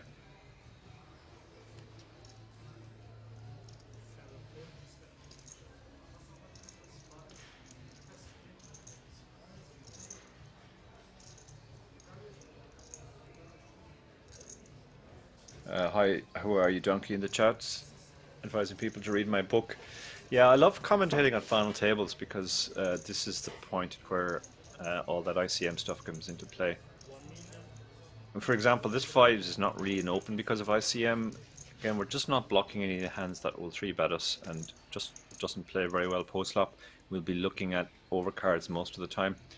But it'll get through some of the time when nobody behind has anything.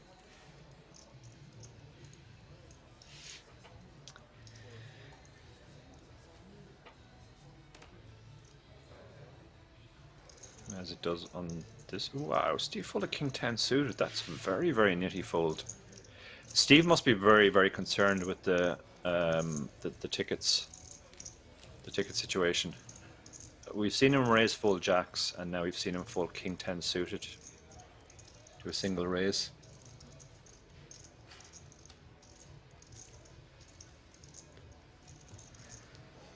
Very funny. Who are you, Donkey? Thanks, guys.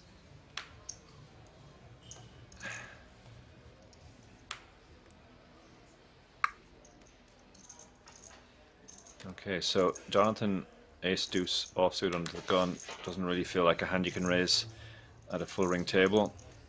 Allegro has 2 hands now before he's forced pretty much all in. He's going to have to move in one of the next 2 hands. Probably better moving next hand when he's under the gun and doesn't have to post the ante. As long as he's that short, it really does sort of ramp up the ICM on the other guys as well. It would be pretty much a disaster to bust in 9th now when there's a guy sitting there with 2 big blinds about to be all in.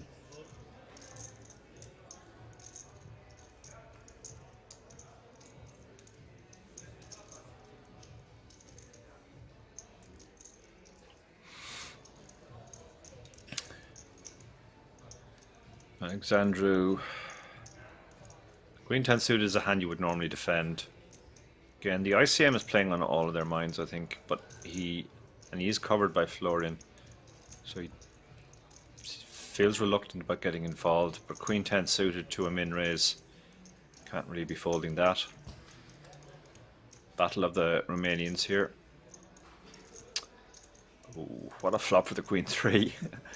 It's probably too good though. Florian won't have too much interest. He has backdoors around the jack and the hearts, but it's a paired board.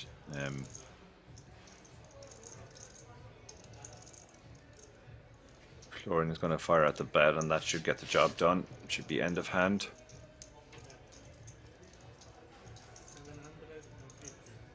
Definitely needs help pronouncing the Romanians. Who are you, donkey?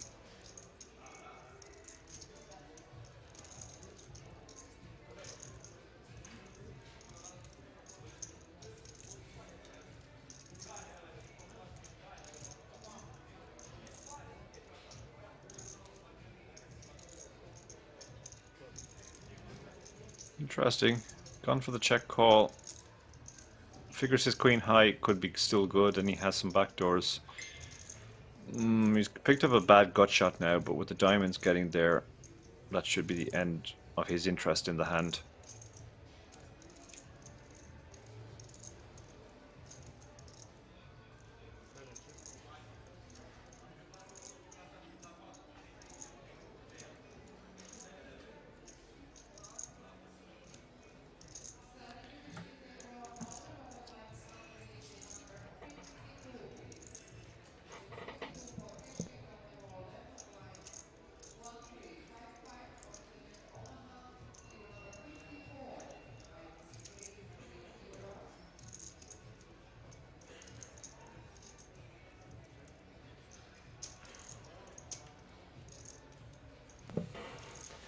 Oh wow, look at that river. Look at that river. Gutshot gets there. This could get costly now for Florin. He's still there with trips. Alexandru has the nut straight. But it is a paired board and there is a flush possible. So I don't think that either of them are going to go wild here. This will probably just go bet call. So what's the sizing here from Alexandru? 3 million. He has gone pretty chunky. About 70% a pot. And he gets the call and he'll get the great news that he got there. Runner.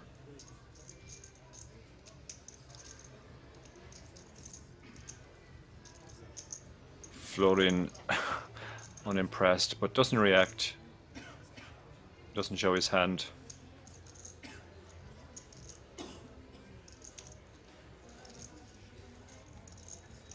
Where's Finton now for the oh boy part?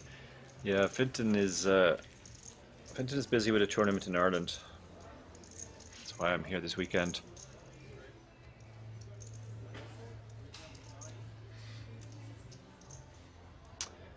Big shift there, big shift. Florin lost about half of his stack in that hand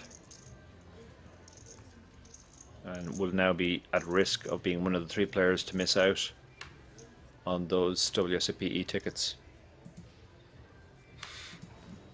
So again, thanks to everybody watching us on both Twitch and YouTube. Over 500 of you on Twitch now and over 200 on YouTube. So the numbers are getting up as we get down to the really exciting part of the tournament.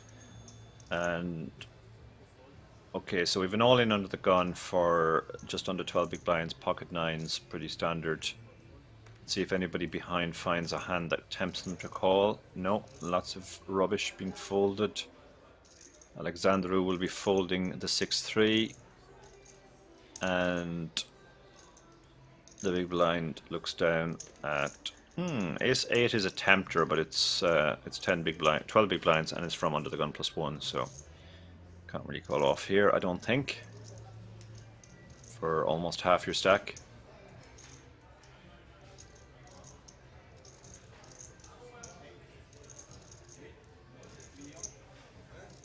One man who will be loving this is Allegro, under the gun, who's actually under the gun, and is more or less forced all in next hand. He would love a call here and a bust out and a ladder, but it's not going to happen. Shows the Ace-8. Hussein shows the pocket nines, I think.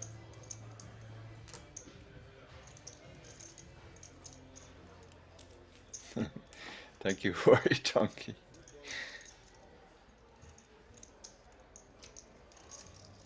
Thank you, Walnuts Wannabe, as well. Very kind comments in the chat.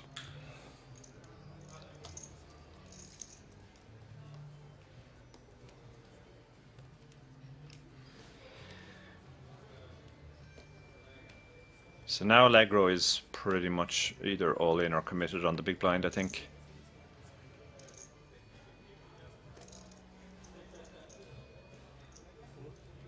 Matthias is in early position with pocket twos. He's now the chip leader after that big early pot.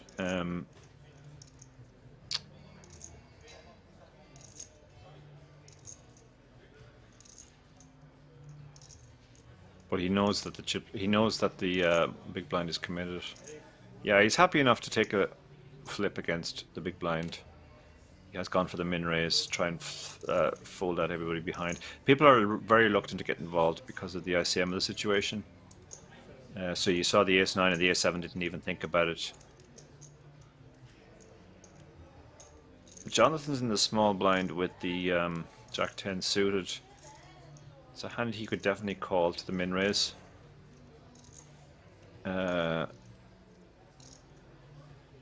Allegro in the big blind is very short. It looks like he's not because he has a lot of green chips, which are the small ones.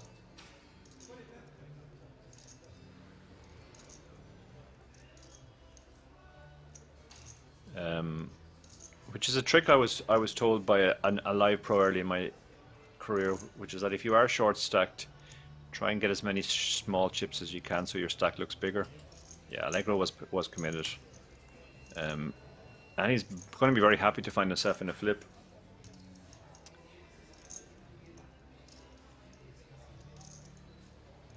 So, a flip for Allegro. It'll just be a very minor flesh wound for Matthias if he loses the flip. Pretty much 50-50. The two slightly ahead. Napinda says he ordered my book. Thank you for that.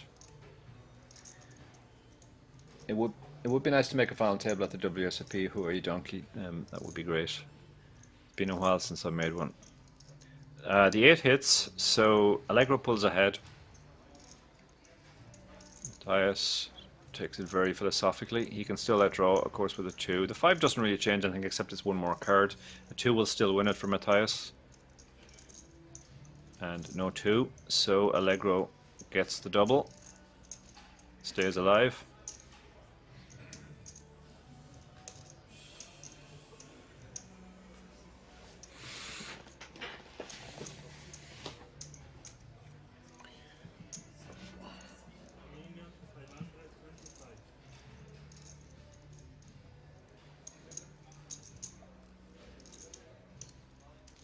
Allegro rakes in his chips, gets it to survive, has another orbit to find a good spot.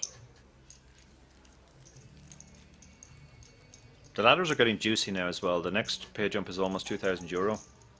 Remember the buy-in for this was €250, so that's pretty significant, almost 8 buy-ins.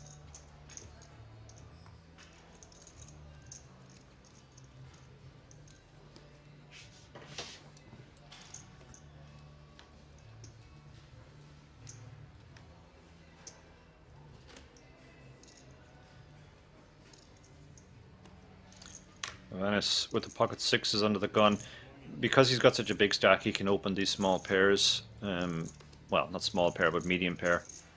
A shorter stack player wouldn't be able to do that, but he's going to get a lot of folds opening off that stack from early position. Alexandru has picked up pocket 7s in the cutoff.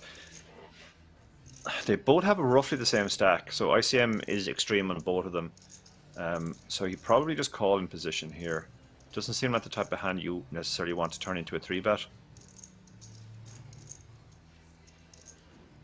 The hand you want to 3-bet would either be a lot stronger that you're happy to 4-bet get in, or hands with a blocker like a suited ace. Now Jonathan picks up jacks behind. This is a great spot for him. There's 3.3 million out there already. This is a great spot for him to just shove now.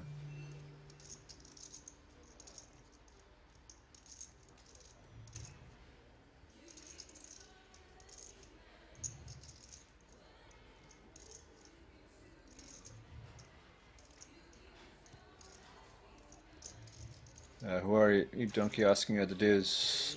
One still capped, and JWSL answers yes.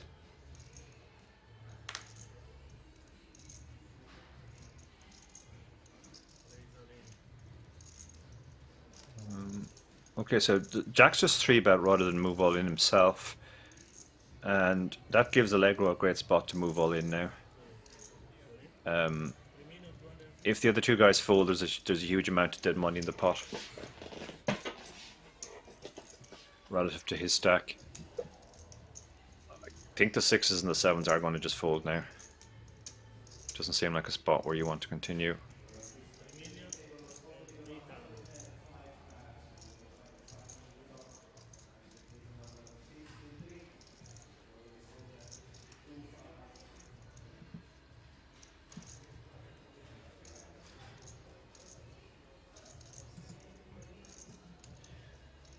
What I'm having to think about, well, Alexander's having a think, but I think he will eventually fold his 7s.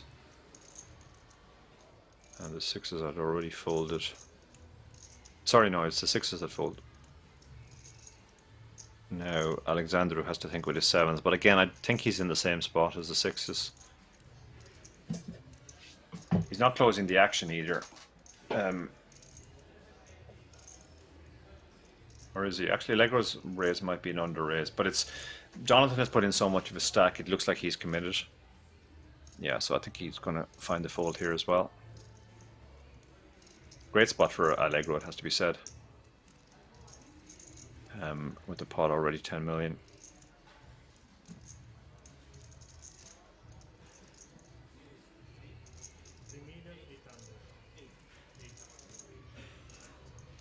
I think he might be asking if Jonathan is allowed to raise if he just calls here, given the under raise.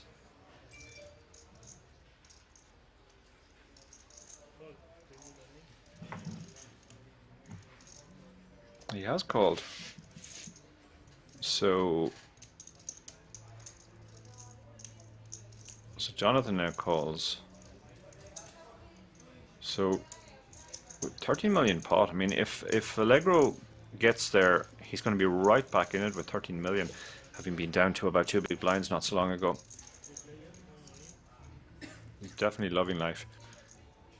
He's sitting there hoping to hit the queen mostly, but the ace is good for him as well. He pulls ahead. Both the 7s and the jacks hate the ace now. And they don't, I mean the 7s can hit a backdoor straight, but there's no backdoor flushes possible. So ace queen is in great spot now. Neither player sees any reason to bet. Now that's the third diamond. 2 makes a straight, but it's extremely unlikely anybody has a 2. But the 7s have now picked up a gut shot. Probably still goes check check though. They'd be betting it to a dry side pot. There is no side pot at the moment, so yeah, just go check check. And 2 pair on the river. Allegro will definitely feel he has the best hand now. And wow, look at that, he's right back in it. Right back in it. 13 million. He's now leapfrogged past Jonathan in the chip rankings. And he has almost as many chips as Alexandru.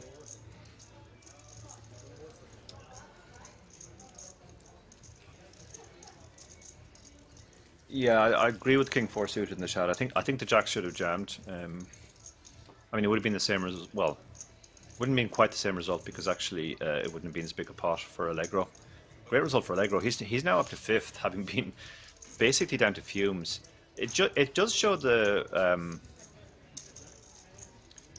importance of keeping your discipline even when you're super short. Like, he was down to 2 big blinds, he still patiently folded. A lot of people just flick it in winning 2 cards when they have that sort of stack and they think it doesn't really matter. But he folded, waited for a decent spot, got it. Recognized another great spot with the ace queen suited. Got lucky obviously, but he deserved his luck.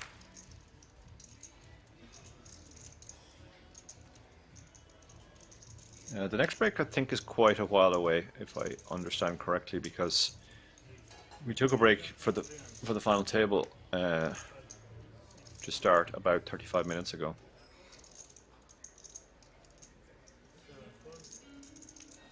Could be wrong though. Maybe we're going to stop at the end of a scheduled level.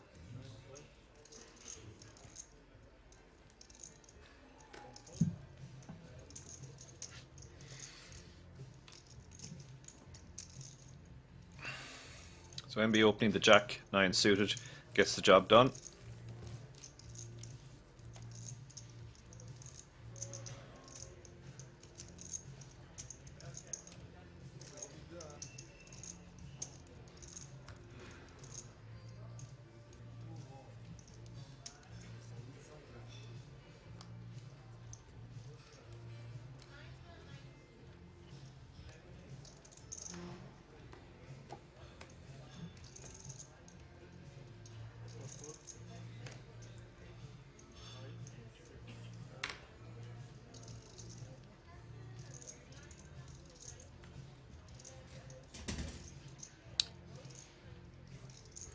Alexandru A6 suited, 30 big blinds. You could definitely open this.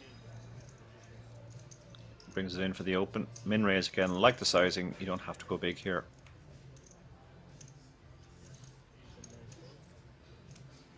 Allegro probably can't believe his luck that he's right back in this tournament now, having been almost out the door. In fact, if you remember when he was all in, the graphics were actually saying that he was eliminated because the stacks were so close, but he was left with a couple of big blinds, and he's navigated them very well. So, tricky spot with the ace jack, because again, if you 3-bet this hand, you really just fold out all the worse hands. At the same time, ace jack offsuit is a tricky hand to play out of position, and yet folding it feels a bit weird as well. So he's considering all the options. He does cover the opener, but not by much, so they both have significant ICM pressure here.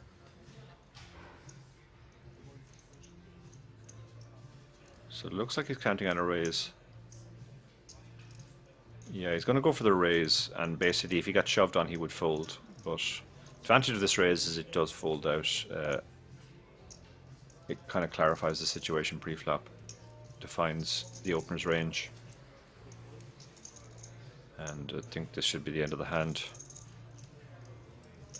He's made it large enough that Alexandru can fold a lot of his hands, including this one.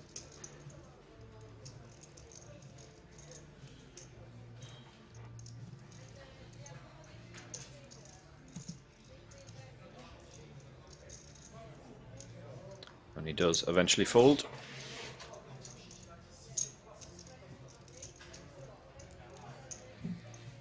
In YouTube chat, David Reha asks, is this the final table? Yes, it is, and we are playing down to a close tonight. So we will be crowning a winner later on. The commentator is indeed Irish, finer than. My name is Dara O'Carney. I'm a professional poker player from Ireland for the past 15 years or so. Mostly play online, but do play a decent amount live as well. I've written a few books on poker strategy, including Endgame Poker Strategy, the ICM book. I co-host a couple of podcasts with David Lappin, the Chip Race and the Lock-In. I'm a Unibet ambassador as well, Cards Chat ambassador.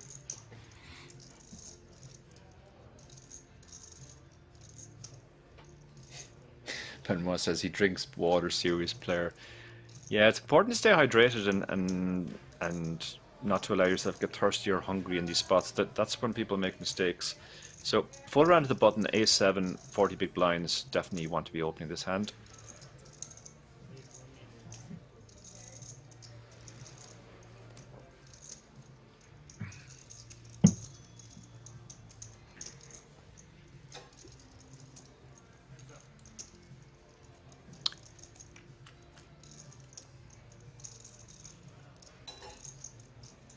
Thank you, Tall Mountain and Asifo in the chat as well.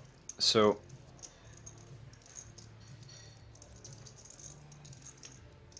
King 5 is trying to decide what to do. Again, the stacks are matched, so that puts sort of a lot of pressure. And actually, the King 5 checked, Yeah, the two high card board that he's missed is very bad for him. So he just check folds, and Havanas picks up a few more chips. 9 players remaining. Top 6 all got WSOP Day 1A tickets. Apparently Havanas already has one. Somebody was said earlier in the chat.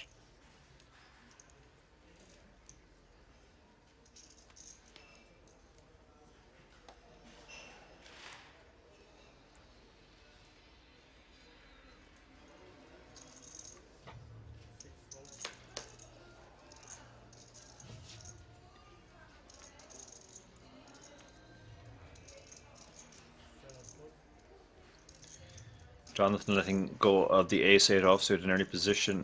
Well, actually, no, sorry, the action's on him now. This would be very early to open this hand off 17 big blinds as he has. But he has shown willingness to open these types of hands in the past, so he's going to go for it again. Looks like he's bringing it in for more than a min raise as well. 1.3 million. He's gone for quite a large size to try and maximize his fold equity.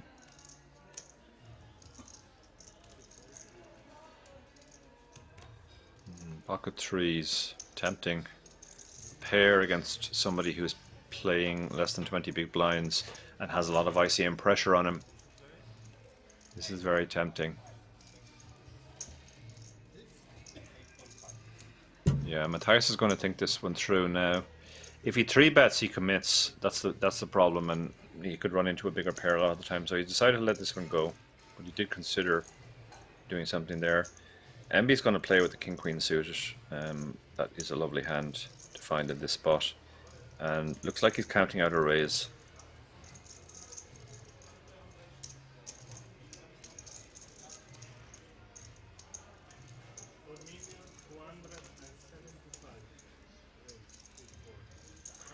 Yeah, big 3-bet to 4.3 million. He's committed against Jonathan's stack now, so Jonathan is just going to have to fold his ace-8.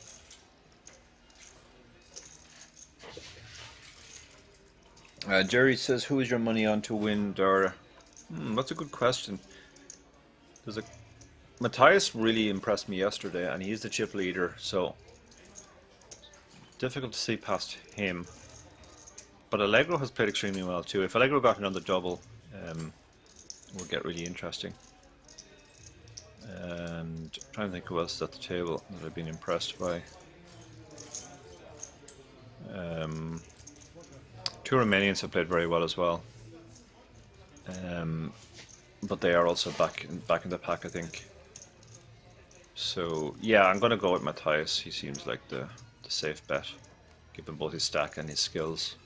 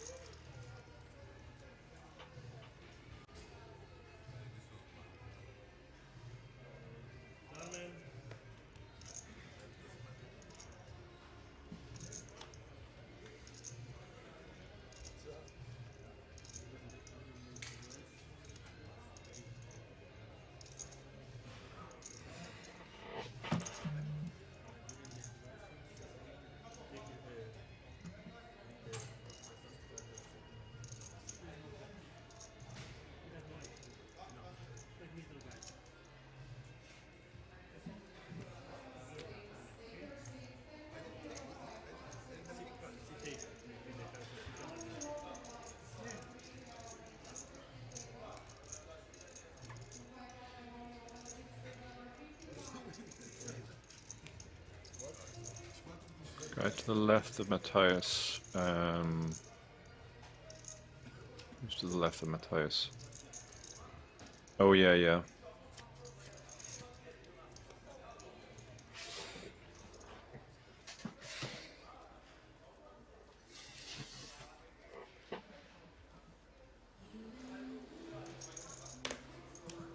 MB, yeah.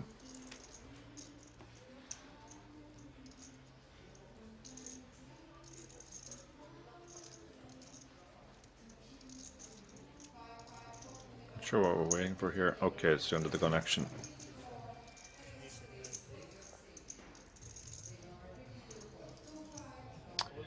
Alexandru has opened King Queen offsuit under the gun off 28 big blinds. Probably bottom of the range. We probably don't open King Jack or Queen Jack, but King Queen seems fine. And gets all the way around.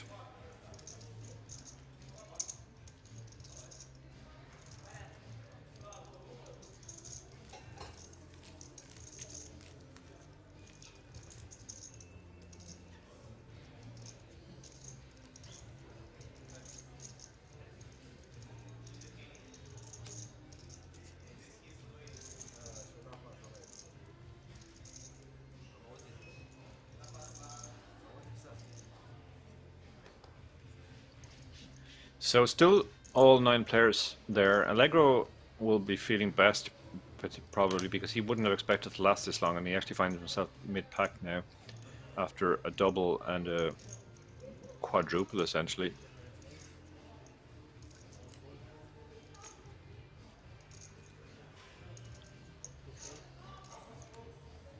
So Matthias picks up a hand here, pocket tens.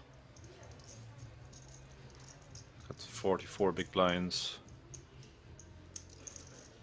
Definitely want to open. Just looking at the stacks behind, that's essentially what he's trying to, that affects his sizing. So he's opened for just over a min raise, 1.1 million. Florian has a tempting hand, but he only has 22 big blinds. It's 10% of his stack to call with the Queen Jack off. Yeah, I approve of that fold. Steve. Alexandru has a hand he definitely wants to defend here, though. I don't think he needs to turn this into a 3-bet. That doesn't really make a lot of, not a lot of point. The 3-bet just folds out worse hands, and it's not a hand strong enough to withstand a 4-bet. So I think the flat here is a standard play. Take it to the streets. That's what he goes for.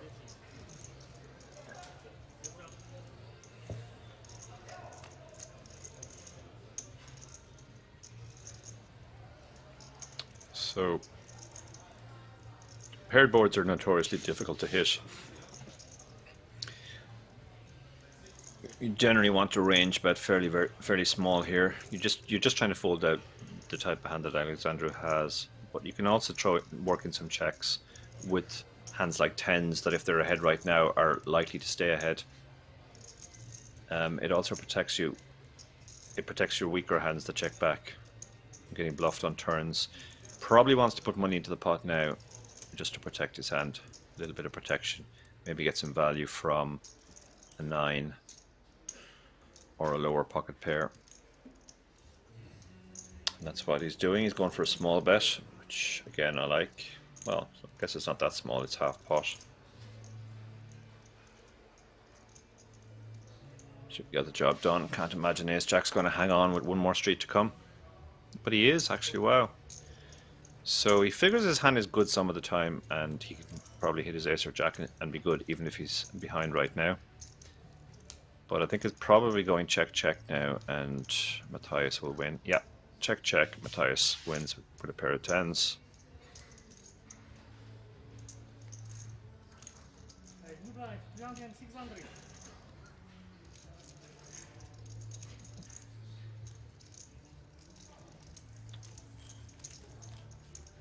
We might have heard the blinds going up there, did we?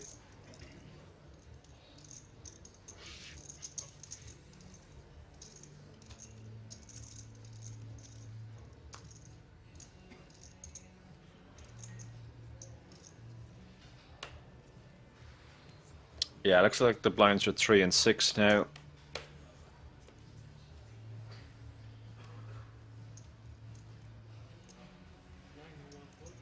Yeah, confirmed. Blinds are 3 and 6.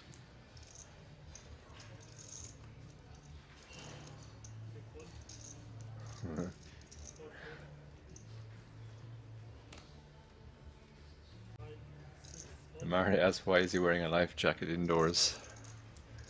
Yeah, who knows? Who knows? Maybe he's expecting a flash flood.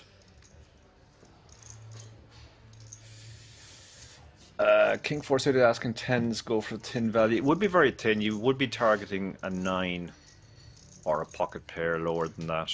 And it'd be thin, but yeah, I mean, I kind of see your point. Like, you kind of always have the best hand there. But I wonder how many of them can actually call.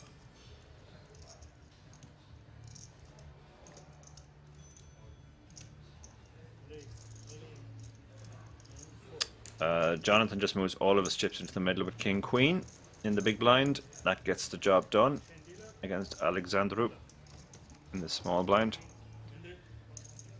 And we move on to the next hand.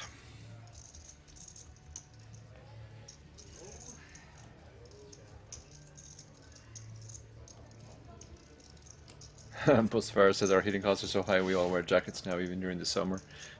Just German things. I can relate to that. It's Ireland's a place where you have to wear protective cover in summer as well.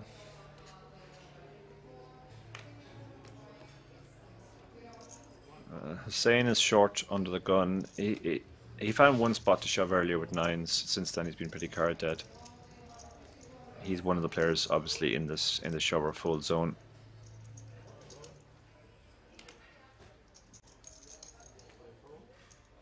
Steve, who has been very quiet and has now less than 14 big blinds, finds himself with King 10 off and a cut off. Don't feel this is strong enough to shove, but you can raise and hope to take it down. Fold if you get 3-bet. That's exactly what he's done. He's gone for the min raise. Now he is going to get 3-bet because Alexandru behind with just under 20 bigs has pocket queens.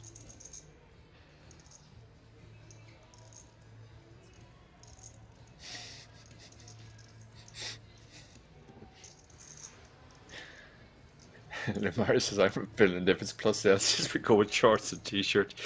Yeah, fins are pretty hardcore.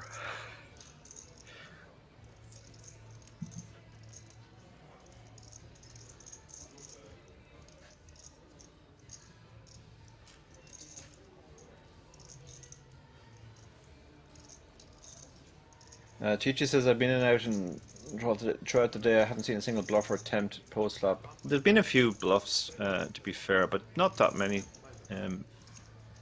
It's probably true they played on the circumspect side. So the queens have 3-bet to 3 million, basically looking to induce action. He hasn't committed his stack, so he's making it look like there are some 3-bet folds there, but of course he's not 3-bet folding queens, and Steve is not falling for it.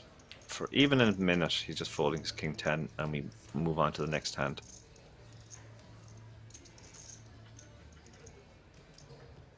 Vodka is a good solution to the cold as well. That works as well. Or if you're in Ireland, whiskey.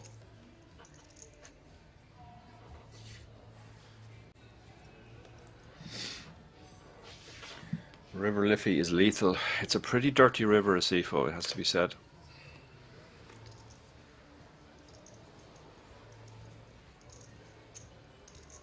Venice, early position with the A7 suited, but he is one of the bigger stacked players with over 30 big blinds, so he gets to open these hands with impunity compared to some of the other players. A lot of reshove stacks behind though, so that starts to weigh. Yeah, I think the fold there is down to the number of guys who are looking for a spot to reshove behind. Matthias is an even bigger stack, but he doesn't have a blocker, so he's folding the Queen 10 as well. MB is going for the 4s. Again, he tends to use big sizings, MB, particularly when he wants people to fold, which he clearly does here when he has pocket 4s. So he's gone for almost a 3x. It'll work unless somebody has a hand behind, but if somebody does have a hand behind, he's going to lose more when he gets shoved on.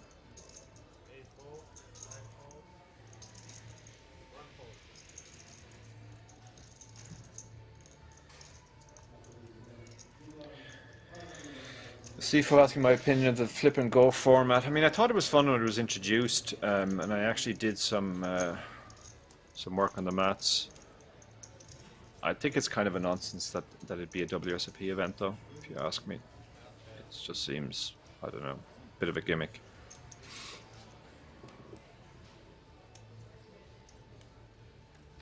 Did Scott really do 43 bullets and not get through? That is astonishing. I heard somebody did like 20 something last year and didn't get through. Yeah, it seems like that like those guys are basically trying to buy a bracelet. They just fire as many shots as they can, and they figure they'll be, if they get through, they'll be up against a weaker field than normal.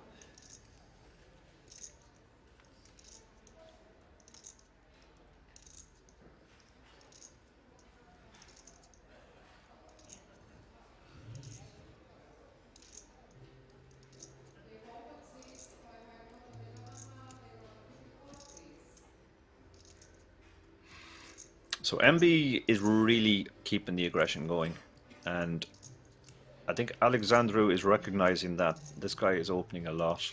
My king queen looks stronger than it would against most early position raisers, and he's decided he's going to just flat play the hand in position.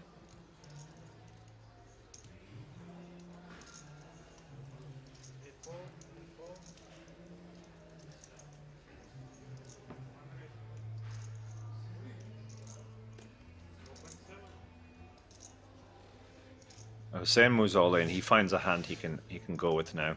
He was down to 8 big blinds. It is 8 big blinds, yeah. I'm still able to do maths. And now that puts MB in a tricky spot because he's between the two players. Now Alexander usually doesn't have a hand here because he only flatted. He might have some trap flats in his range, but for the most part he has a hand like king queen or a medium pair that he won't want to put all his chips in with. So MB could shove here and isolate and get a really good price on his money. Ace 10 though, again, like Hussein's probably not shoving ace 9 in this spot, but he is shoving ace queen, ace king, ace jack, possibly. It's a spot where you'd almost prefer to have a different hand to ace 10. It's just so easily dominated. So there's a lot going on here for MB. He's thinking, well, I'm in good shape but not great shape against the shover. The other guy has flatted off 20 big blinds, but he shouldn't really have a hand because most of his strong hands would have just stuck it in pre-flop.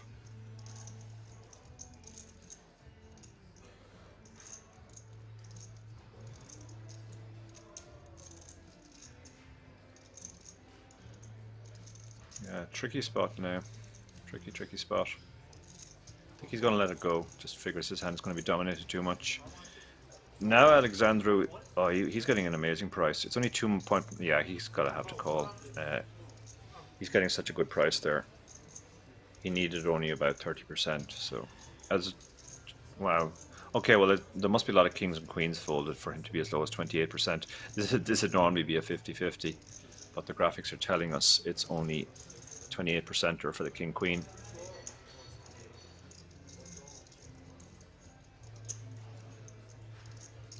So great spot for Hussein. He was all in for 4.7 million. He can increase his stack to 12 million if he holds here. Big moment for both these players. And so far so good. The ace 10 would have hit incidentally. So he's lucky that MB folded. Oh, there's the king to break his heart. King on the turn. He now needs to hit a 6 on the river or he will be our first player eliminated. And an ace on the river. So the ace 10 really would have cleaned up. Unlucky for Hussein. He found a really good spot. Couldn't hold in the flip. He busts in 9th. He takes home €5,984. The 8 remaining players are all guaranteed 7,800 now. But remember, the thing that's really looming on the horizon now is the fact that the first 6, in addition to whatever they win from the prize pool, will win WSOP Main Event Day 1A tickets worth €10,350 for the WSOP Main Event later this year in Rozvadov. So that's going to really ramp up the ICM until we get down to 6.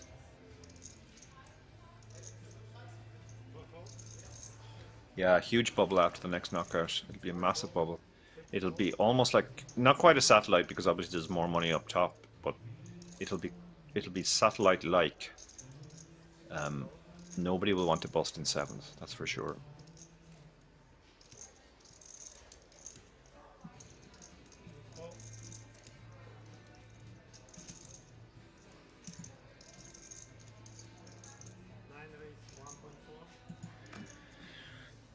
Allegro on the cutoff has gone for the opening here with the king nine off. I like this. This is going to get through a lot, and probably not this time because he's run into ace jack. But he's played very tight. He's picked his spots when they've come along.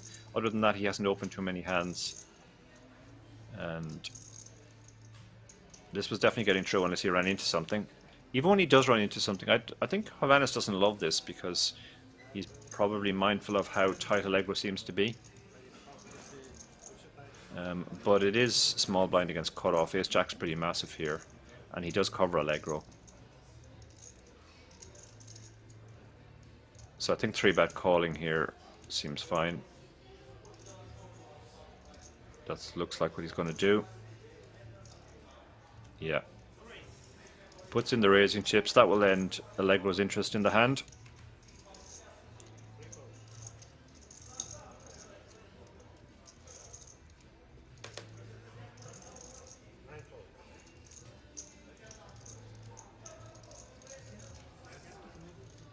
Finadan asks, are these likely to all be pros at this level? I think not, no. There are probably a couple of pros in there, but there are definitely a couple of guys who are not pros.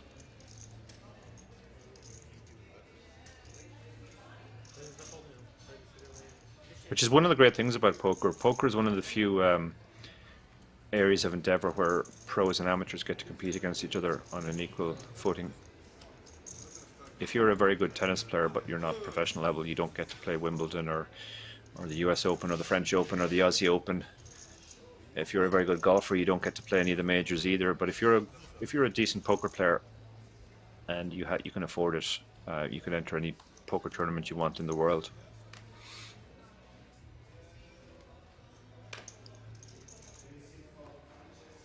Okay, so Florian is king queen suited under the gun, just under 20 big blinds. Yeah, this is a hand you want to open. You're not particularly thrilled if you get action here, but you don't mind getting flatted. Don't like getting 3-bet.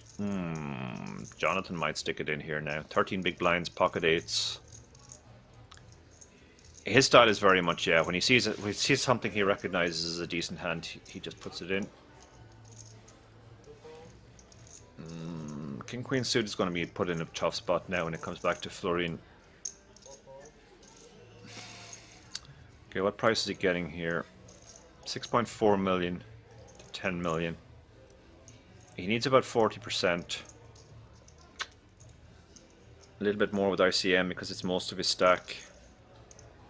Probably a good bit more actually because the ICM is so extreme. Yeah, I think this would be a call without ICM, but it's probably a fold with ICM.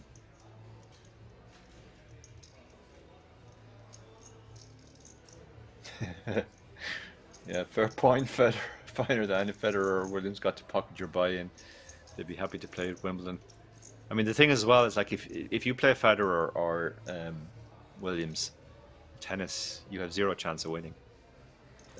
But you play anybody at poker on your day, you would beat them. Yeah, good fold from Florian. I think he worked out that with ICM that was a fold.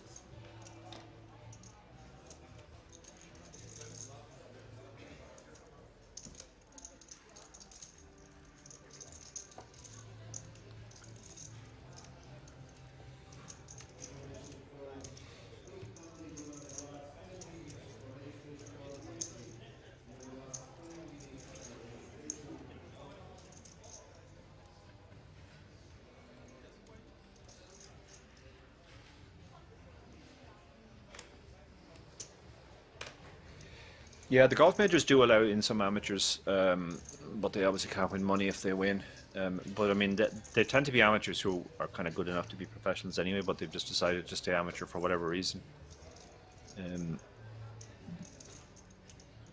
trying to think of other sports. I mean, I guess big city marathons, anybody can compete as well. It's something I did in the past. But you know, realistically, like, you're never going to win either. You're just going to see the Kenyans take off, and then that's the last you'll see of them all race.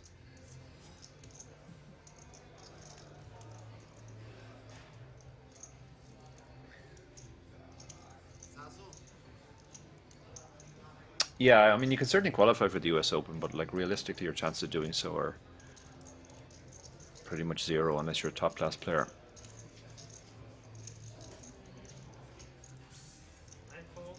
Yeah, imagine if you could play the WSOP as an amateur but couldn't win the prize money.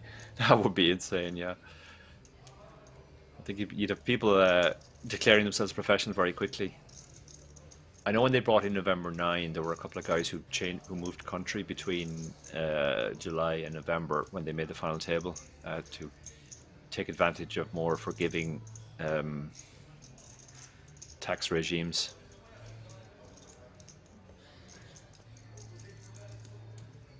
Roy McAvoy did it. Oh, I guess that's in the golf. Fair play. Is that Roy McAvoy? Yeah, I don't know that there is a golf player called Roy McAvoy. I'll believe you. I believe that isn't a variation of Rory McIlroy.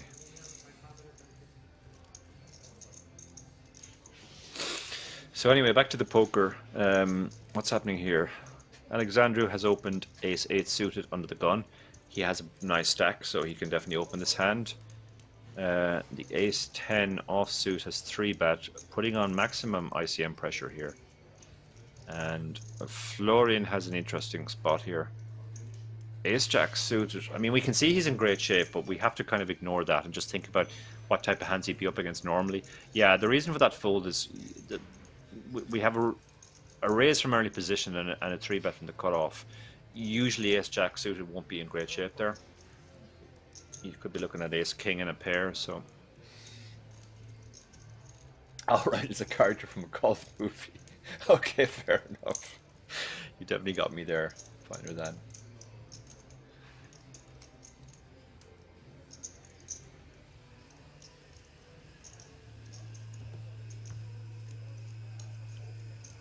Hello, Donna. Great to see you in the chat as well. So 8 players left, and there's the stacks. You can see 4 guys are sub 20 big blinds now, but not sub 10. And we are 2 away from those seats, so that really creates for an interesting dynamic. The guys who are at more than 20 big blinds get to open a bit more and 3-bet a bit more and put on the ICM pressure as a result. That's why we're seeing Alexandru open with the king-queen offsuit under the gun.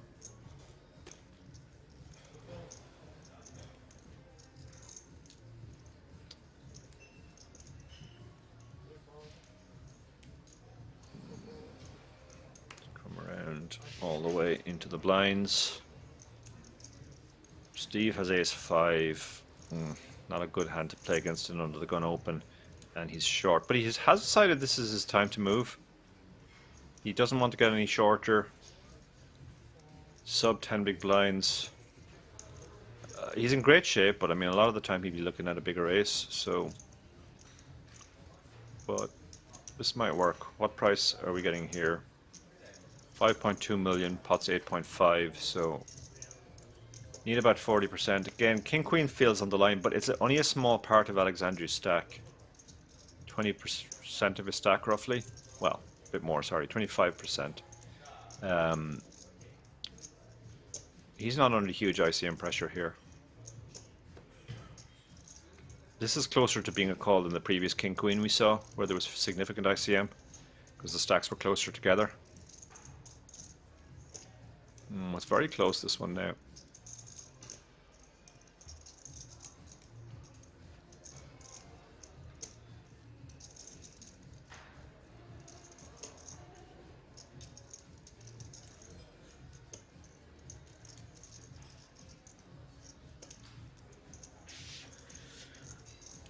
Interesting decision here for Alexandru.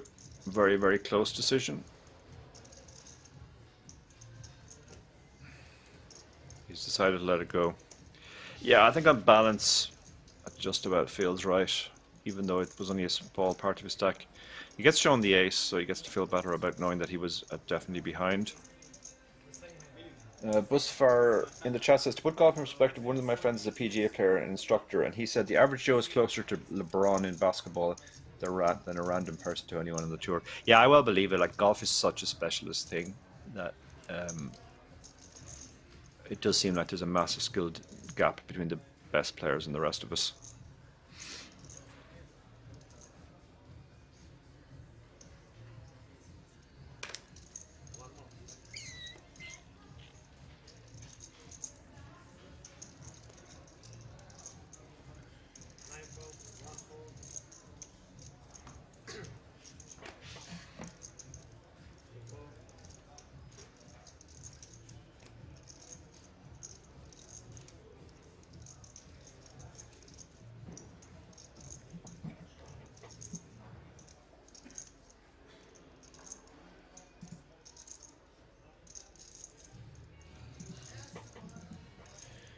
So Matthias in the hijack. Wow, this is a loose open. This is a man using a stack now, using his chip lead. Jack 4 suited in the hijack. He's basically just gambling that nobody has a hand behind that they want to get involved with. And a couple of 10-3s are in the blinds are going to fold. And he picks up 1.5 million for his investment of 1.4. That works even half the time, it's going to be profitable. Even if we never won post flop.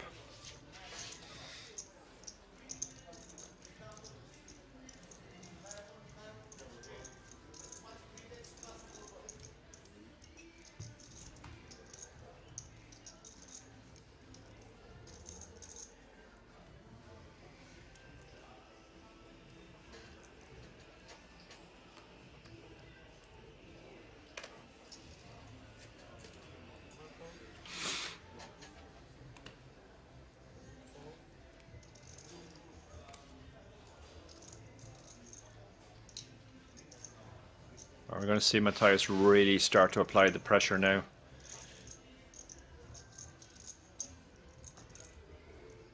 Yeah, he's opening 10-8 offsuit. It's fair to say he's going for it now at this point. He's recognizing with the extreme ICM of the situation that people are locking up, trying to make sure of his ticket. One player who won't be locking up though is MB. He's pretty fearless and he has immediate position. So he calls with the pocket sixes. Alexandru shouldn't be getting involved with a really bad ace. And what does the big blind have? I mean, this is a man who will stick it in if he has a decent hand, but King 9 offsuit doesn't qualify. So Matthias against MB.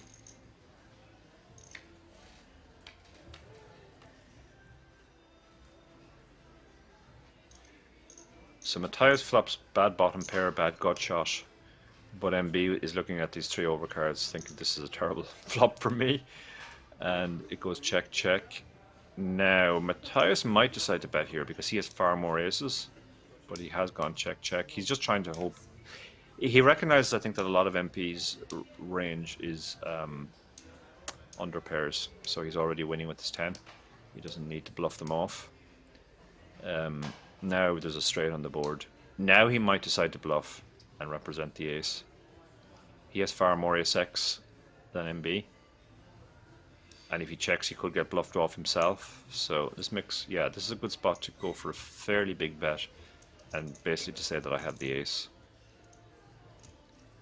3 million. He's gone for about 2/3 pot. Yeah, that worked. That was really well played by Matthias there.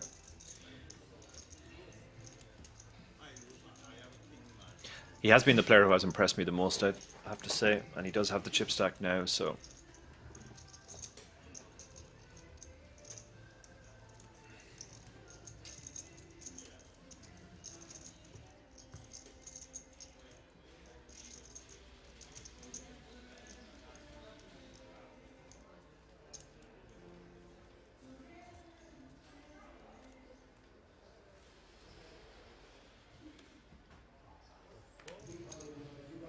Why is others locking up a problem for the chip leader?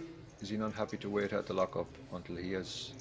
Well, he's not really at risk. I mean, he kind of has he'd have to be very, very lucky or get into big confrontation. So it's a good spot for him to open a lot of pots and just win the blinds. Remember, he's adding 1.5 million every time he gets the blinds. So it's a good spot for him to take advantage of the fact that the other players are playing very tight.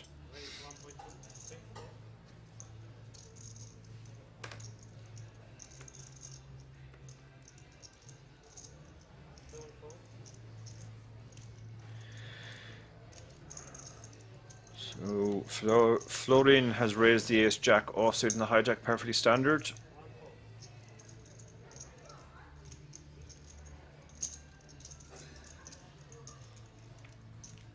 And he too gets the blinds and antes.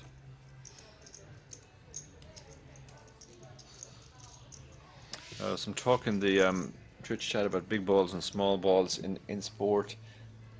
I mean, it is a general thing that the smaller the ball is, the more difficult it is, unless you've got a very well-trained eye. I mean, people who are used to watching golf can follow the golf board through the air, but the rest of us find it quite difficult. TV technology has improved, obviously, which makes it easier to watch on TV. But I'll tell you, I went to watch a golf tournament once, the Irish Open, and I don't think I saw the ball, except when it was on the green. As soon as I hit it, it was up in the air, and I was like, okay, where is it now?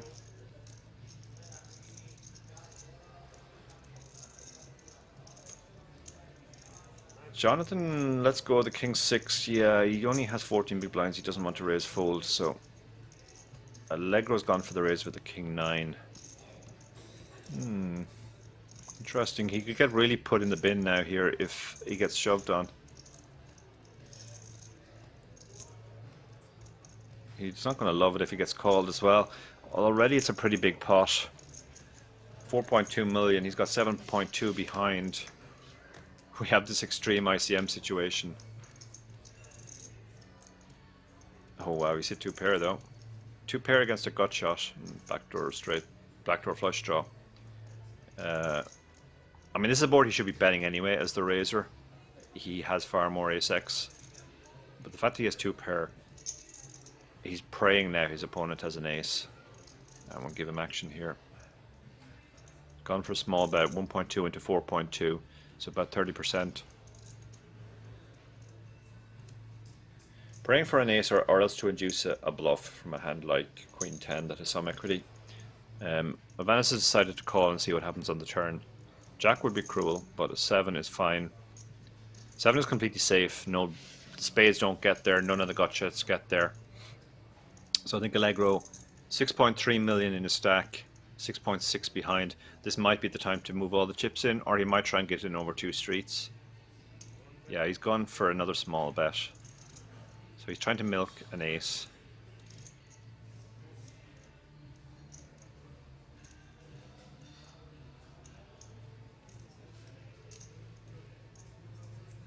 The small bet can also look like a blocker, like he's trying to block or something like King Queen, King Jack, and maybe induce a bluff, but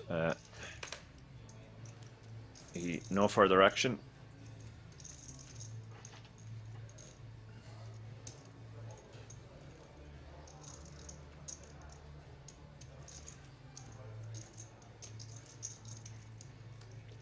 Apocalypse says all this shows is the squash players are the best. They do indeed have a small ball.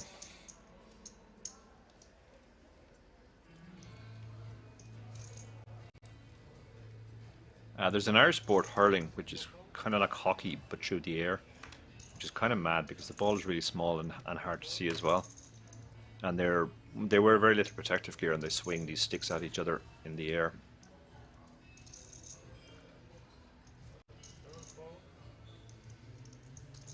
If you ever get a chance, Google hurling and just watch it. It's a mad sport, mad sport.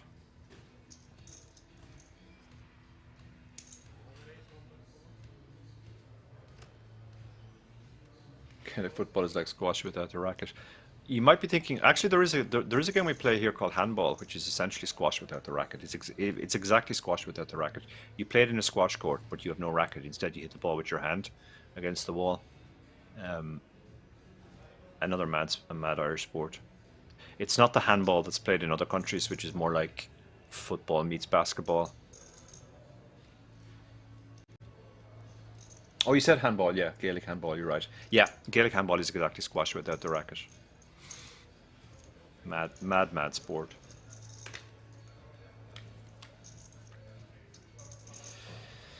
So button against blind here. Allegro again involved with the king 8. Again, the ace high flop favours him very strongly.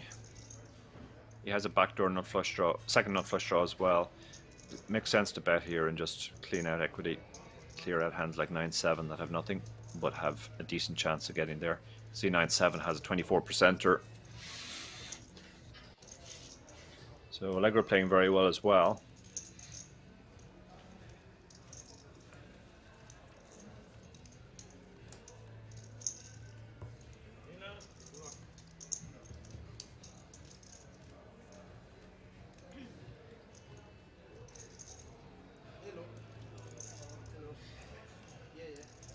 So you can see there the stacks spread out, but now nobody's super short. Like the shortest stack is 13 big blinds, and the biggest stack is 43.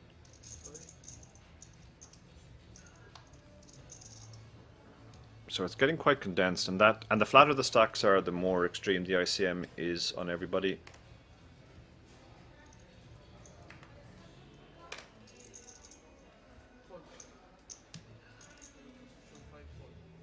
Yeah, Aussie rules is a mad sport as well. Queens moves all in for 14, less than 14 big blinds.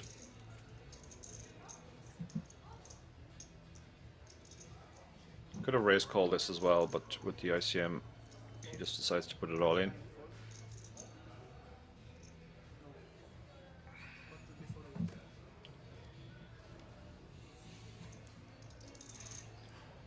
And he won't be getting any action from the ace-5. Or, ooh, nines. Nines in the big blind, and it's one of the bigger stacks. This might get called.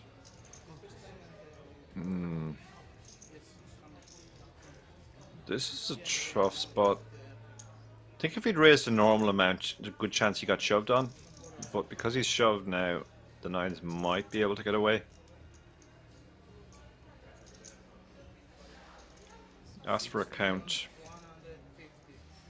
Half his stack, so ICM is quite extreme on him as well. I think nines is a fold here. I think tens you would think about, and jacks you're definitely calling, but nines is probably a fold.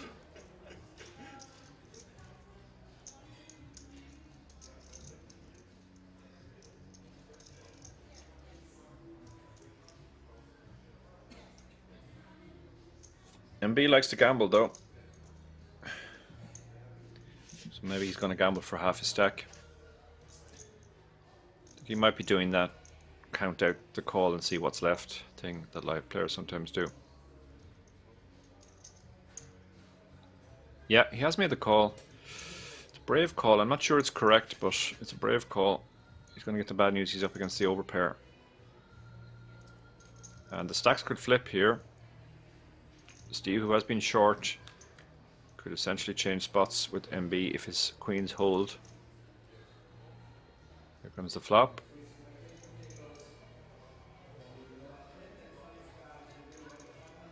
And safe for the queens. No backdoors or anything. So just has to dodge a 9 or he'll get the double up. 7 on the turn. 9 and 9 only, and there is only one 9 left in the deck. One of them has been folded, so this would be a 1-outer if it comes, but it doesn't. Queen's double, and MB is now one of the shorter stacks, and Steve is one of the comfortable mid-pack stacks.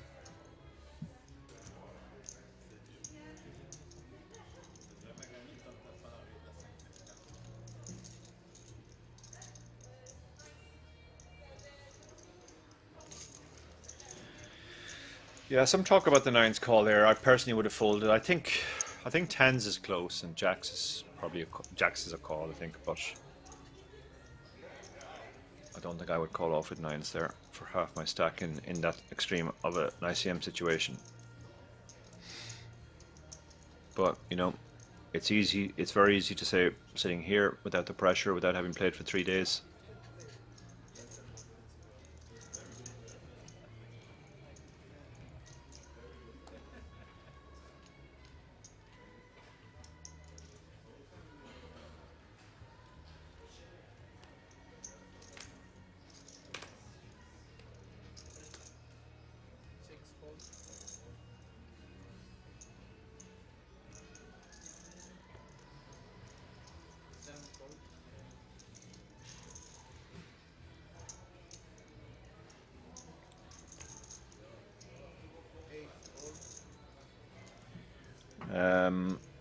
Okay, so Allegro has a legit hand here, Ace King suited. He's one of the mid-pack stacks, so he can call off the short stacks. Doesn't necessarily want to tangle with another big stack, even with as strong as hand as Ace King suited. That might be what Matthias is thinking here. Matthias might be thinking, if I 3-bet him, he's going to need an absolute monster to continue. He has a hand which has some value, Queen 4 suited, but not really much. Yeah, he's going for this here. This is pure ICM pressure. He's counting out a raise. This is, do you really want to play for all of your chips now, this close to the ticket bubble? It's great poker by Matthias, whether it works or not. Probably not going to work because Allegro does have Ace King suited. It's just too strong to fold. I think he's just going to put it in now. 6.5 million out there. But you certainly would get a lot of hands to fold. Yeah, he's moved all in. Allegro recognizes his hand is just too strong. Matthias will fold quickly here. He knows what he was doing. I do like that move, even though it didn't work. It would have got stuff like Ace Jack to fold for sure, I think. But Ace King suited is just too strong.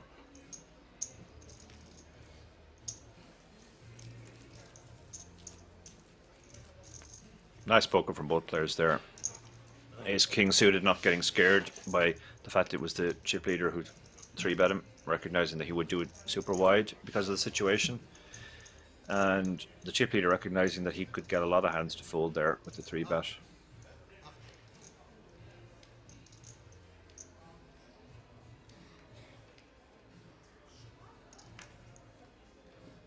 Yeah, Matthias is playing very well. I think Matthias and Allegro have been the two most impressive players.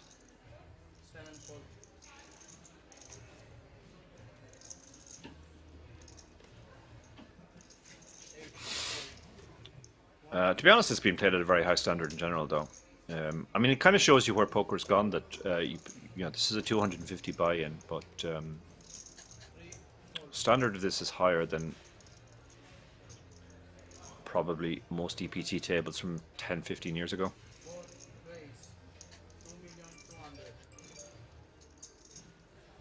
Poker information moves on all the time. There are more books, there are more videos, there are more solvers, etc., etc. So standards just steadily rise. So around to Florian, and the button is raised. King 9 suit is the type of hand you would normally consider shoving, but I think with ICM, yeah, it becomes a fold. Florian has had a few of those spots where he's had a hand which would normally be a get-in. He had the King Queen earlier, King 9 suited there, but because of ICM, it tips it towards folding.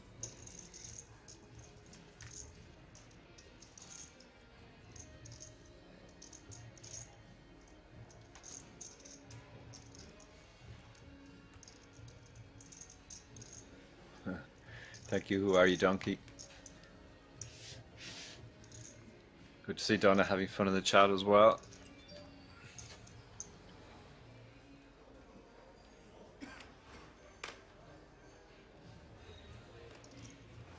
So I think we're likely to see a very tight passage of play until we do get down to 6, because those seats are obviously looming large in everybody's mind.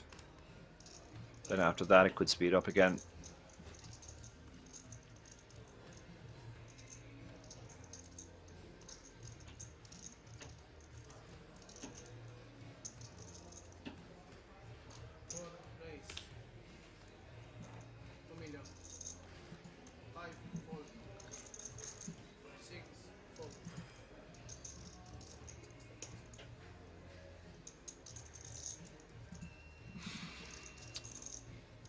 So MB, super aggressive even when he's down to 14 big blinds, opening the King 9 in the cutoff.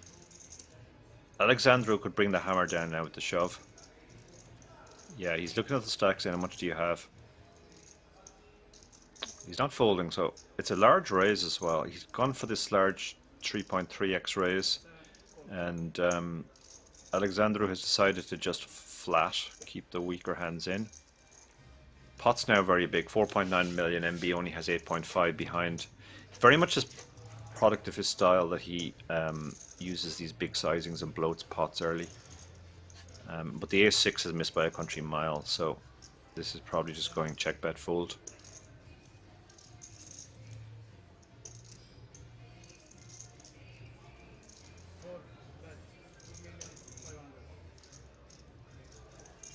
Yeah, Alexandru basically has nothing here. If he had a backdoor flush draw or something, ace-6 of hearts be a much better hand to make a move with there.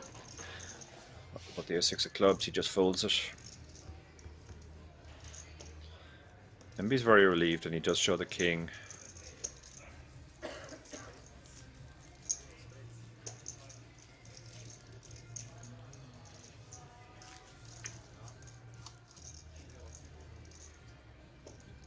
Final Dan asked, Dara, will you be playing in the tournament these players get entry into? I don't know yet, to be honest, Final Dan. I always plan my year in 6 months, my live year of 6 months. Because I always know I'm playing the World Series, and then depending on how I feel after the World Series, that determines how much I play in the second half of the year. I know in the second half of the year I'm definitely going to be playing in Barcelona and Malta. But other than that, I don't know what else I'll play. But that is a great tournament. I played it twice, I think. Twice or 3 times, I can't remember now. It's a very good tournament. WSOP Main Event. Won by a friend of mine a few years ago, Jack Sinclair.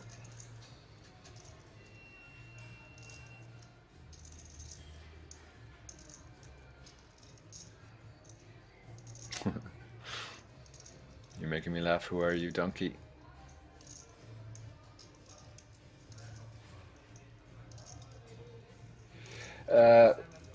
Scott asking why did he unfold the king showing off? Not really. I think he just wanted to show Alexandru that he wasn't picking on him, that he actually had, in inverted commas, a hand.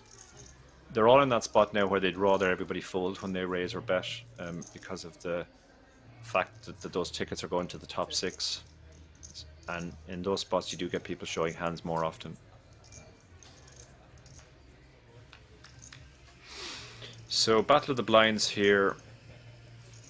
Big, well, medium stack against short stack, and the short stack has outflopped him.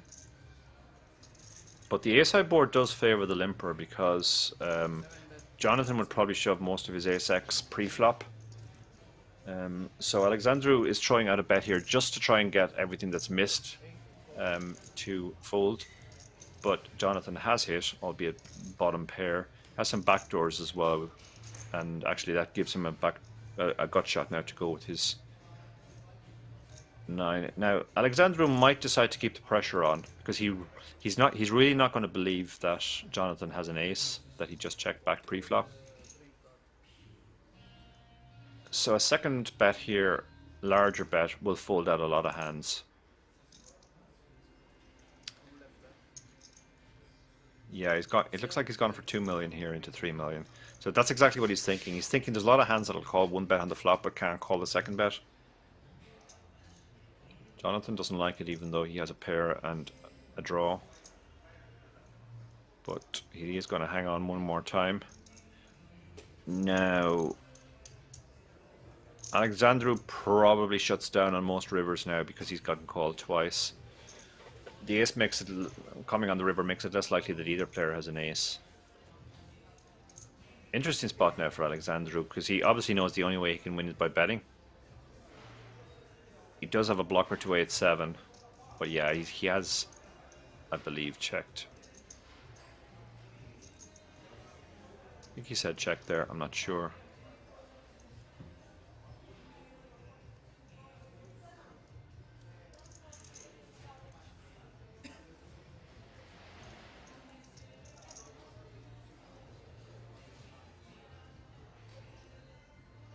Nope, sorry, he hadn't checked. He's going for the bet. Moved all in a snap call. Wow, that is such a brave snap call. That is... Didn't even think about it. Literally just snapped.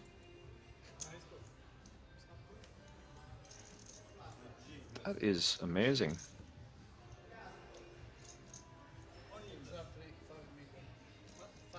That is, yeah, that is... I mean, it would be an incredible call if he thought about it for ages and eventually made the call, but to call that fast, that was That was very unexpected.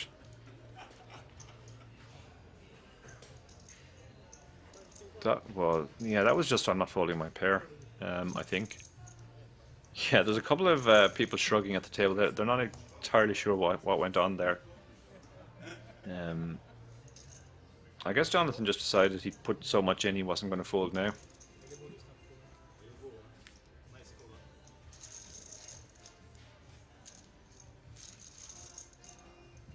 Yeah, he looks... I don't want to overgeneralize, but he does look like one of those... And we all know them, that you can't push me around at the table types. And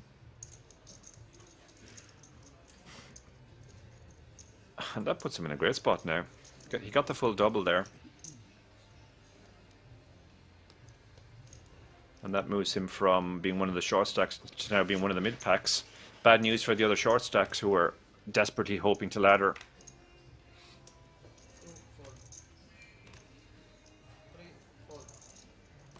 Apocalypse says, love to see GTO work that out. Yeah.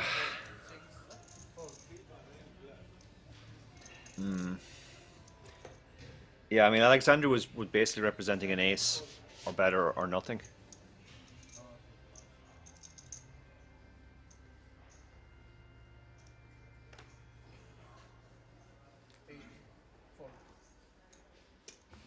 Doherty Dolan's out there pressuring me. I call. Yeah, I thought the small blind played his hand perfectly. I think he would get the folds a lot. I think I would think about the river, and I think he did think a long time about the river because most of his give up on the turn. But certainly he should have hands that call the turn and then fold the river. But I guess if we're calling with third pair, that might not be the case.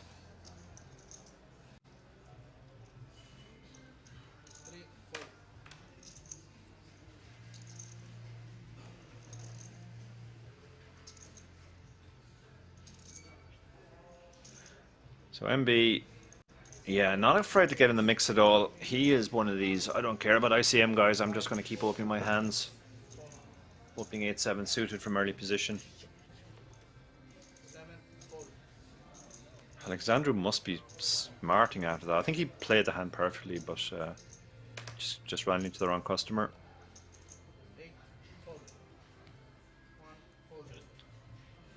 Legro's got himself up to a nice stack now.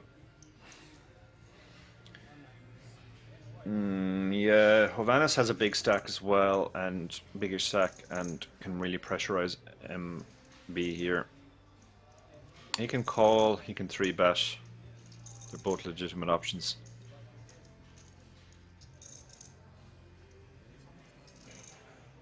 Any 3-bet will commit him. Again, it's a big raise from MB. MB uses these big sizings. Gone for 3.16x with 8 high. That makes it less attractive to call, but Hovannes is going to call.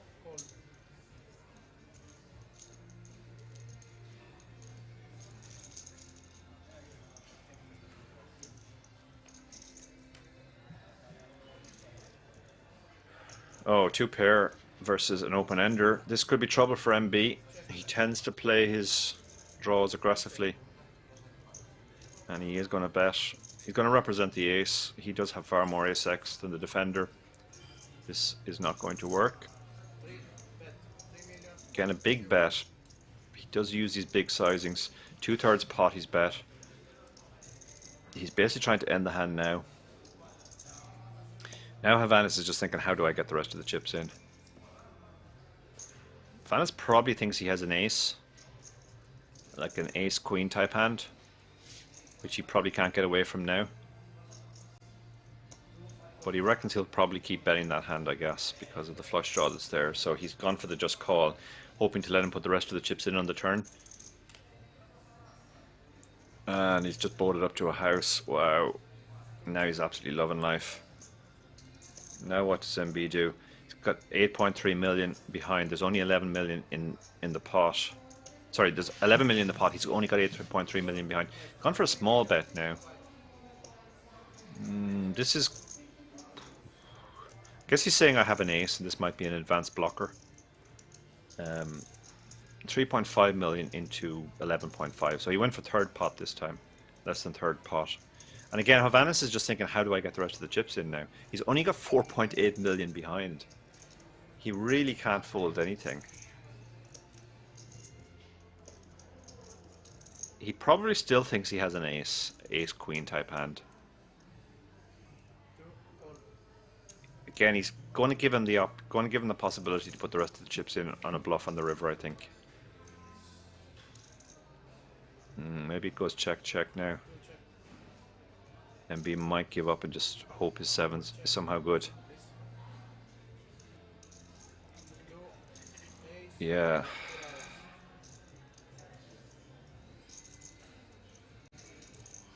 MB's reaction there, and he didn't show his hand, might actually make Hovannes think that he got lucky against Ace King.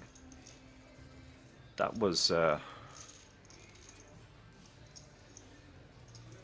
yeah. So MB is crippled now. This is the difficulty, or this is the drawback with his style, making these big bets. He just put a lot. That pot was a lot bigger than it should have been, and he ended up putting most of his stack in with 8 high. It's one of those styles. It'll work a lot of the time because people do fold more to the big bets, but it works till it doesn't, basically.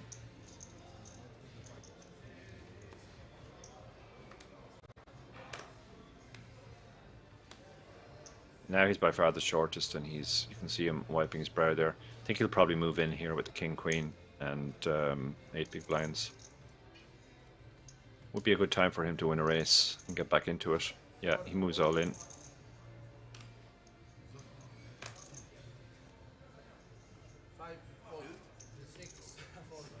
And so far so good. Nobody has anything. Pocket threes, 8 big blinds, about a quarter of your stack. 3 players behind. This is a very... I guess the guy might be on tilt, but then you don't expect him to turn up with any hands that you're better than flipping against, so... But Jonathan is the one man who you would think, once he sees he has a pair, might make this call.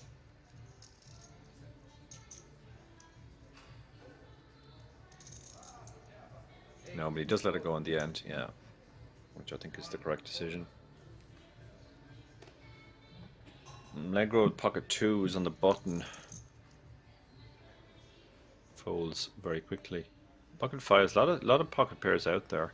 It's a tiny fraction of Hovannes' stack. He can actually think he's ahead of some stuff like ace-4 suited, pocket 4s, pocket 3s. So this is a more reasonable call than the 3s or the deuces on the button. And it's such a tiny fraction of his stack as well. But I think, yeah, he probably figures it's kind of flipping at best. There are a few hands he's better than flipping at, but not that many. He does also have the big stacked Matthias behind. So if he woke up with a hand, that would be really horrible when you only have 5s. So MB adds 1.5 million to his stack, which is about an increase of about 30%.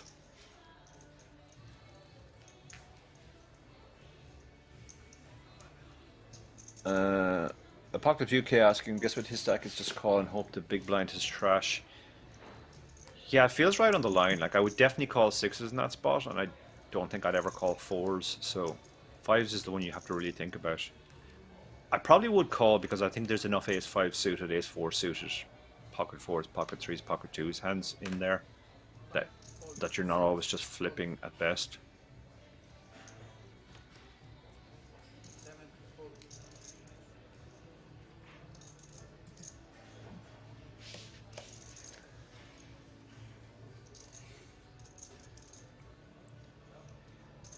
Yeah, it's one of those spots where you call, and obviously if the big blind shoves on you, then you hate life and fold. But the call has to be profitable when you consider all of the hands that MB would be doing that with, some of which we dominate.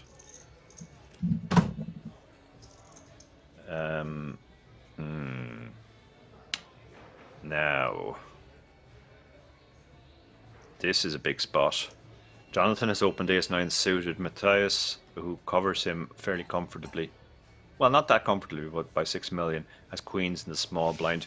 We also have the loose cannon in the big blind, so he might be giving some consideration here to calling to allow the big blind to shove. If he raises... yeah, he's decided to just move all in because of the ICM. MB has... yeah, MB might have gone for it with the king-jack if he had just flatted, and I think Jonathan's obviously going to fold. Jonathan, well, yeah, he does fold the S9 suited very quickly. Yeah, a big pickup there for Matthias. He added 2.9 million with that shove.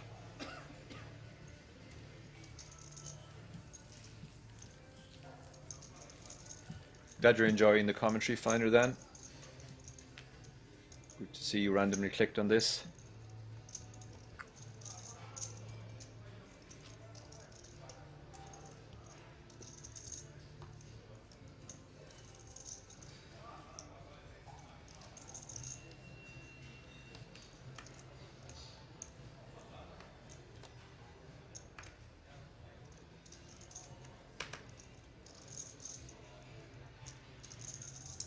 So he's been pretty quiet of late, Steve. Seems like he's been waiting for the ticket bubble to go. We don't know what cards he actually has at the moment. So at the moment we're playing blind. Jonathan has king queen. Yeah, let's go pretty quickly. It's just we're facing another gun open, and ICM is very large now. And we actually, there we see it. Steve has aces. Dealer telling him to put his cards where we can see them. Dealer doing his job. Steve has been very quiet of late, so this is going to get much more respect than normal. MB doesn't even think about the a6, and Florin doesn't think about the king 9. Is he going to show? Nope, he doesn't show on this occasion. But he tells them all he had a strong hand, which we can confirm.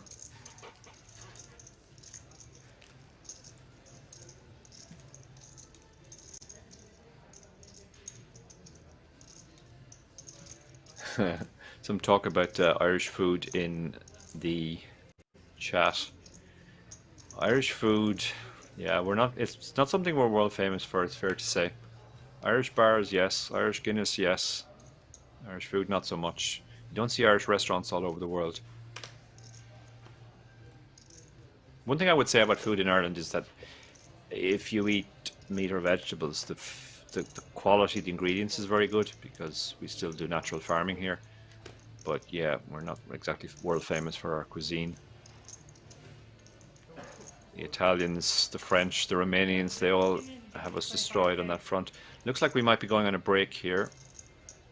Some players leaving the table.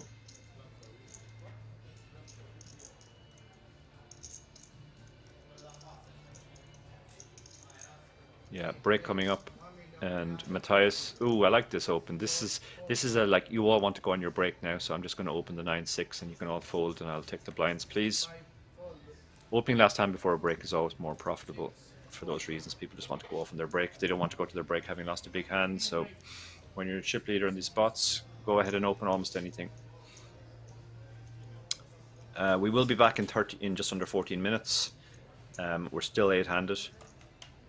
Join us then as we play down to a winner. See you all soon.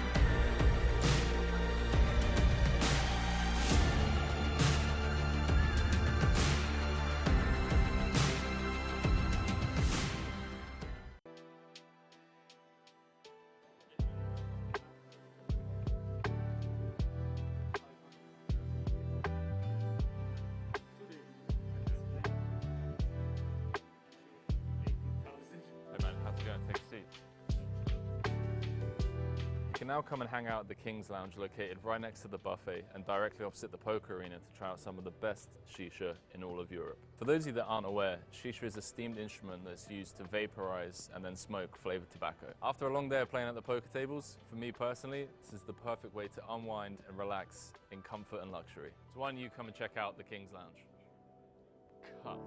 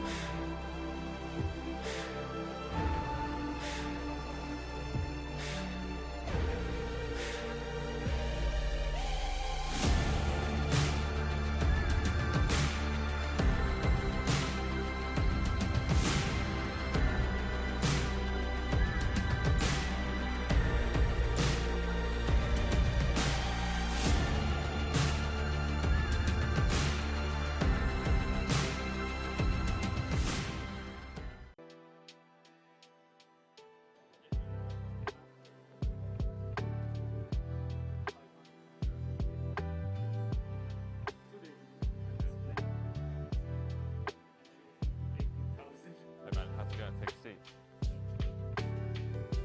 You can now come and hang out at the King's Lounge located right next to the buffet and directly opposite the poker arena to try out some of the best shisha in all of Europe. For those of you that aren't aware, shisha is a steamed instrument that's used to vaporize and then smoke flavored tobacco. After a long day of playing at the poker tables, for me personally, this is the perfect way to unwind and relax in comfort and luxury. So why don't you come and check out the King's Lounge? Cut.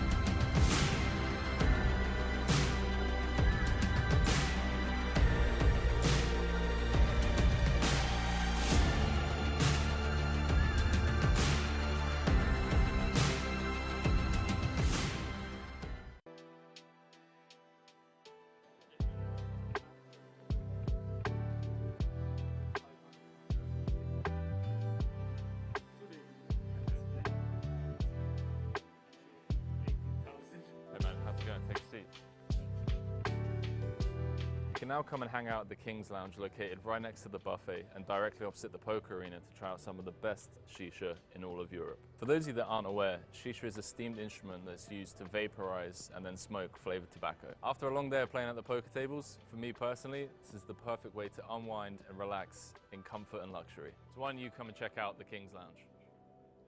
Cut.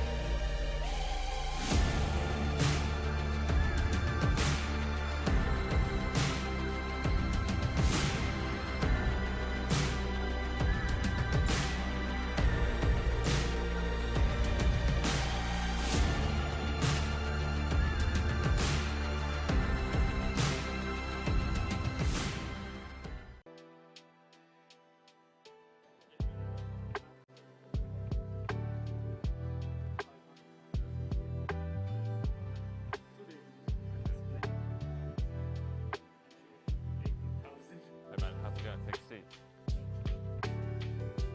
You can now come and hang out at the King's Lounge located right next to the buffet and directly opposite the poker arena to try out some of the best shisha in all of Europe. For those of you that aren't aware, shisha is a steamed instrument that's used to vaporize and then smoke flavored tobacco. After a long day of playing at the poker tables, for me personally, this is the perfect way to unwind and relax in comfort and luxury. So why don't you come and check out the King's Lounge? Cut.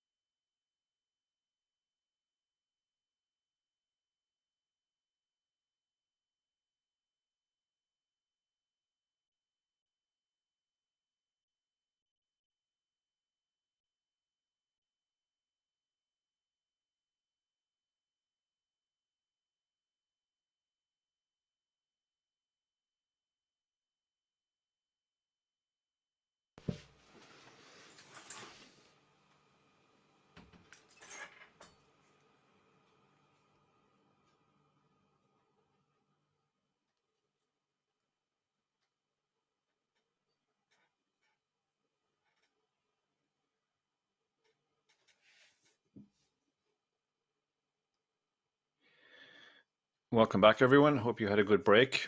Welcome back to the final table of the Italian poker sport. We are down to 8 now. Before the break, we just saw one elimination since the final table started. Hope you had all a nice break. Just catching up on the Twitch chat while I was away. Let me see. Talk about the cameras in the table, which was explained in the Twitch chat.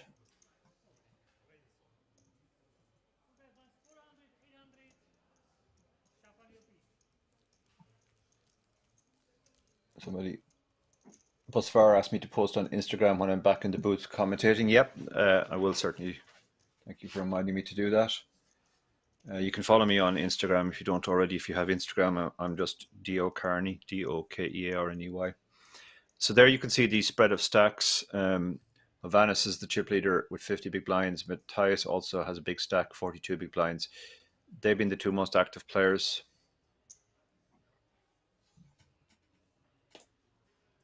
Larry Donkey says, come over to Italy, try our food. I have been to Italy several times, and your food is absolutely amazing. I mean, Italian food is world famous, so...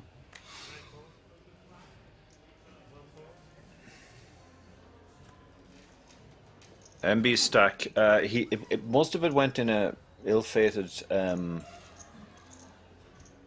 wasn't a triple barrel bluff, it was a double barrel bluff, but he raised big pre-flop with 8-7. He flopped open-ended, bet big on flop, bet big on turn. Shut down on river when he hit the 7, but most of his stack had gone in at that point.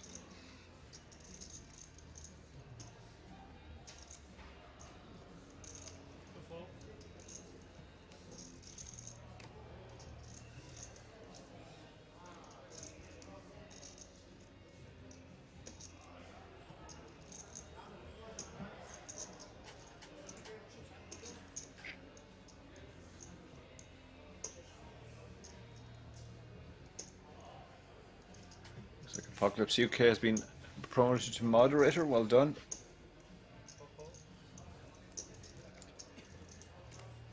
So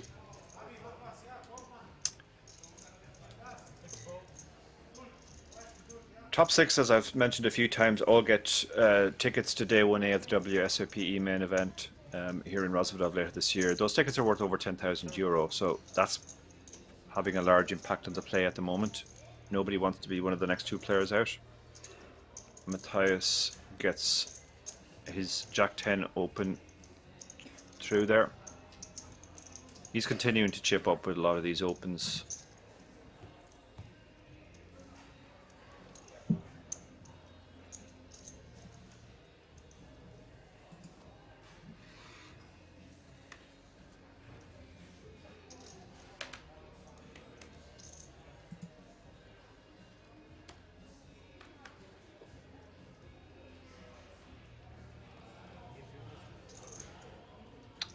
I'm keeping an eye on the YouTube chat as well. Hinterseer Hansi said another final table for Hannes, nice player. Yeah, he's playing very well. Playing very, very well indeed.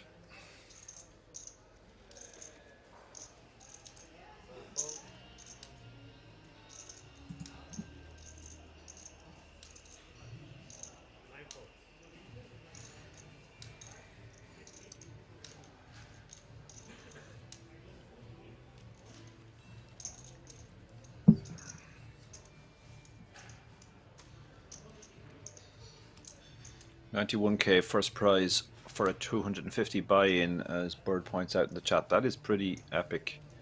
They got over 2,500 runners here. They guaranteed $500,000, and they comfortably got past that.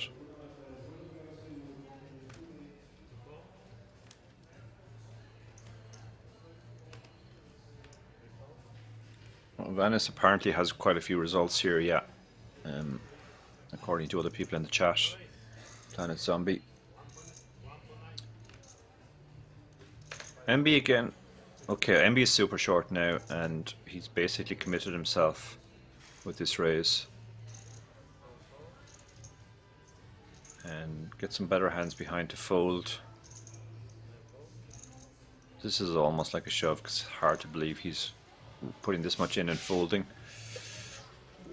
Allegro has a tricky. What is it? Trying to work out. Okay, there is 1.9, 4 point. It's a 6 big blind shove essentially. Yeah, that feels right on the line. We know he's folding the best hand there, but he will be dominated a lot. King, Queen, King, Jack, King 10, Ace 9, all those hands, 9s plus. Very short now though, MB. And the blinds and antes are coming in 2 hands.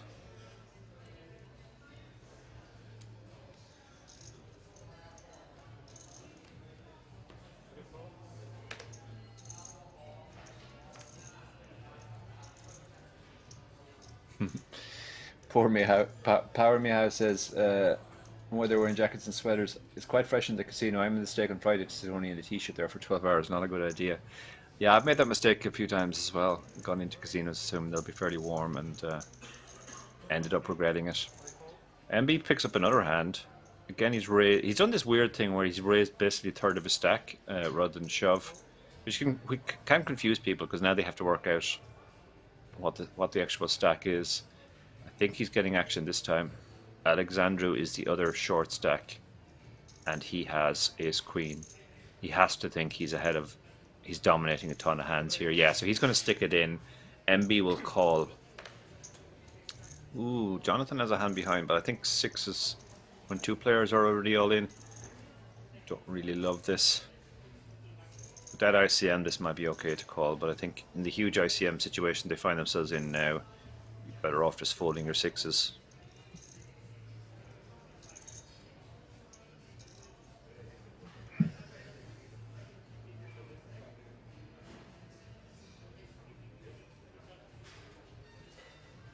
But he's having a long think about this. Hasn't made a...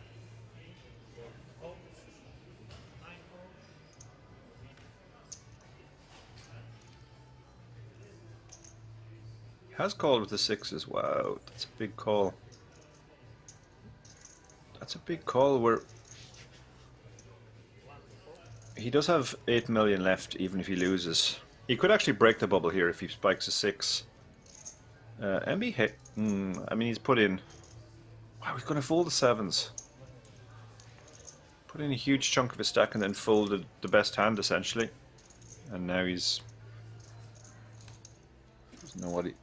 Wow, that's pretty amazing. Well, the 7s are all folded, so I guess he wasn't going to be in bad shape. But interesting play there.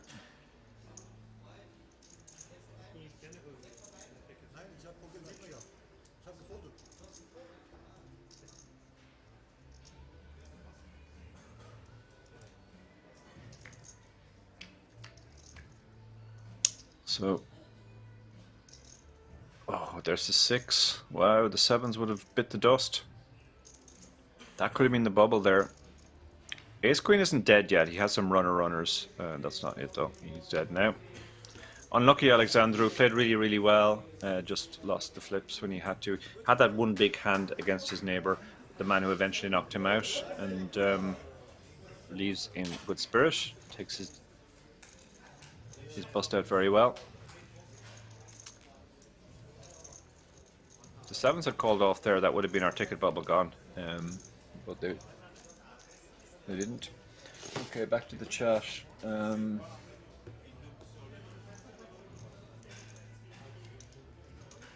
Random asking, what are the plans for the next book? When will it be ready? What will the book be about? The next book is about GTO. It's our attempt to explain GTO to I guess a recreational audience. Barry is referring to it. The working title is GTO for normies, but yeah, you get the basic idea. It's taking a lot longer than we thought, but it should be out later this year. Jonathan has gone really from short now to big stack. He made that super brave call with the 9, and now he finds himself one of the big stacks with the Ace King. He's going to be opening.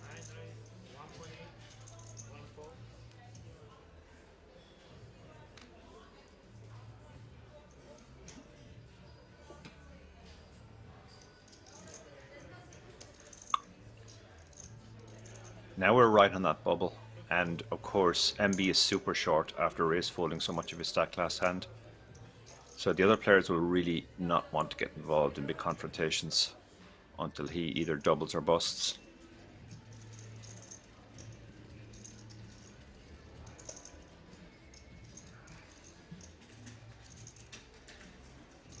Matthias might be thinking of some mischief now. Don't know if Jonathan's the man to try and push around though. he might be one of these screw ICM guys.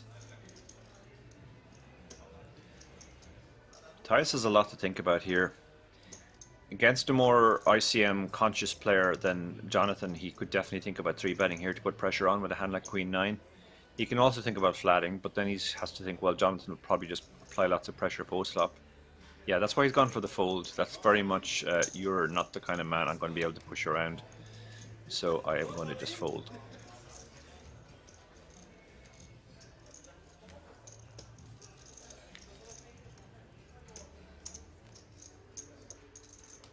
There's a new chip in play, incidentally. The yellow chips are 1 million.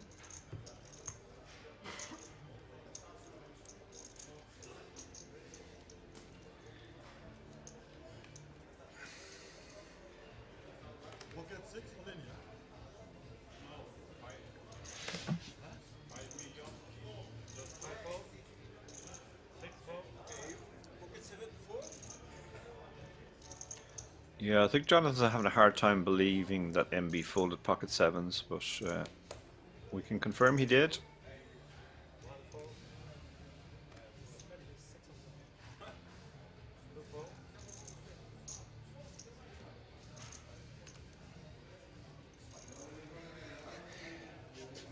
Yeah, interesting question from Finer Dan. Do you think your books would help me win against my mates in house games? None of us are any good. I have a theory that some poker theory isn't actually useful against, in inverted commas, poker idiots that can't be predicted because they don't know how to play it properly. Yeah, interesting question. It's certainly the case that when you're playing late on in tournaments, you would rather your opponents knew about ICM than didn't. Oh, look at this. So MB's all in. He is dominating. Matthias moved in from the small blind because he figured MB had to fold most of the time, but MB finds an ace and calls, and he's in great shape. But if Matthias can spike a 9 here or hit a straight, this could be the money, the ticket bubble gone.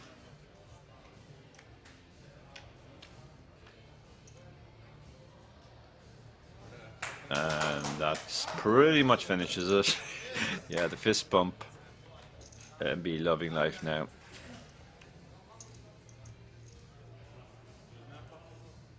And MB gets the double.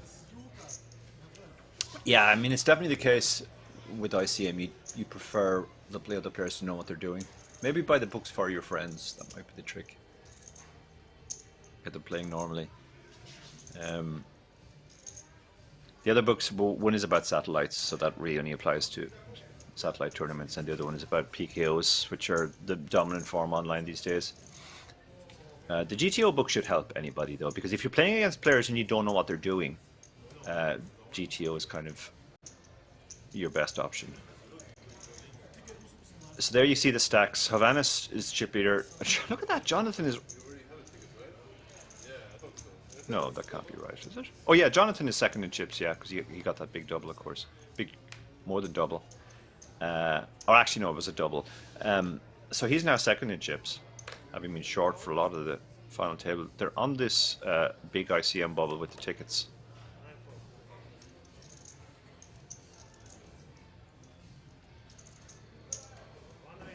Yeah, Planet Zombies makes a good point that if you know theory and you apply it correctly, then you will crush players who are playing badly. That's definitely true as well.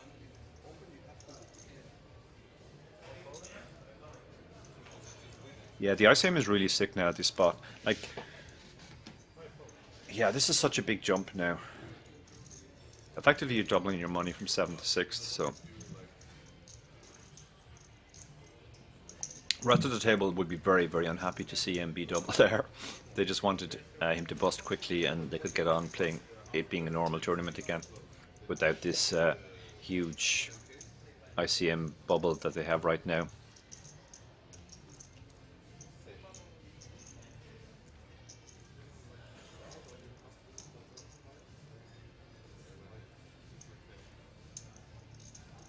Poker Me House says you can read and learn about GTO, but in my opinion, live tournaments you're better off playing with your experience. Yeah, when you're playing against weaker players, it's definitely true that you shouldn't be playing GTO. You should be trying to exploit their mistakes. That said, GTO is a useful framework that if you know what the default strategy is and you know what kind of mistakes your opponents are making, it's easier to work out how you should exploit them. But where GTO really comes into its own is when you don't know what your opponents are doing, either because they're much better than you and you can't second guess them, or they're just playing weird random.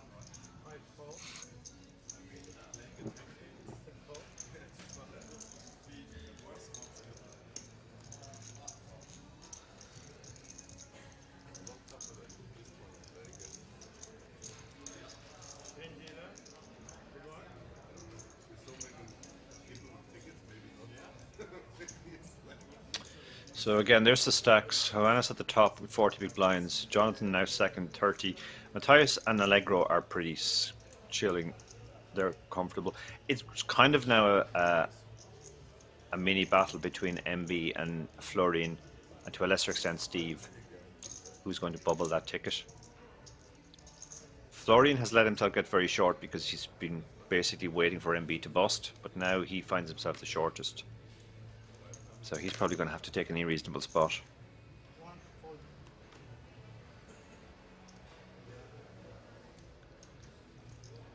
Yeah, Ovanes is loving his stack now. He gets to open hands like Queen 5 suited.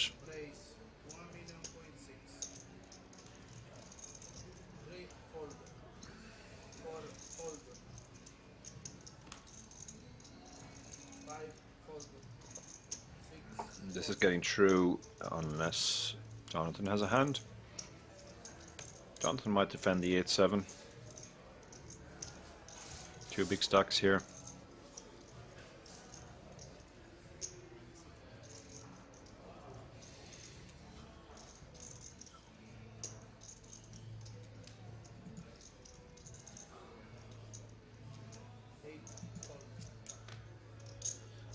And Jonathan does decide to defend.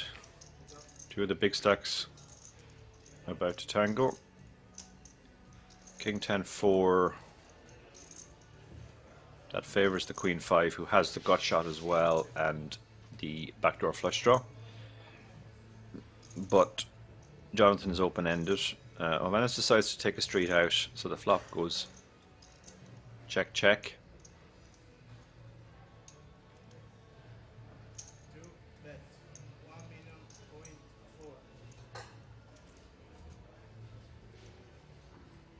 Johannes bets his gut shot on the turn. Gets the open ender to fold, but it's a bad open ender because Jack would obviously make a straight for the queen, so he decides to get out. I like how Johannes played that hand there. He decided not to bet his gut shot on the flop because it's a spot where you'd hate to get check raised. On the turn, your gut shot kind of goes down in value. You're not that concerned about having to fold to a check raise. You've only got one card to come, so you have your gut shot has a lot less equity, a lot less chance of filling up. So that's the point at which he bet and tried to take down the hand. And also, he had the additional information that his opponent had checked twice, so had therefore weakened his range. He would probably start betting some of his stronger hands on the turn at least.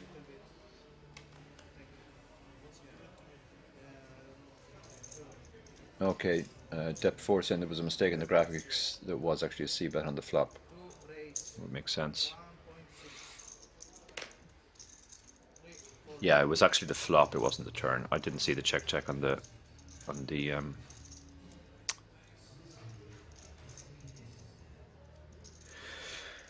flop.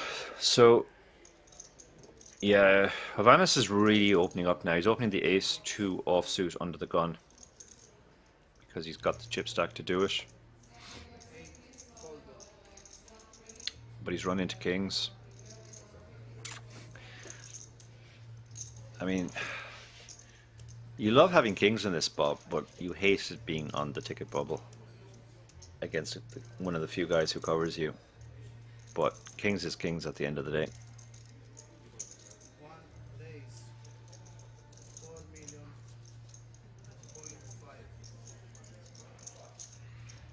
So he has 4 bet. He's He's trying to induce a light 5 bet, light 4 bet here.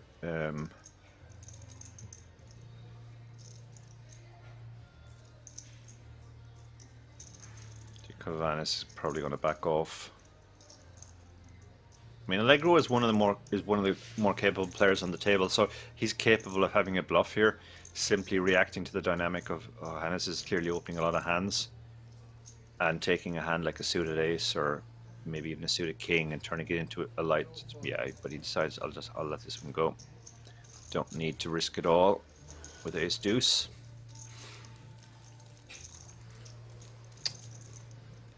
Thank you for your kind comment, APK 1984.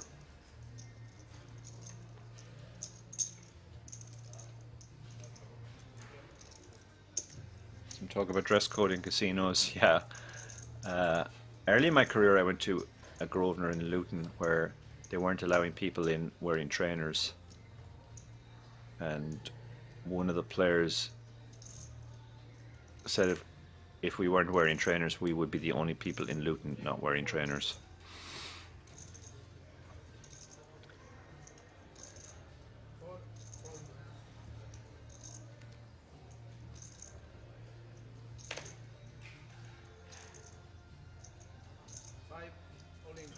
Florian has found a spot. Florian has found a spot now to move all in with his pocket eights, and Allegro. I think we saw Allegro has ace queen behind. Unless Jonathan gets involved, Allegro will be calling off, I think. Jonathan likes to gamble in these spots though, but he's going to let the ace-6 go.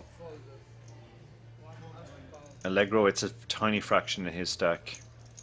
20% chance to burst the money bubble, which he would like, because as long as that, or the ticket bubble, as long as that ticket bubble goes on, the bigger stacks can put pressure on him. So he's going to count out the call.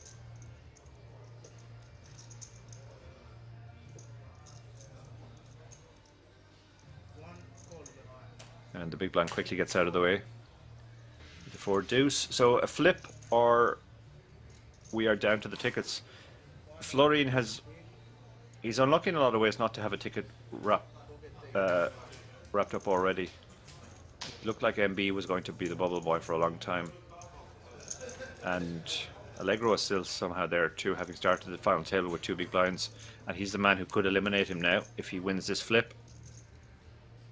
So far so good for the 8s, still holding, but some backdoors for the ace queen. Jack 10 for a straight, spade for a flush. Ace or queen still works. Now just down to the ace or the queen. Otherwise Florian will be doubling up. And safe river. He can breathe a sigh of relief. He doubles up. Everybody else at the table probably secretly disappointed that the ticket bubble continues.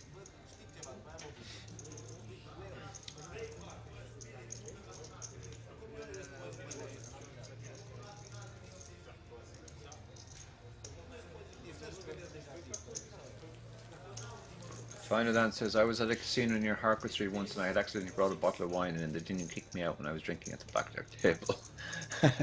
Yeah, I think I know the casino you're talking about. That sounds like the Jackpot. Jackpot slash Colossus.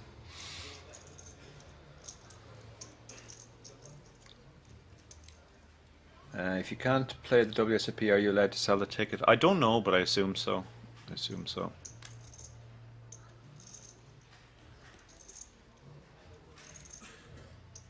So this bubble continues. I mean, I say a bubble, but it's a ticket bubble. The first 6 all get these WSOP tickets and 7 doesn't. So it's this artificial bubble on the final, in the middle of the final table.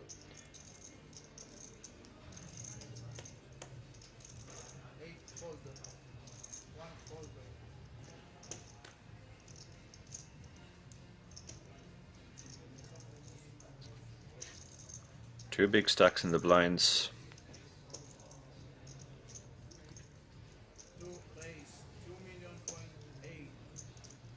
Vanis has decided to apply the pressure here, and it's going to work against Jack 3, I imagine.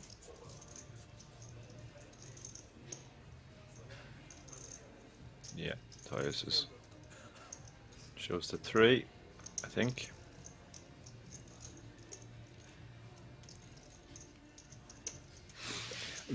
This is a spot where you have a big blind, when the big blind is one of the bigger stacks, but you cover him, where you can pretty much play 100% of hands as a raise. You shove some hands that don't want to raise fold, and you raise all sorts of junk.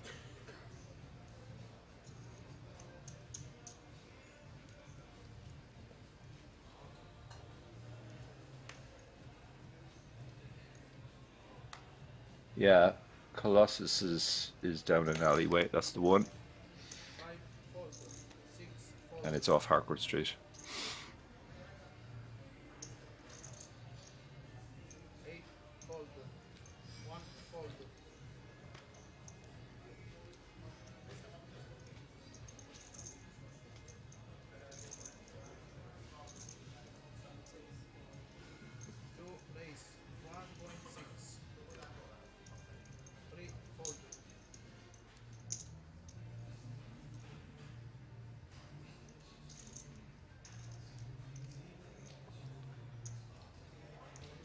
Vanis is raising probably close to any 2. MB is not a man who is afraid of the bubble. He's going to peel with Queen Jack. Pot's already 4.4 million and he only has 5.4 behind. So middle pair for the 6-3, absolutely nothing for the Queen Jack.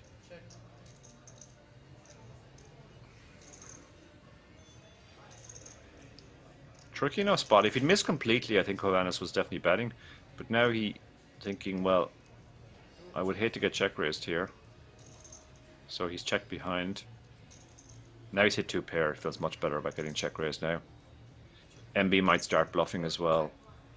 That's the advantage of checking the flop. You give yourself a chance to improve on the turn, and you also give your opponent the opportunity to start bluffing. Now he's going to start trying to put chips in. Small bet here would make a lot of sense. Just try and get called by a weak hand, but MB has nothing, so he gives it up.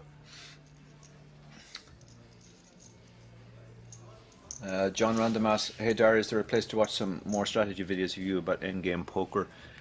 I've done a few commentaries on final tables here. And that's one spot if you can dig those out.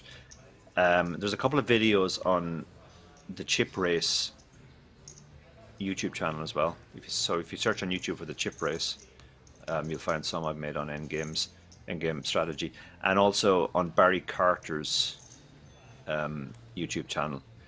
There's one I did with, there's actually a couple I did I think with Kevin Martin, the Twitcher. So if you search for either Barry Carter or Kevin Martin and my name, they should pop up as well on YouTube.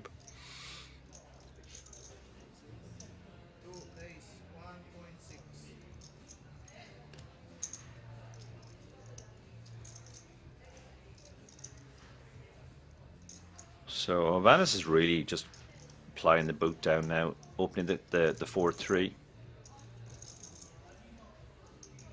Matthias with the King Jack. Got a tricky decision here. Might just flat and keep the pot small in position. Might decide to turn his hand into a 3-bet fold. A couple of ways you can go here. He's going for the flat. MB probably just puts it in now at the 10s. I think if he shoves now, obviously Hovannes folds and then Matthias probably calls it off because he'll be getting a very good price. Probably how this is supposed to play out. We don't know what the big blind has yet, but I think MB should shove his hand now. Hovannes should fold his 4-3 and Matthias should call with the King Jack.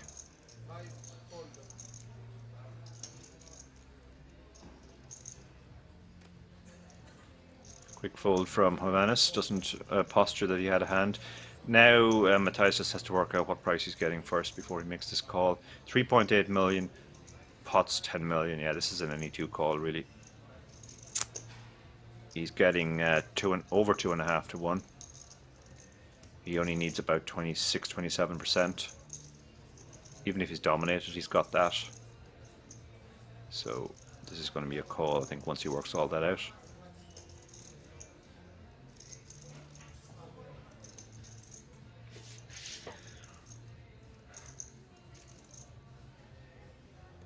Yeah, he's worked out the price. He knows he has to call now, and he's gonna be very happy to see that it's a flip. And all the other players at the table, I'm pretty sure, apart from MB, are rooting for a king or a jack.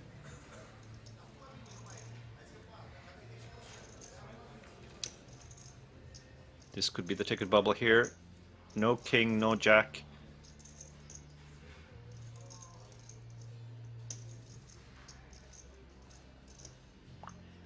Fade of the flop. What about the turn?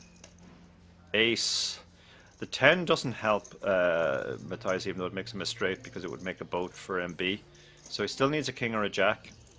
And no, so MB gets the double, and the bubble goes on. Marben says, Dublin has a lot of poker dens, right? Or is it lesser these days? To be honest, it is a bit lesser these days. The Fitzwilliam, which was the main one, closed before the pandemic. I don't think the Jackpot does much more poker anymore. So there's a Sporting Emporium, there's D4, there's a new club called the Dublin Poker Club up in the Bonington. And then there's a place out in Tala at the Village Green. That might be it these days. There used to be a lot more for sure.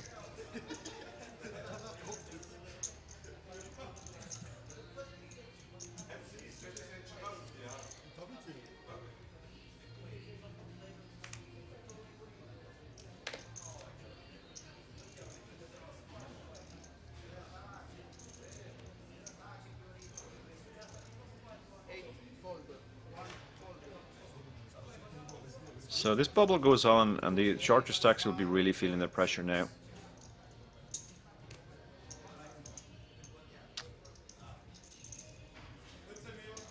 Venice has again gone for the raise because he got such a commanding chip stack now. Matthias has been locked back a bit. He's gone from thinking this bubble is great, I can abuse it, to probably, please can it be over already? Looking at the stacks behind again, see what happens if he calls with the sevens. Don't think there's any way in which he's 3-betting this, so this is just call or fold. And the reason he's folded there is purely because of ICM. He doesn't want to get shoved on and be priced into a call again, and he doesn't want to play against the chip leader. So that might look like a nitty fold, but I'm pretty sure it's correct.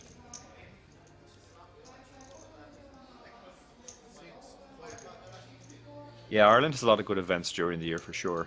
We had the Irish Open, which is, to my mind, the best poker festival in Ireland, in Europe. We have the IPO. We have the Dublin Poker Festival. We have quite a few events during the year. Yeah, the Dark Angel talking about a bubble I played recently. Yeah, that was actually at the what was that at? UK IPT Dublin High Roller. Bubble went on for almost 4 hours, I think. And I had 2 big blinds for most of the bubble, so it wasn't a lot of fun. Well, it was a lot of fun when it finally burst, but yeah, stressful bubble.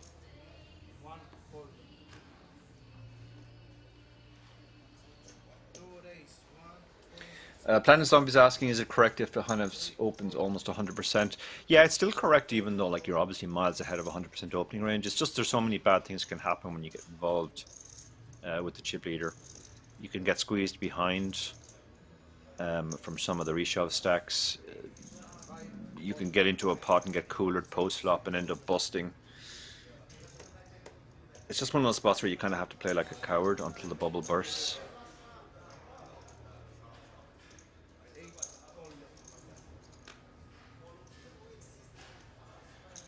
So Ace-10 against Ace-9, chip leader against loose middle stack. Chip leader flops middle pair. Jonathan flops pretty much nothing. So it's gone check check. Venice doesn't see any reason to bet the flop. Now they both have, well, actually Jonathan is open-ended now. Yeah, Vanis doesn't want to play a big pot in this spot. He's just thinking, well, my 10's usually good, but I don't need to bet it. And maybe he goes for thin value now. No, he's decided to check behind as well. See what his opponent had and show the ace-10 down and win.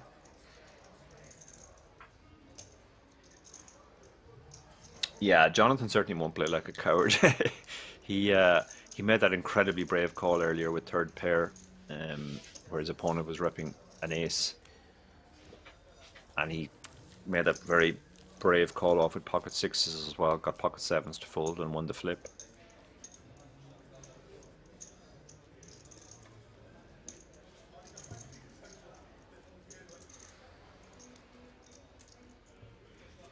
That's one of the great things about tournaments. There's different ways to play tournaments, and usually on final tables you have players with very different ideas of how they should be playing, and that leads to contrast in strategies.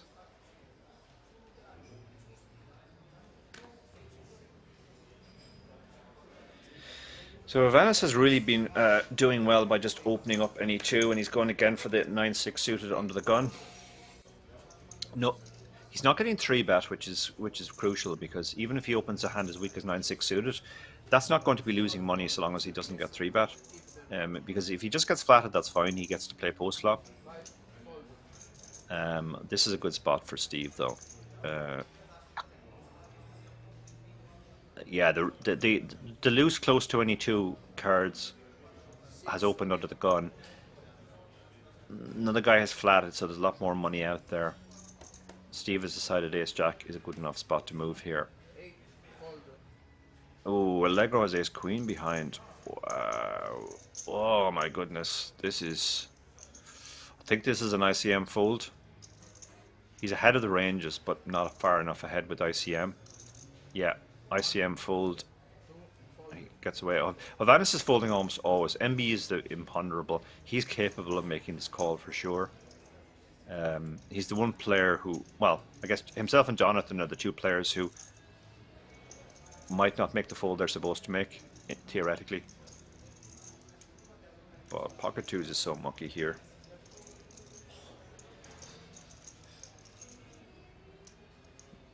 I mean, pocket twos is the classic flipping or crushed hand, so I think even MB will find the fold here. Yeah, I think that is a bad call by twos in the middle of nowhere, to be honest. He did set this spot up for Steve. When you have the field behind you like that, you just you're essentially throwing more meat out for the shove.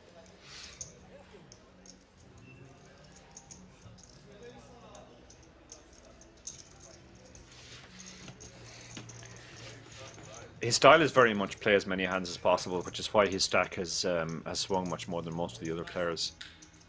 So when you have a player like that, like his stack, you know, he'll win flips and he'll get back, but then he'll leak some chips again in spots like that as well. He still might be the favorite to bubble the tickets, even though he's not the shortest anymore. Yeah, because he's going to open the king 8 suited here, which is never an open with the ICM of the situation. But he's not going to back off. Jonathan, I can't imagine getting involved with the king 3 suited. He's running to kings this time, so again he's going to lose. He's going to leak some more chips here with a bad open. Yeah, Allegro just moves all in. He doesn't see any reason to do anything else. He doesn't even want an ace to call because of the ICM in the situation. And MB will eventually fold this one as well and be back down to 9.6 million.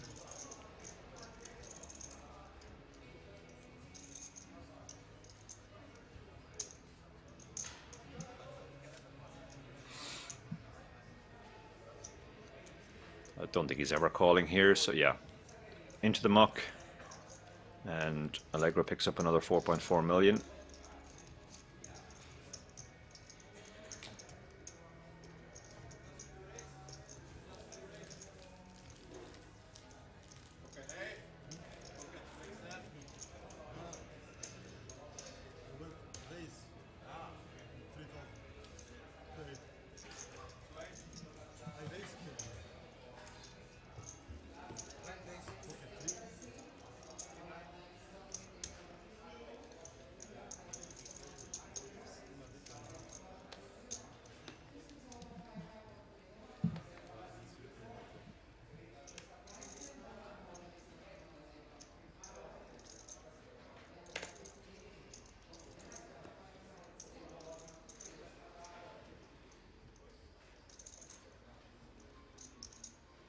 Now he's got kings. This is interesting because if he opens again, he could very well get 3-bet again. What's his sizing? He's gone for 2.8. Again, he's gone for the big raise. He does this all the time. He uses the 3 or the 3.5x. And it would be cooler for somebody to pick up something like ace jack behind now. But nobody picks up anything, so he's gonna get it with the kings this time. He's like, what do I have to do to get action?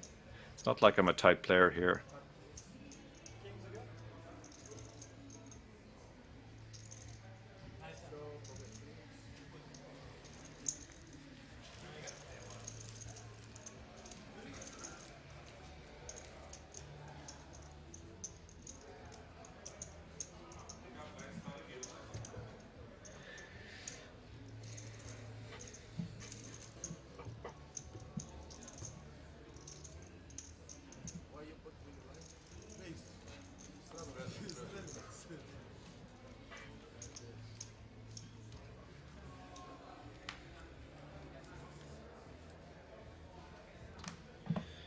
So Florin is chilling, waiting for MB to either bust or double.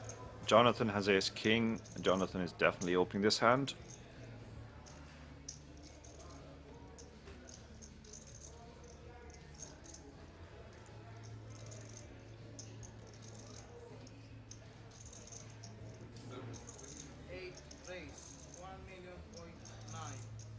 $1.9 million raise from Jonathan.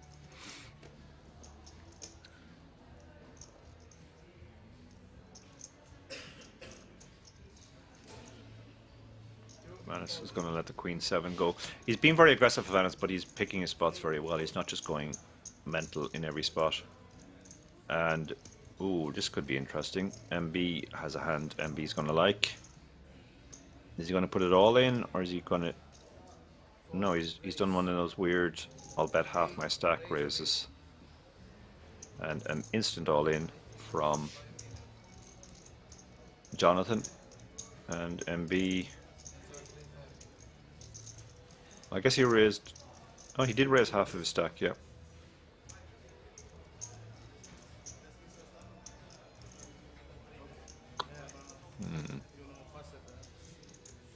Don't think you can 3-bet half your stack and fold, but maybe he's done it before with 7s. Put in a big chunk of his stack and fold it.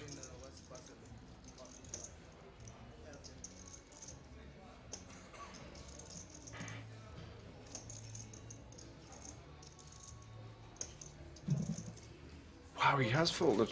He literally put in half his stack and then folded a hand as strong as ace jack. Gets shown ace king. Now he's down. Now he's super short, so he's going to be down to 7 big blinds.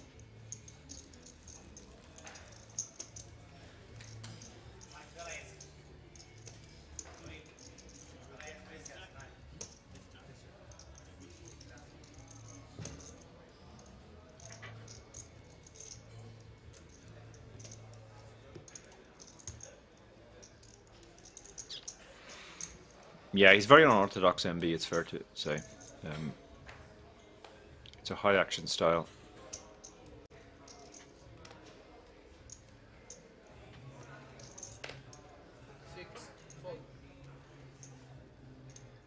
Jonathan going to open up the ace-3? No, surely not. Seems a bit early to open this hand. Yeah, let's go. Allegro will probably open the ace-10 though. Yeah, this is he can open this hand and he can call an MB shove if it comes, because MB is short enough now. That's what he's going to do. Vanis decides to let it go, as does Matthias. Now MB calls from the small blind with pocket 4s. I think that's a hand a lot of people would shove that shallow. Florin gets out of the way. He's praying for MB to bust at this point.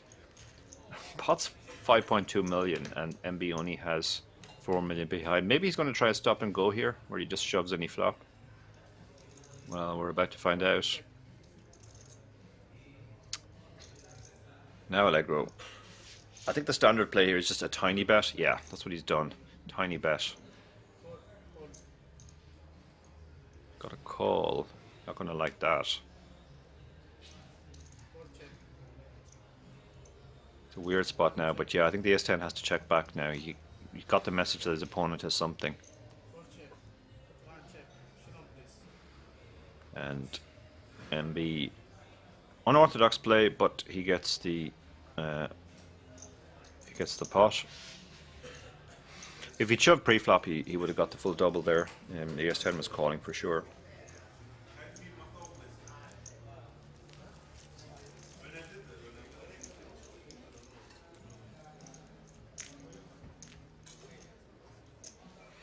He certainly enlivens the play. He's playing a very unorthodox style.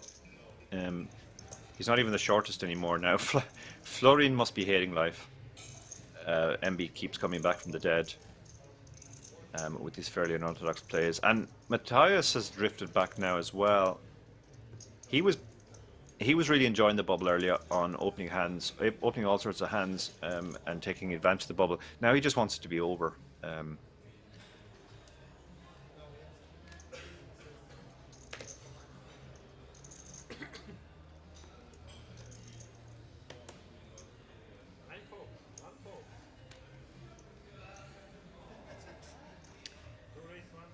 Vanis goes back to the plan of opening super wide.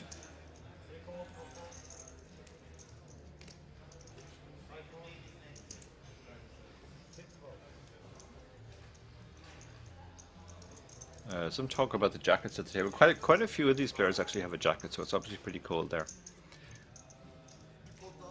So Vanis gets to another pot where he just opens and everybody folded because nobody had hand they could play back with.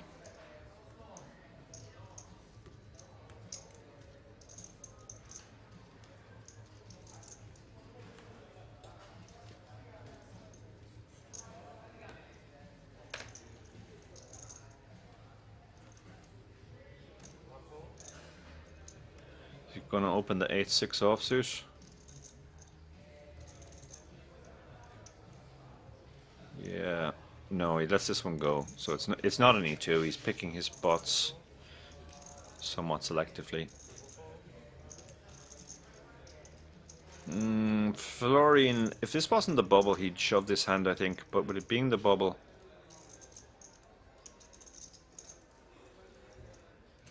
I mean, the advantage of being the bubble is it'll get through more often because players don't want to lose a chunk of their stack, even if they cover you. But the disadvantage is it's kind of a disaster when you do get called. Yeah, he's going to let it go because of that reason. And the small blind folds his 5-4 as well. It was also Jonathan's big blind, so Jonathan's the one guy who would call you off fairly light. So good fold by Florian. Yeah, I think he was definitely getting called by the ace-9.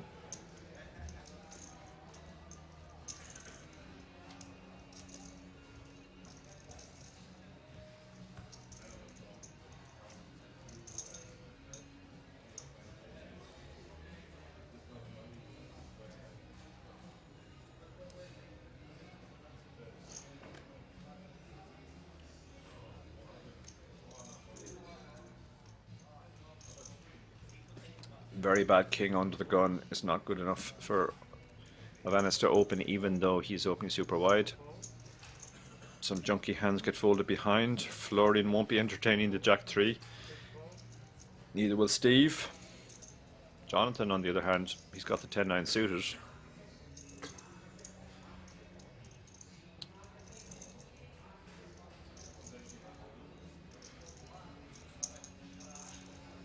Like he's brought it in for a raise. And Allegro doesn't want to get involved because of the ticket bubble. You would definitely call there if ICM wasn't a factor, but when he has a stack that's reasonably safe for a ticket right now, playing against a guy who covers him, he doesn't really want to get involved.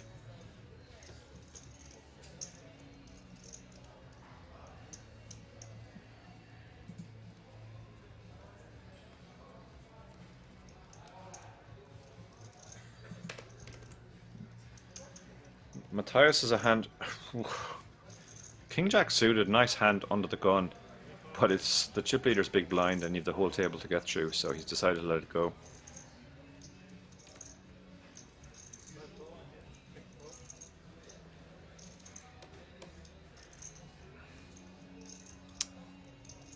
Sevens on the button.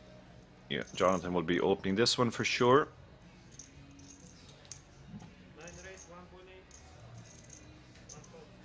Allegro gets out of the way, and what does the big blind have? Well, he has a hand he could defend here.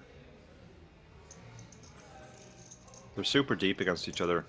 Well, over 30 big blinds effective. So he is going to defend. Try and put some pressure on post flop.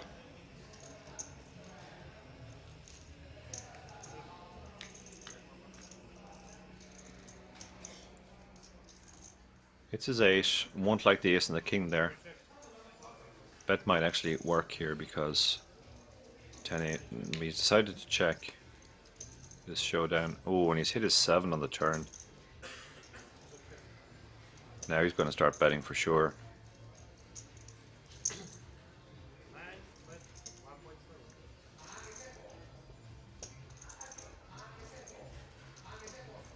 Small bet, 1.7 million into 4.8. I think he's going to get one call here. Call one street. 10 or an 8 would be bad for him on the river. Other than that, he's almost certainly check folding.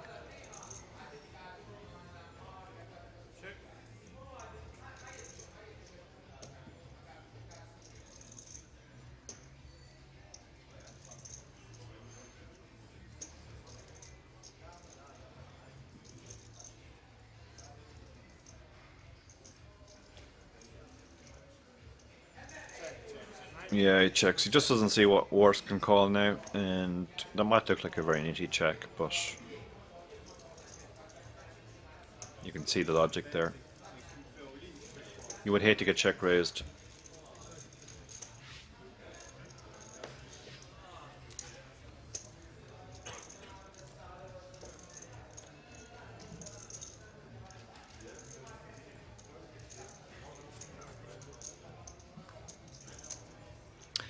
So on this bubble continues to go. MB is now under the gun.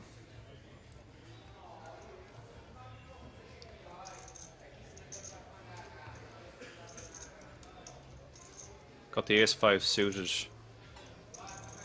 Again, this, oh, he's found the foul this time. Okay, so this is new behavior from MB. Maybe recognizing at last that this doubling up and then losing your stack in installments, opening fairly marginal hands is not a good strategy.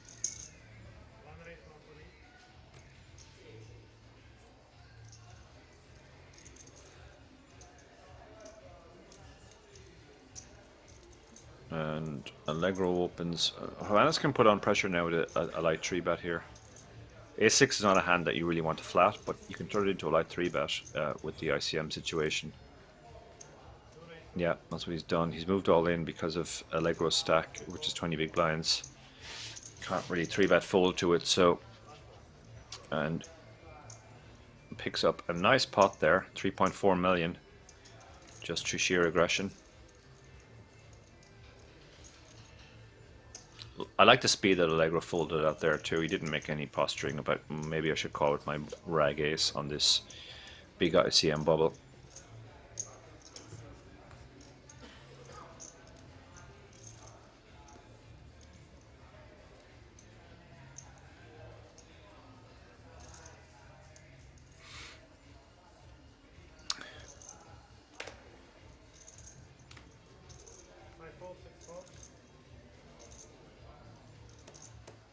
Jonathan won't be playing the Queen 3, I don't think. Allegro, having got shoved on last hand, is definitely not opening Jack Deuce. Vanes is probably opening the 4 Deuce suited.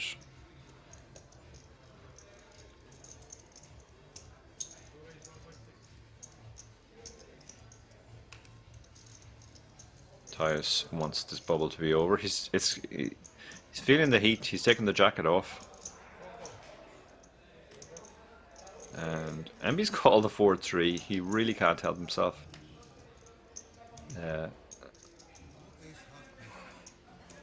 Well, he's hit the 3, but it's an ace-high board.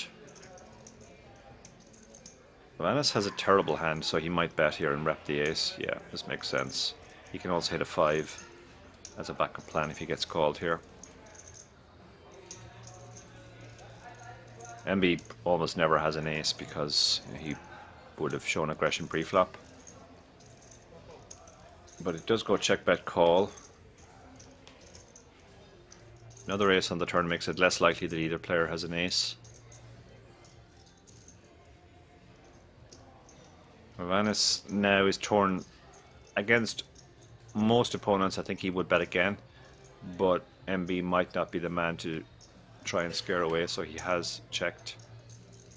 Might try and bluff the river. This would be a decent spot, I think. He has the nut low, so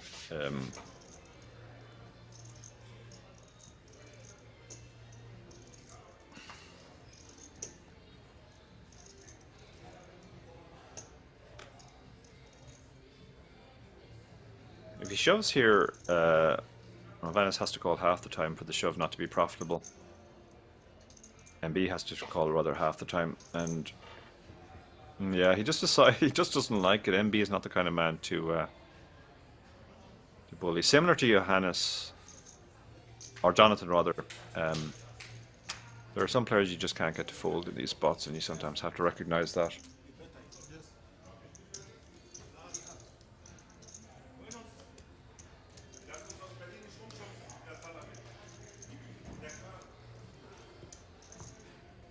Florian must be losing his mind now, seeing MB stay alive with these hands like 4-3 off.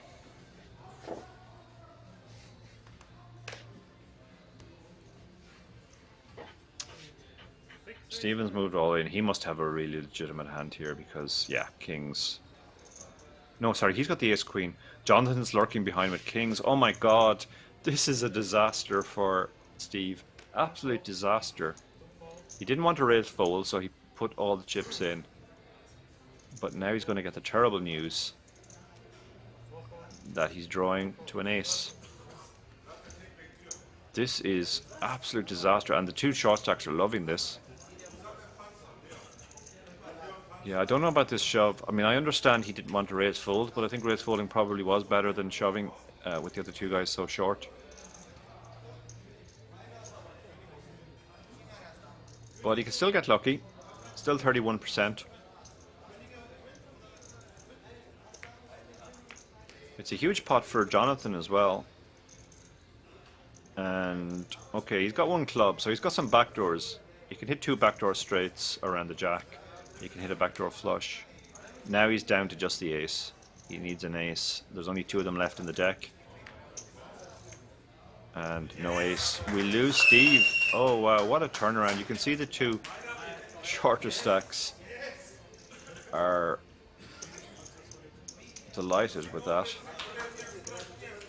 And we lose Steve. Very unfortunate, but yeah, might have been just a little bit rash in the end. Under the gun the whole table to get through.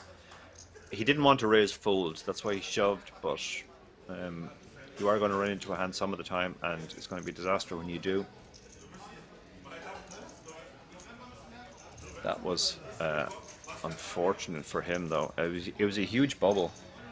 He gets 11,000 euro for coming 7th, but all the remaining players are guaranteed at least 14,500 plus that ticket, so effectively 25,000. So that was an 11,000 to 25,000 bubble.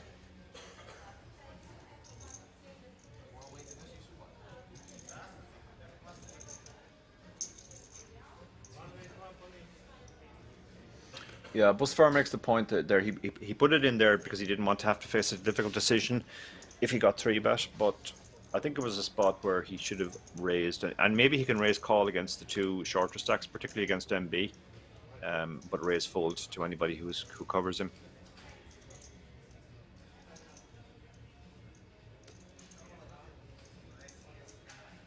It would be an interesting decision when you got 3-bet there, but you would have to give up. I think it would be a fairly routine ICM fold. So now we should see much looser play.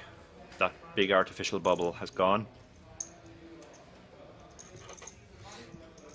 We're down to 6 at last.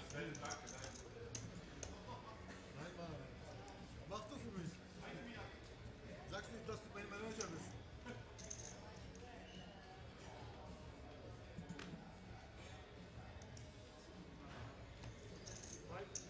Hovannes was definitely enjoying that bubble period, but he now has a hand which is a legitimate open, King Queen, so he's going to open that. MB with the Jack 10 suited, yeah, he likes to play hands, so he's going to call.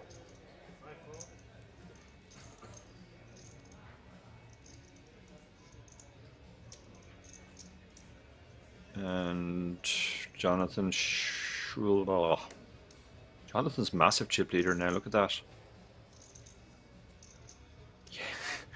It's a real turnaround for Jonathan. He had that spot where he called on the river with third pair for his tournament life with 8 left, and he was correct. Now he finds himself massive chip leader, but he does let this one go. Allegro won't be playing the 6-4 either. So we have the not the chip leader anymore. That's Jonathan now, but Hovannes, the other big stack, playing against MB. They both miss, and they neither of them have a heart. Hovannes might throw out a bet here just to try and get the non-hearts to fold, but he decides to check. They both check. Hits his king on the turn, so now he's going to be pretty sure he has the best hand. Probably has to throw out a bet to protect against the one heart hands. That's what he's going to do.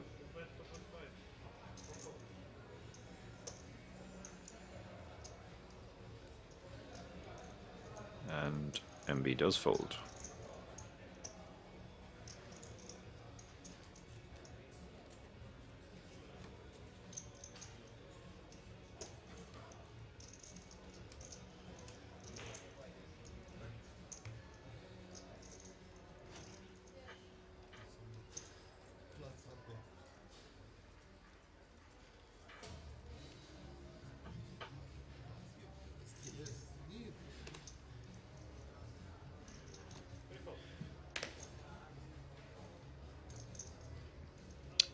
Ace 6, 11 big blinds. Yeah, shows good discipline folding there.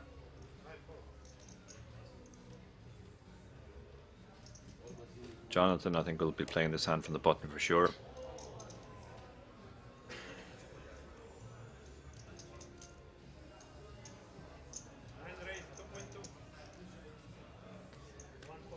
Detch 420 reminding us that the current chip leader now did mock a split in Showdown, having apparently misread the board earlier. So the two big stacks. Jonathan against Hovannes. Does Hovannes want to get involved with the King 8 offsuit?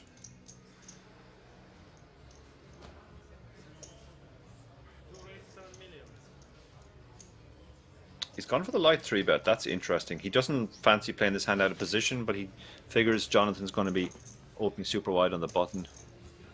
He's sort of laying down a marker here. But the 7-6 suited is going to call. Now that this is going to get mucky if they both miss. Pot's already 16 million. There's a lot of interesting flops, and that is one of them. It looks like a hard flop to hit, but Jonathan has a double gut shot. A 4 or an 8 makes it straight for him. Hovannes will probably fire out a small bet here just to try and get all the hands that have missed to fold. But I don't think Jonathan will be folding. And then the pot's going to get very big.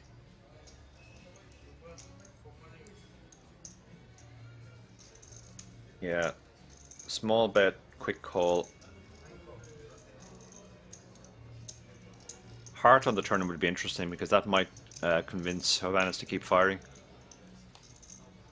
There we go. Heart on the turn. Is he going to keep firing? He's drawing to the second nut flush now.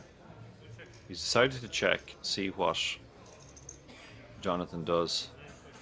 Jonathan does check as well. Whew.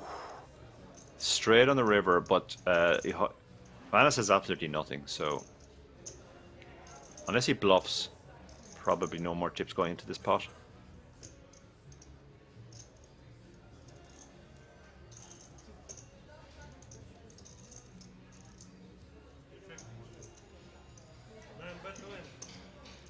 Moves all in. He's trying to make his hand look like a bluff, but that's not going to get any chips, obviously, because Vanis just has the king high. But that's a big shift now as well. Jonathan now moves up to 60 million, so he covers pretty much everybody by a factor of 2.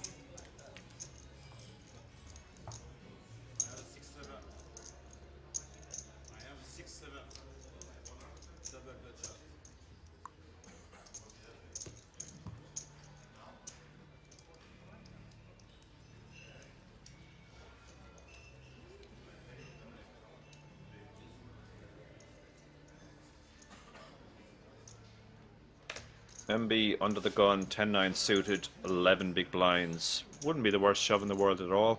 Would be perfectly fine shove, I think.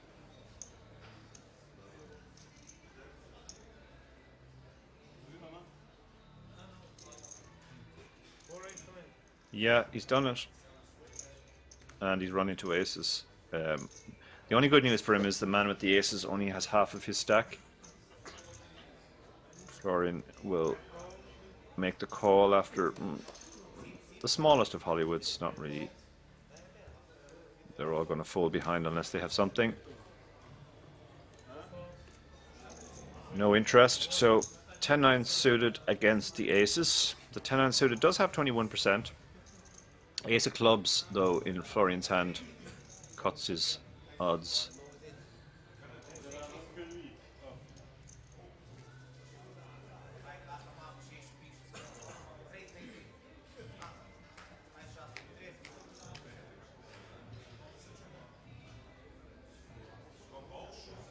So, gut shot for the 10-9 suited and backdoor flush draw. So, Florian has a sweat. Oh my goodness. And he now has the double gut shot. And actually, no, just the gut shot. Oh my goodness. Runner club. And we lose Florian. And MB continues to run well at these all-ins.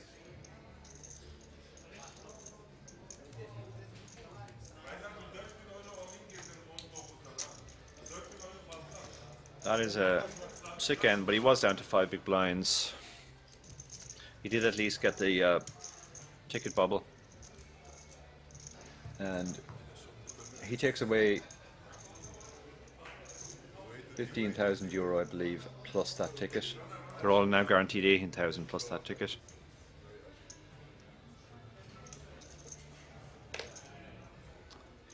Jonathan's going to be playing here with his pair, 5-handed. Massive chip leader.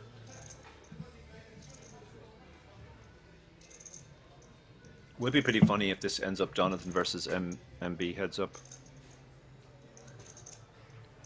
Two players probably playing the most unorthodox on the table.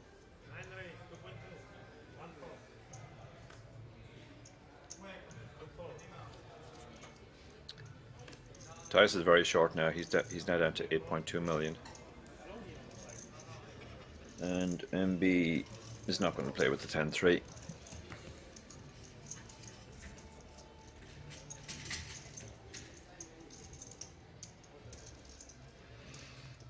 Finer then says Florian hadn't played a hand the entire time I was watching. Yeah, a lot of the time he was kind of handcuffed by ICM. He was waiting for the ticket bubble to go, and he kind of figured it was going to go fairly fast because of the way MB in particular was playing, but it ended up dragging on much longer than expected.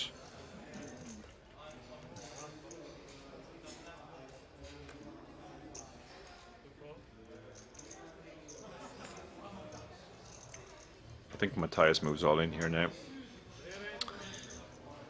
The King 10 on the button when you have 8 big blinds is perfectly fine to move all in with, and this will get through unless Jonathan decides he's just going to gamble for the sake of it. Jack 7.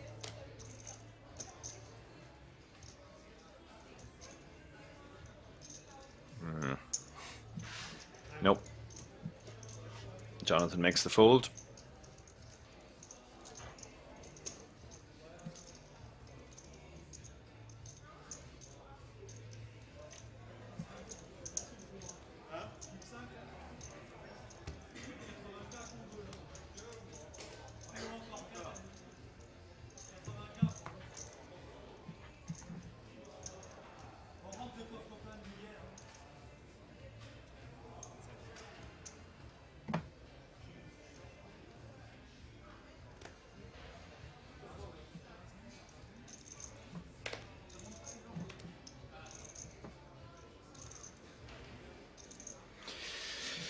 So play has definitely sped up since that ticket bubble went. There's a couple of short stacks now too, and we have a massive chip leader. So we might not take that long to get from a 5 down to 2. And here we go. This could be the first elimination. Matthias Jack 10. It's marginal, but it's probably fine. Oh, look at this. Jonathan's got 7s. Jonathan is the kind of man who could very well decide he's going to gamble here with his 7s. 2 relatively short stacks. Now, one of them is 16 big blinds. Yeah, he has moved all in. He actually has the best hand as well. So if he holds here, we could suddenly be down to 3. This is a huge spot. I think not too many people would have called off 7s there, but Jonathan has, and he does have the best hand. He's 33%. They're all running very close together actually. The Ace King has 36, the 7's 33, and the Jack 10 has 31. Huge spot now for all 3 players, but particularly the 2 short stacks. They have the chance to move up to 30k, 30 million rather. And they're all very, very live. Real fair fight, this one. The pair against the 2 overs against the other 2 overs. The Jack hits. Oh, the Jack 10 hits. Wow. Matthias is just loving life now. He has gone from 31% to 99%, and he locks it up there. The side pot is still important though, and the 7 hitting on the river, yeah, that eliminates MB. He covered Jonathan, but not, or he covered Matthias, but not Jonathan. So he goes out in 5th. Jonathan suddenly finds himself. Well, he wins the side pot, so he didn't actually lose too much. But huge moment for Matthias. He's up to 30 million suddenly. What a spot that was.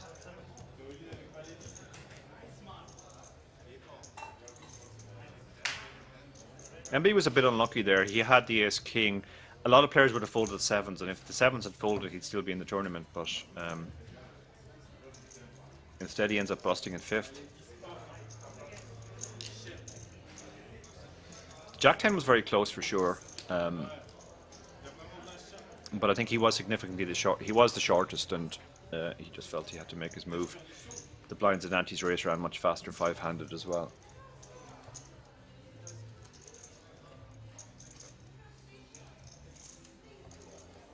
So suddenly we're 4-handed.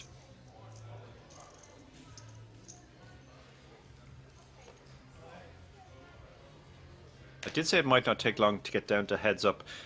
Might take a little bit longer now because the stacks have sort of come back together. Matthias is now healthy again. Jonathan is still the chip leader on the button now with King 10. I imagine he's going to open this.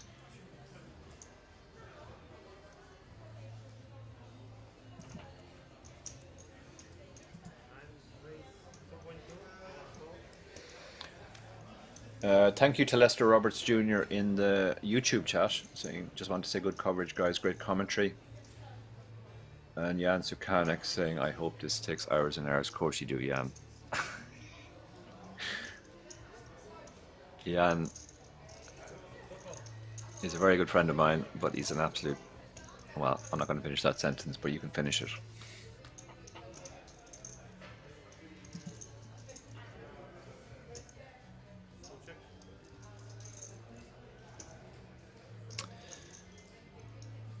Okay, so what do we have here? Jonathan is going to bet his top pair.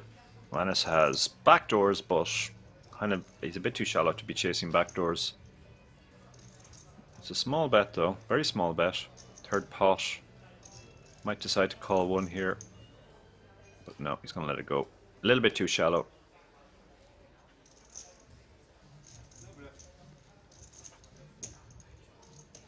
Yeah, a couple of layback lols says he would have folded the Jack 10. Oh, that one is definitely very close. You couldn't fault anybody for folding that.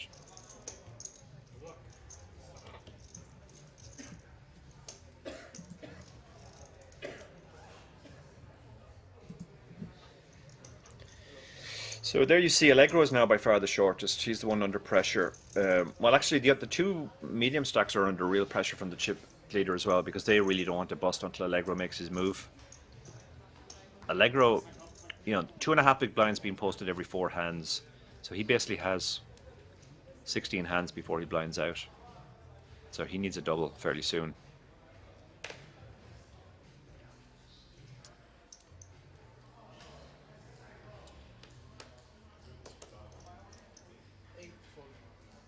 Allegro is not going to go with the 8-6. Anis has a hand here, the ace queen. I see him as very extreme here. Yeah, he's limped. He might be going for the limp shove here, and if he is, he's going to be in trouble. Tyus picked up aces. Anis might be setting up the limp shove here with the ace queen, and if he is, it's a disaster. Matthias will make a raise here now, maybe 3.5.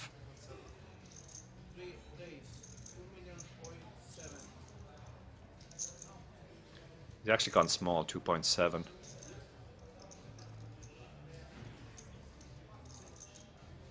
Now, is Havana's going to hang himself here with the limp shove, or is he going to just call and maybe save himself? Ace queen in the small blind is massive in this spot.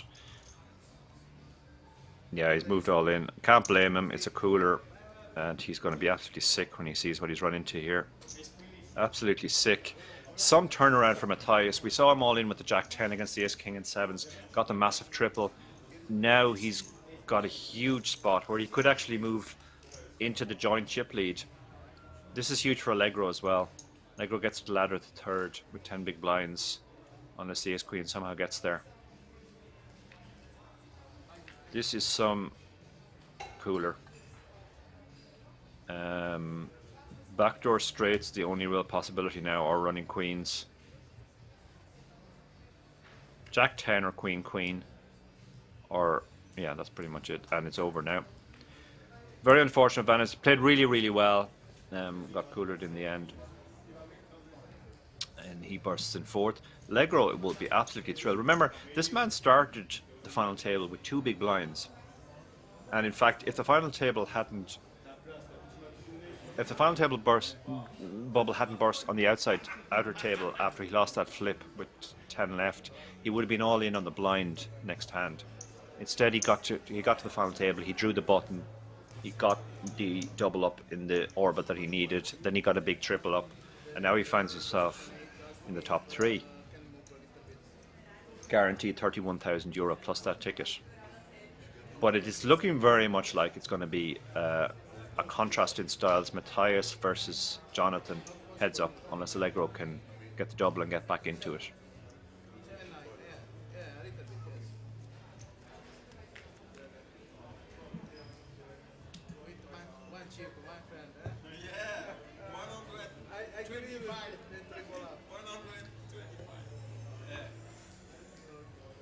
So Allegro will need to double in the next few hands, or else we will be heads up.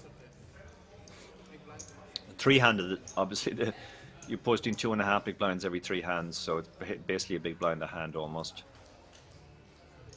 But he's loving the fact that he got to ladder there. 5-2 on the button, he won't be getting involved here. And let's see the stacks. Matthias is 56 million. 10-5. I think you just fold here. Okay, maybe you play. And Jonathan barely covers him with 57 million. They're both kind of incentivized just to play small ball until Allegro makes his move. So that's why Jonathan didn't raise. Even though Jonathan's a very aggressive player, he knows this spot to put the brakes on.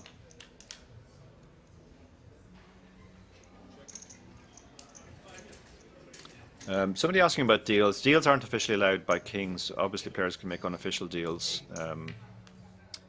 But as far as we know, they didn't, because there's absolutely no sign that they even went off to talk about a deal. Don't know when they would have discussed a deal. Jonathan's going to throw out the bet now, and that'll get it done. Quick fold from Matthias. Jonathan extends his chip lead slightly, but it's very close between these two. Whichever of them gets Allegro's last chips, assuming he's next to bust, will be the chip leader going into the heads up.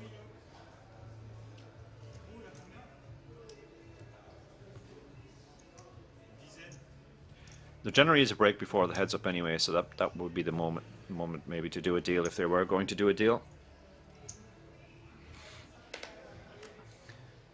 6-5 on the button. He's gonna leave it to Jonathan to try and break this heads up, or set up this heads up. I think Jonathan can definitely shove this hand. It's into Jack 8 suited for 10 big blinds effective. He's instead gone for the call. I think Allegro will just check and be happy to see the flop for free. He wouldn't have been able to call off a shove, so Allegro could have fired out, or Jonathan could have fired out a bet there. Allegro can't really have a hand on that flop. Now he hits his jack, he's going to bet, and that should get the job done. Although there's a gut shot for Allegro, but I don't think that's enough to hang on. Nope.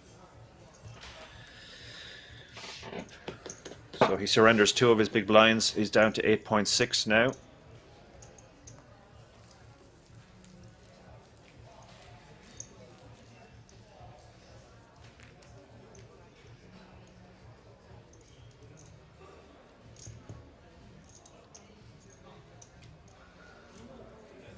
Matthias will be pretty happy there that Allegro didn't win that pot.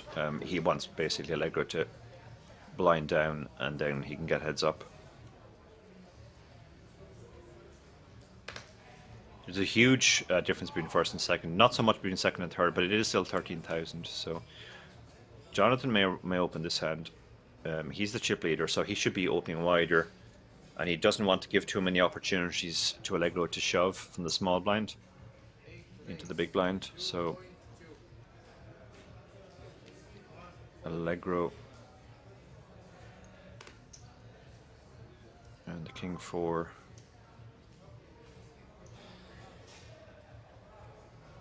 Does he want to defend this? Not sure I want to get involved here at all, but I guess they're so deep he's not going to go wild even if he hits a pair. Just play the check call game.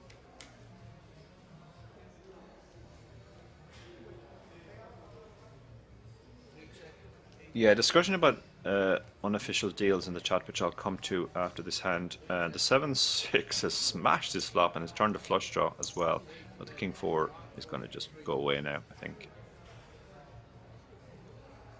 It's a small bet. King high is good a lot of the time here, but yeah, he's okay. He's going to pay off 1 bet here.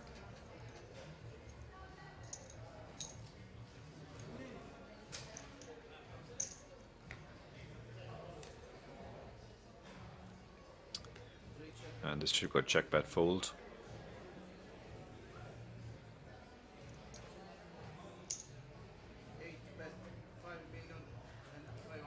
He's gone for chunky size bet here. 2/3 pot roughly. Your king high will be good sometimes here, but it would be a very disbeliever call to call off here.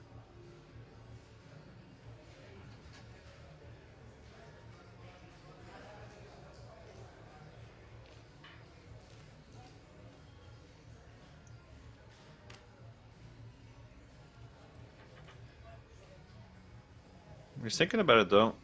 Yeah, this is just my king high's good a lot here. And he's going, oh, you do have a 7. Okay. Yeah, It's not the worst call ever, but it's quite a big one now. Jonathan's moving to almost a 2-1 chip lead over him.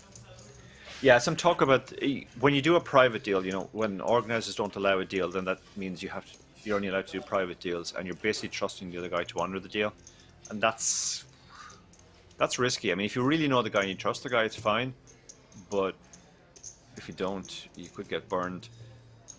Biggest deal I made in my life was at the WSOP in 2015, heads up, and I did trust the people I was involving with, the other player and his backer, to honor the deal, but you're always taking a risk in that spot.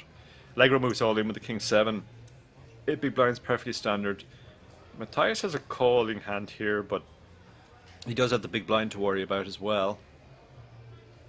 He would definitely have snapped in the big blind already, but with the being in the small blind with the big blind who covers him, he might leave this to the big blind, or he might call and fold to a shove in the big blind.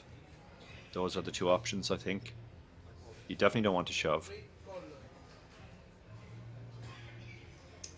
Yeah, he's gone for the call. If the big blind shoved now, he would fold.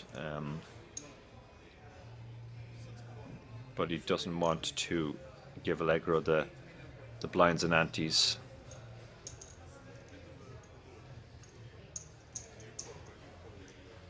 So he does call off.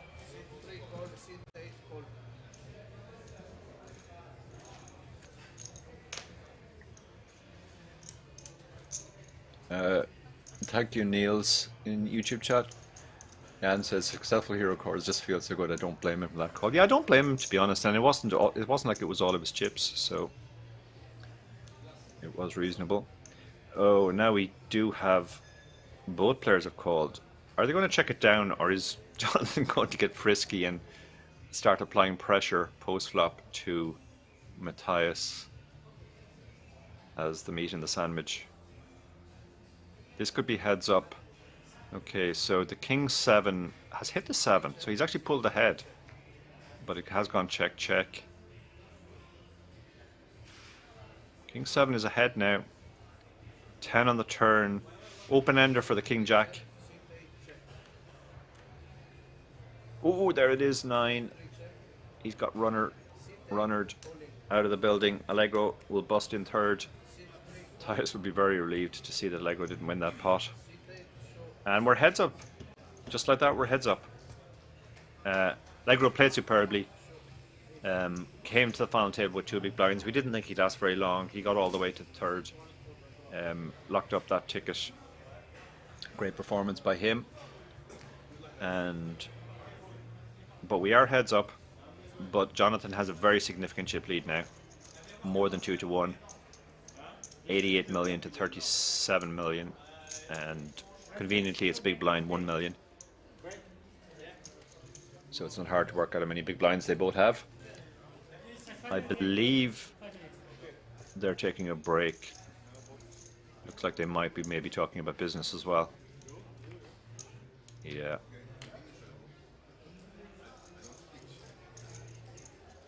Looks like maybe Jonathan isn't interested. When you have a big chip lead, you can think you don't really want to deal. So we're going on a short break, less than 5 minutes. We will be back for the heads up.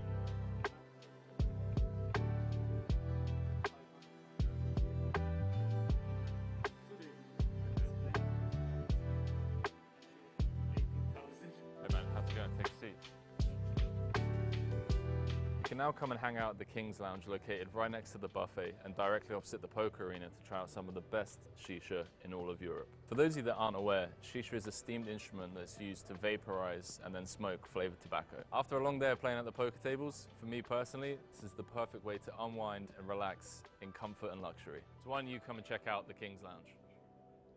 Cut.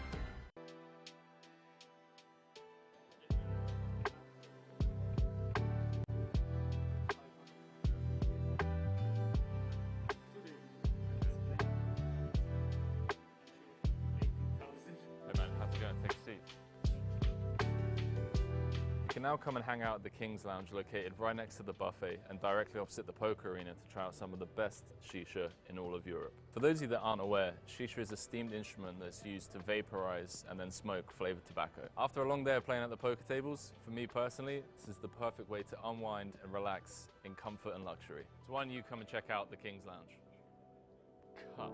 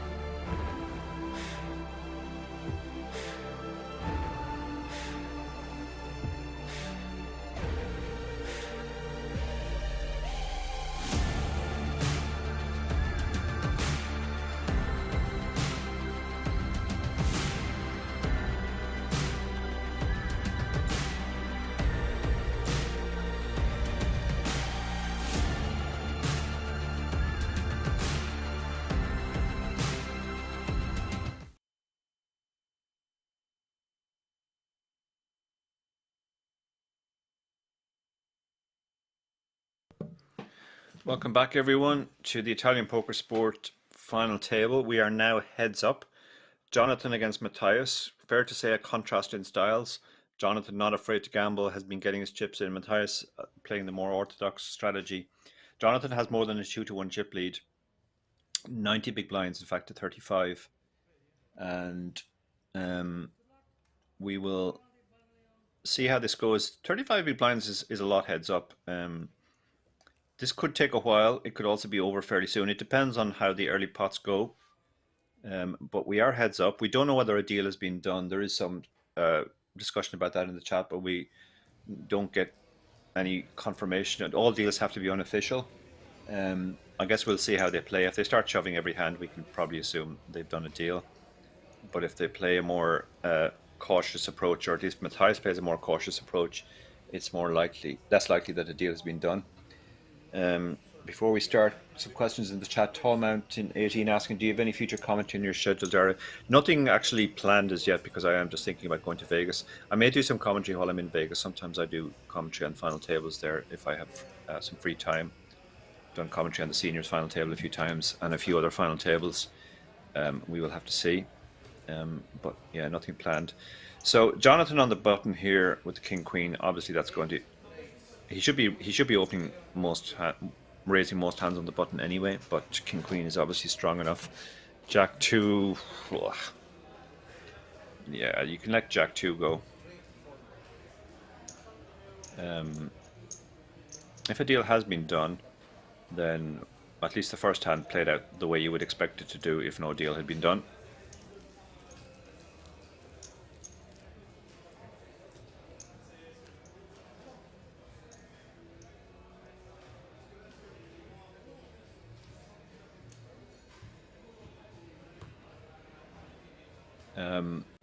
It did seem like they were discussing a possible deal as they went off, but it also seemed that maybe Jonathan wasn't interested. Sometimes guys are only interested if the stacks are relatively level. Matthias raised on the button with the ace-6, which you would expect, and the 7-6 normally just a call. Fair to say heads up is definitely not my specialty, but do my best here. Okay, so 2 pair against bottom pair, but Jonathan the only one with a club. He's definitely going to continue with bottom pair and a flush draw.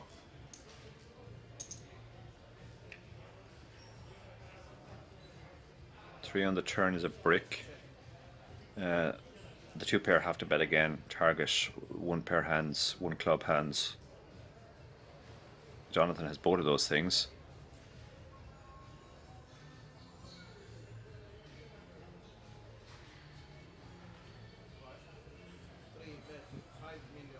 Yeah, bigger bet. Although no, it's still only third pot, I guess. So bet call. Half pot it was, in fact. Half pot bet. Now the club, that could kill the action. This might go check check now.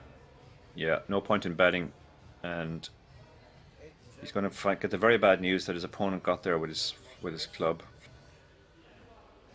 He doesn't show the hand, which is interesting. Doesn't show the frustration there. But quite a big pot, short. He was the shortest already, and he lost another 6 or 7. What was that? 10 big blinds there. So there's the trophy, the IPS Italian Poker Sport.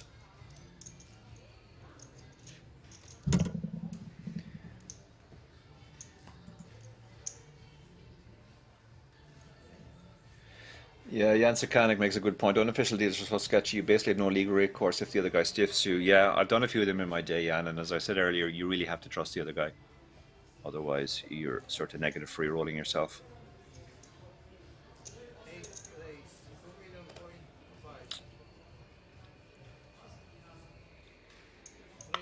So we have 9-7 against 8-7 here.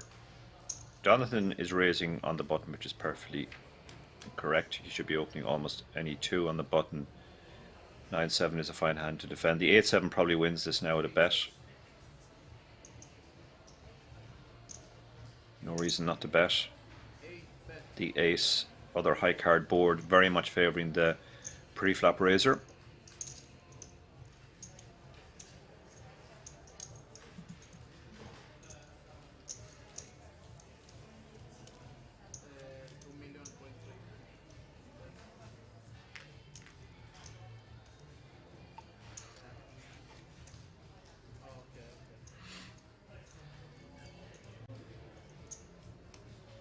There's obviously a lot of skill to heads up. There are players who make their living from heads up, but to be honest, when it comes to this stage of a tournament, it's generally a case of whoever runs the better will win. So far, Matthias has run not very well. 20. He's down to 20 big blinds now, so this is the point at which you probably want to start limping your button, because if you go on raising too many hands and get shoved on, you can blind down pretty quickly. But he has decided to raise this hand, King 10.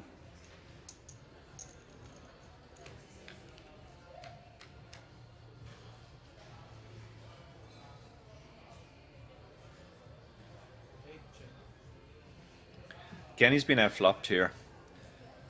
He doesn't see any real reason to bet with his king high. If it's the best hand, he can take it to showdown, but he won't get any better hands to fold with a bet. I think he just folds now. Matthias, 3 million to call, yeah. All the spades there, all the possible straights and pairs. Frustrating, because now he's blinded down even, or well, he hasn't blinded down, but he's been grinded down even further. He's lost all the hands heads up so far, and that is a quick way to lose a lot of chips.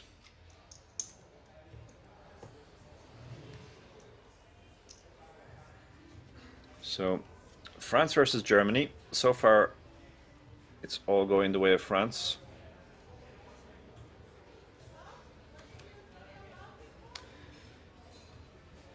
If Jonathan opens this, that means he's opening any two. Yeah, he's opening any two. 9-3 off is one of the few hands you would fold if you were folding hands on the button. Queen 9. Yeah, all in. I like this all in. Clearly Jonathan's opening too many hands. Queen 9 is a very good hand when you only have 17 big blinds. And he didn't give his opponent the opportunity to outflop him there.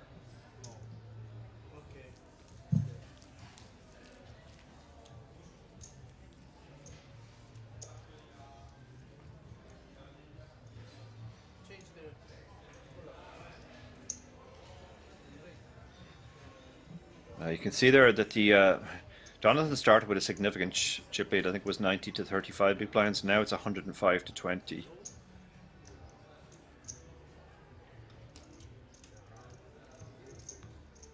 This is the point at which it could obviously end with every hand. If they both get hands, they can get all in for 20 big blinds. We could see a pre-flop all in. He folds the 10 deuce on the button.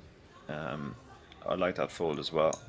With 20 big blinds, you don't really want to spew chips. So just fold and hope to get a better hand next time.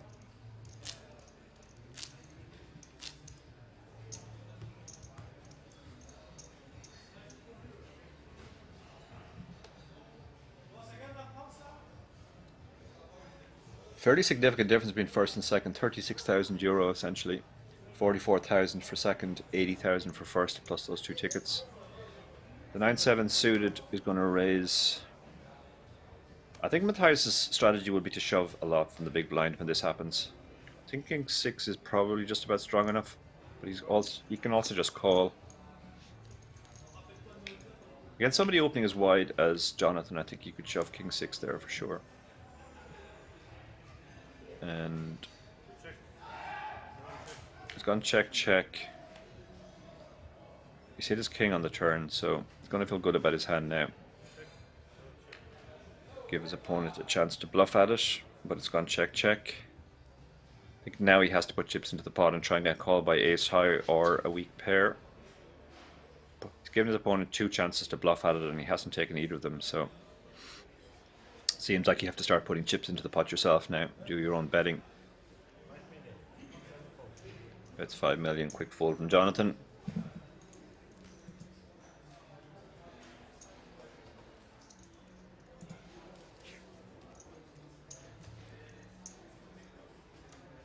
Still asking about deals. We don't know. It doesn't actually look like they've done a deal. They're both playing exactly as you'd expect them to play if they were taking this fully seriously. But who knows? We'll never know for sure, I guess. Jonathan on the button, the Queen 5. He's up to 22 big blinds now, and he's gone for the raise with the face card. 6 deuce. He's going to call 6 deuce suited.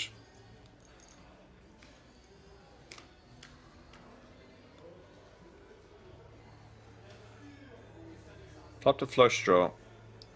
Ace obviously favors the pre-flop raiser. The Queen high has a decent amount of showdown too, though. So, and actually Matthias has come out betting at this one. Yeah, sorry, Matthias bet, yeah, and good called. Okay, hits his flush on the turn, hits his queen on the turn. Goes check, check. Now Jonathan probably bets, and if it's small enough, Matthias will call. We beat all the bluffs, we beat some queens, and he did find the fold. Good fold there. Jonathan hasn't been bluffing much post-flop, so Matthias may be picking up on that, not paying him off.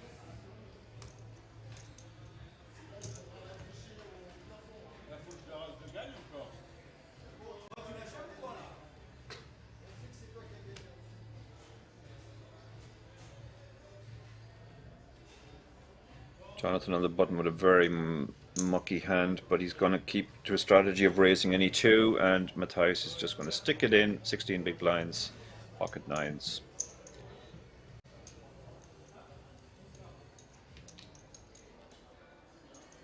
Jonathan's probably giving too many opportunities for him to do that, just shove over the raise, because he's clearly raising very close to any 2, and that's a pretty easy strategy to play against when you have 15 to 20 big blinds. You just shove anything decent.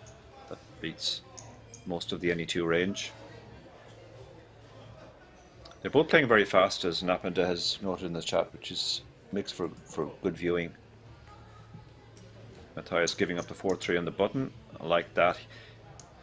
He's definitely playing the better of the 2 players heads up. He just seems to be more technically adept, but as I said, big chip deficit to overcome, and it does more often than not come down to the cards.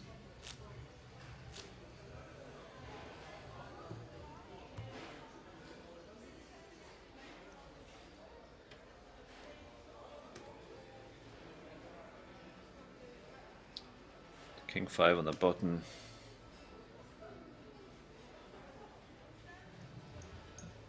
Gone for the open again, sticking to his strategy. 6 deuce is getting folded.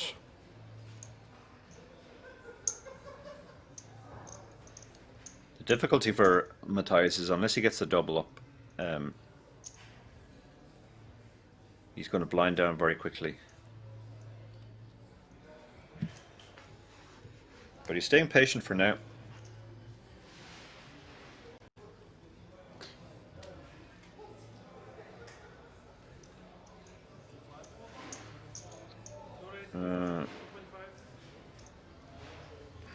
Yeah, sticking to the raising strategy, and Jonathan gives up the 9-4 in the big blind. That's a good adjustment, I think. He has been probably calling a little bit too much in the big blind against the 2.5x.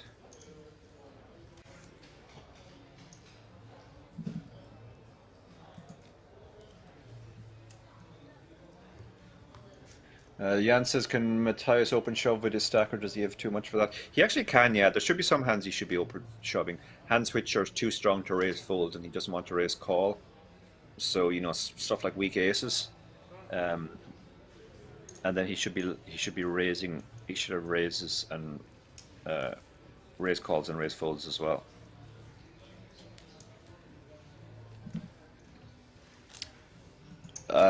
Limps are also an option at this stack depth.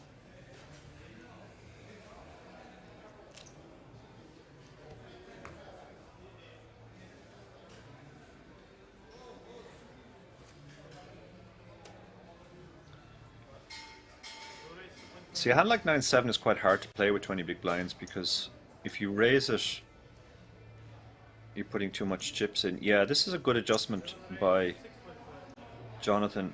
Now you have to fold your 9-7. This is why the limping strategy kind of makes sense. You can limp call a hand like 9-7, but you can't raise call it.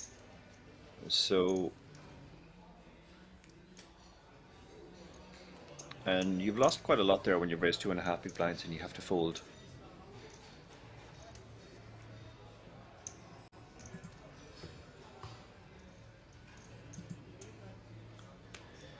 So it's getting a lot more and more difficult now for Matthias as he slips further behind. Even a double up pretty much only gets him back to where he started. Okay, Jonathan has a hand he could raise call here for sure now. I don't think 10 deuce is this hand that's going to shove, but he can certainly call. If he hits a 10, he's going to be in trouble. But he doesn't. He misses by a country mile, so this is probably just going, well, maybe, yeah, Jonathan's slow playing it. Don't think Matthias is going to fall for this. Okay, sorry. He's going to put in a few chips. Find out if it was king queen or something like that. I would like to see it just a call here and let him fire again on the river. Now that should end the hand.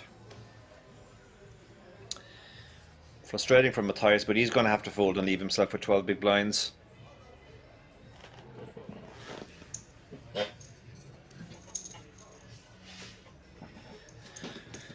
Now he really doesn't have too many options.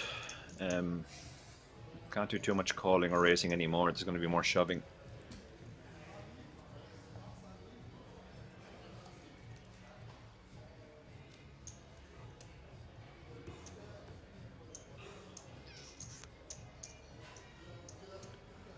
So Matthias on the button. He's going to have a lot of shoves now. 6-4 suited is close. He might go for this. Can't raise fold anymore. Yeah, can't blame him at all for this. King 8's a call, I think. Yeah, he's called. King is very big heads up at this stack depth. And he's a 60-40 favorite to win the entire tournament. Jonathan, who has played a very, very brave final table, never afraid to get into confrontations. He's now 60% to win the whole thing.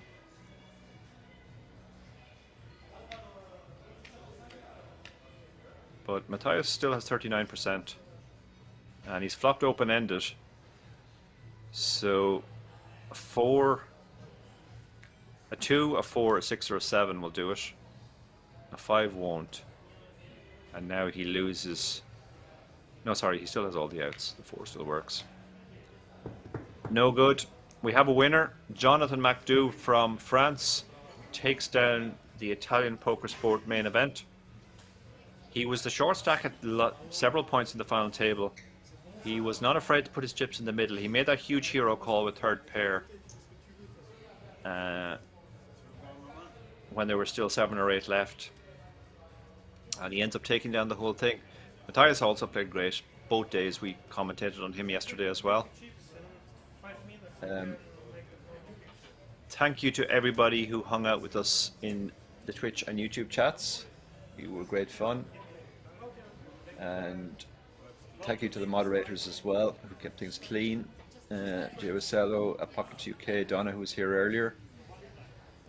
Thanks, guys. This was a lot of fun. I hope to see you again in the not too distant future.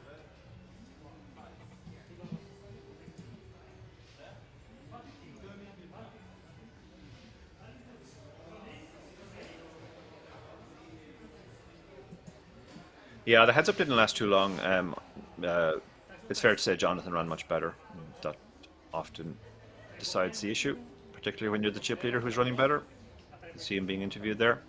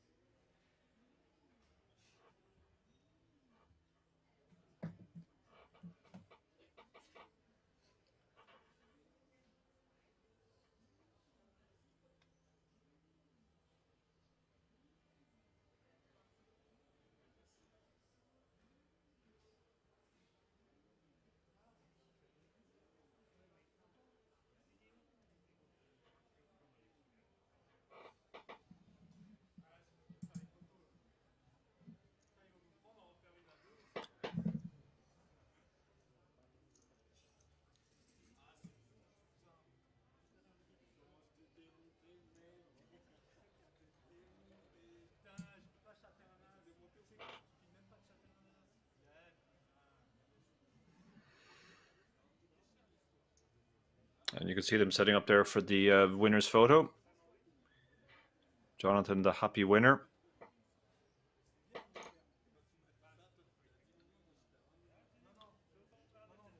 Until next time, see you all again.